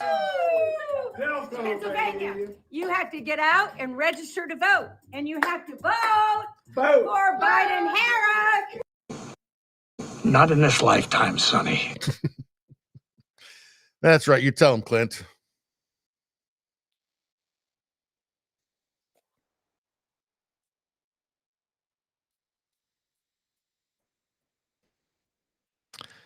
Let's see.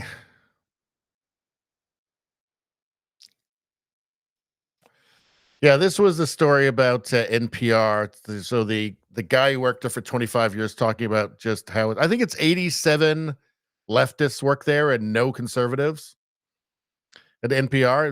It's no surprise that's how they lost their audience.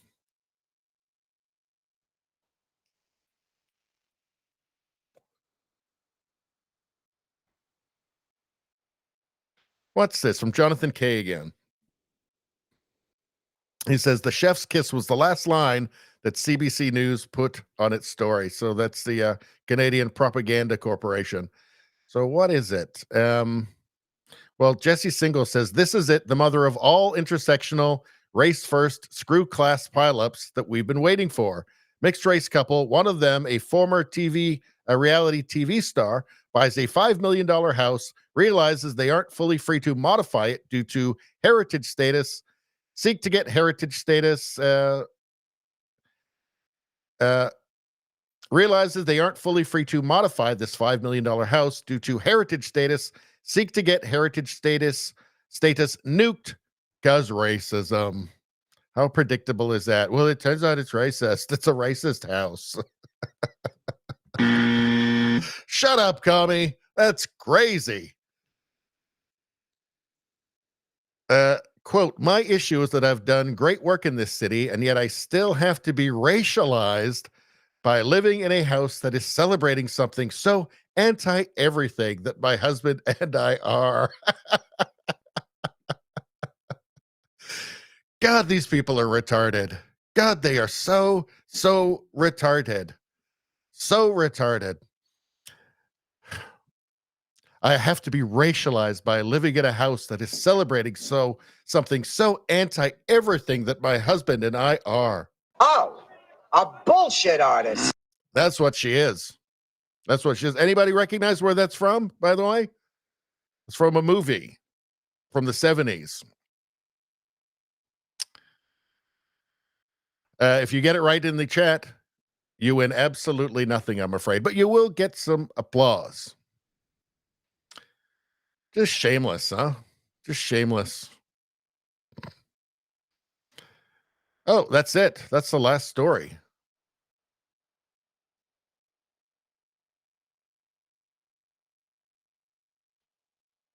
Radio Streamer says, don't hate the player, hate the game. I really think they are just trying to play by the left's rules to get their way. That's an interesting point. They might be doing that. They might be doing that. I don't know. Interesting, though, isn't it? Interesting. Racialized. So that word racialized, that just came out of nowhere. Well, I guess it came out of the universities, but it just was suddenly adopted by Canadian media just one day. And then now it's ubiquitous against, I think even it gets into like conservative media sometimes. Not that there's much of that. But it's this insidious word, which is because the main thing with the left is they want to make it so there's no redemption, there's no way out, right? Everything has to be racist. Everything has to be oppressive all the time. It has to be an eternal battle of oppressed against oppressor, right? It's the whole purpose of it, right? It's like 1984, like the party just exists to perpetuate the party. So words like racialized are very useful because there's no way out of that. That's just something that you are, right? They just say the second, if you're an immigrant to Canada and you're not white, you're immediately right. Second you step foot on Canadian soil, you are this thing that is called racialized. You've been racialized. Who's doing it? As far as I can tell, it's only leftists. Nobody else seems to care.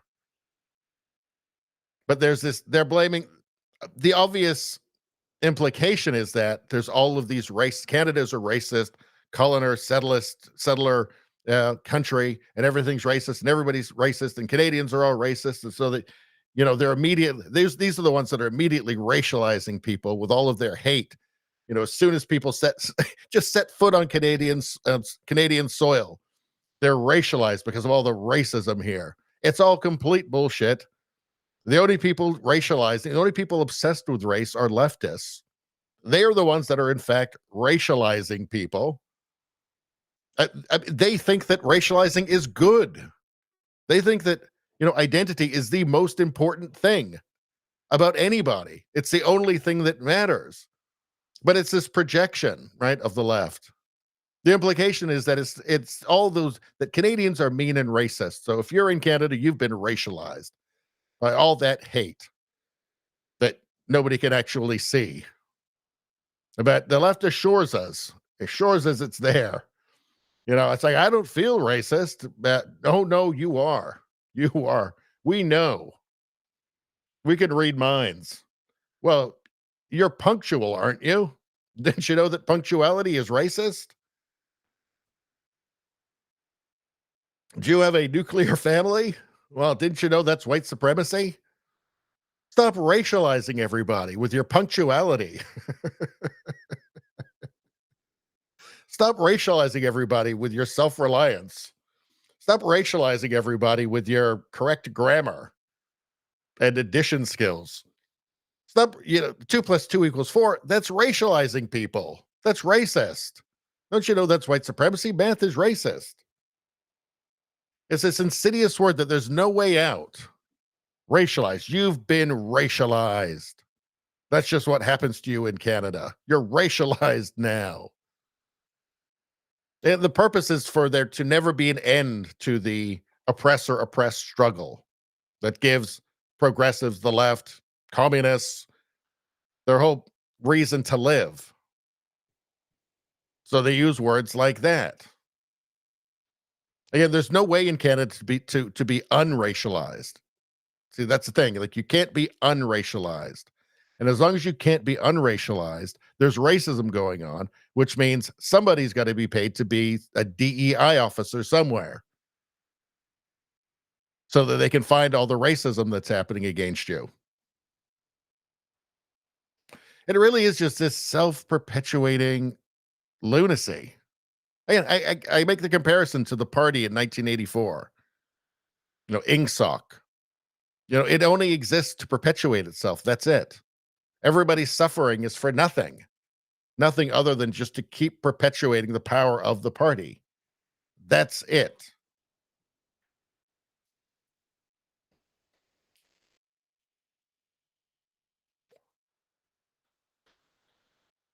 Rogue Thought says the mythical racism, the ethereal racism, the ghost hunting of racism never ends. It doesn't. That's the whole point.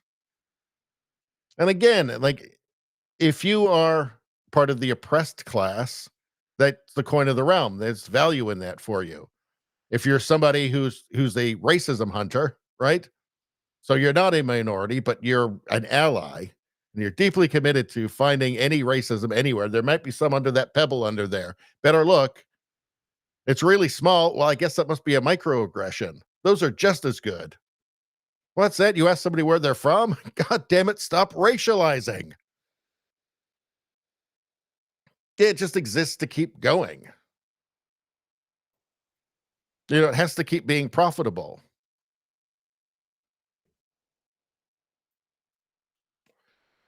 It's in fact, it's an industry now. But I think even beyond the fact that it's an industry and there's profit in it, it is wokeness is a way of seeing yourself as this hero, this perpetual hero at all times. And that exists just to keep perpetuating itself. So anyway, starting to ramble at this point. We've been going 5 hours, so you can hardly blame me. I think before we go, I think that because we're at that's the last story. I think that these idiots, I think they get the button. You know the button that I'm talking about. We've extended it from just fat ladies dancing. Now we're just going to extend this out now. So let's see. Are you guys ready?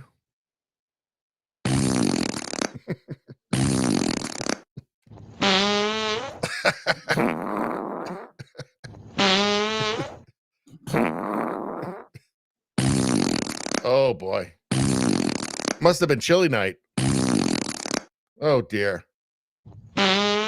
Oh, that's like boiled eggs. Oh dear. Must have had some sort of bean dip for dinner. Good Lord. Well, I think that's it for tonight. Everybody, thanks for stopping in. Thanks to everybody who's been in the chat. The chat makes the whole thing worthwhile for me. It makes it way, way, way, way, way more fun. And everybody have a great weekend. Let's not forget that we're going to try and be pushing this, however we formulate it, but the shut up commie movement, with the platform of shut up commie, that's crazy, and just simply the word no. So Rogue Thought says, I approve of this message. So I think let's go with this. I'm going to do this. I'm going to do this hashtag this week before the next live stream. And I think I'm going to go with hashtag shut up commie. That's it. Or maybe just hashtag no. I don't know. It's fucking late and I've been going for 5 hours. Anyway, thanks a lot, everybody. I will see you next week. Should be live again at 7:30. Thanks to everybody for stopping in. Have a great weekend, and we will see you next time. Goodbye.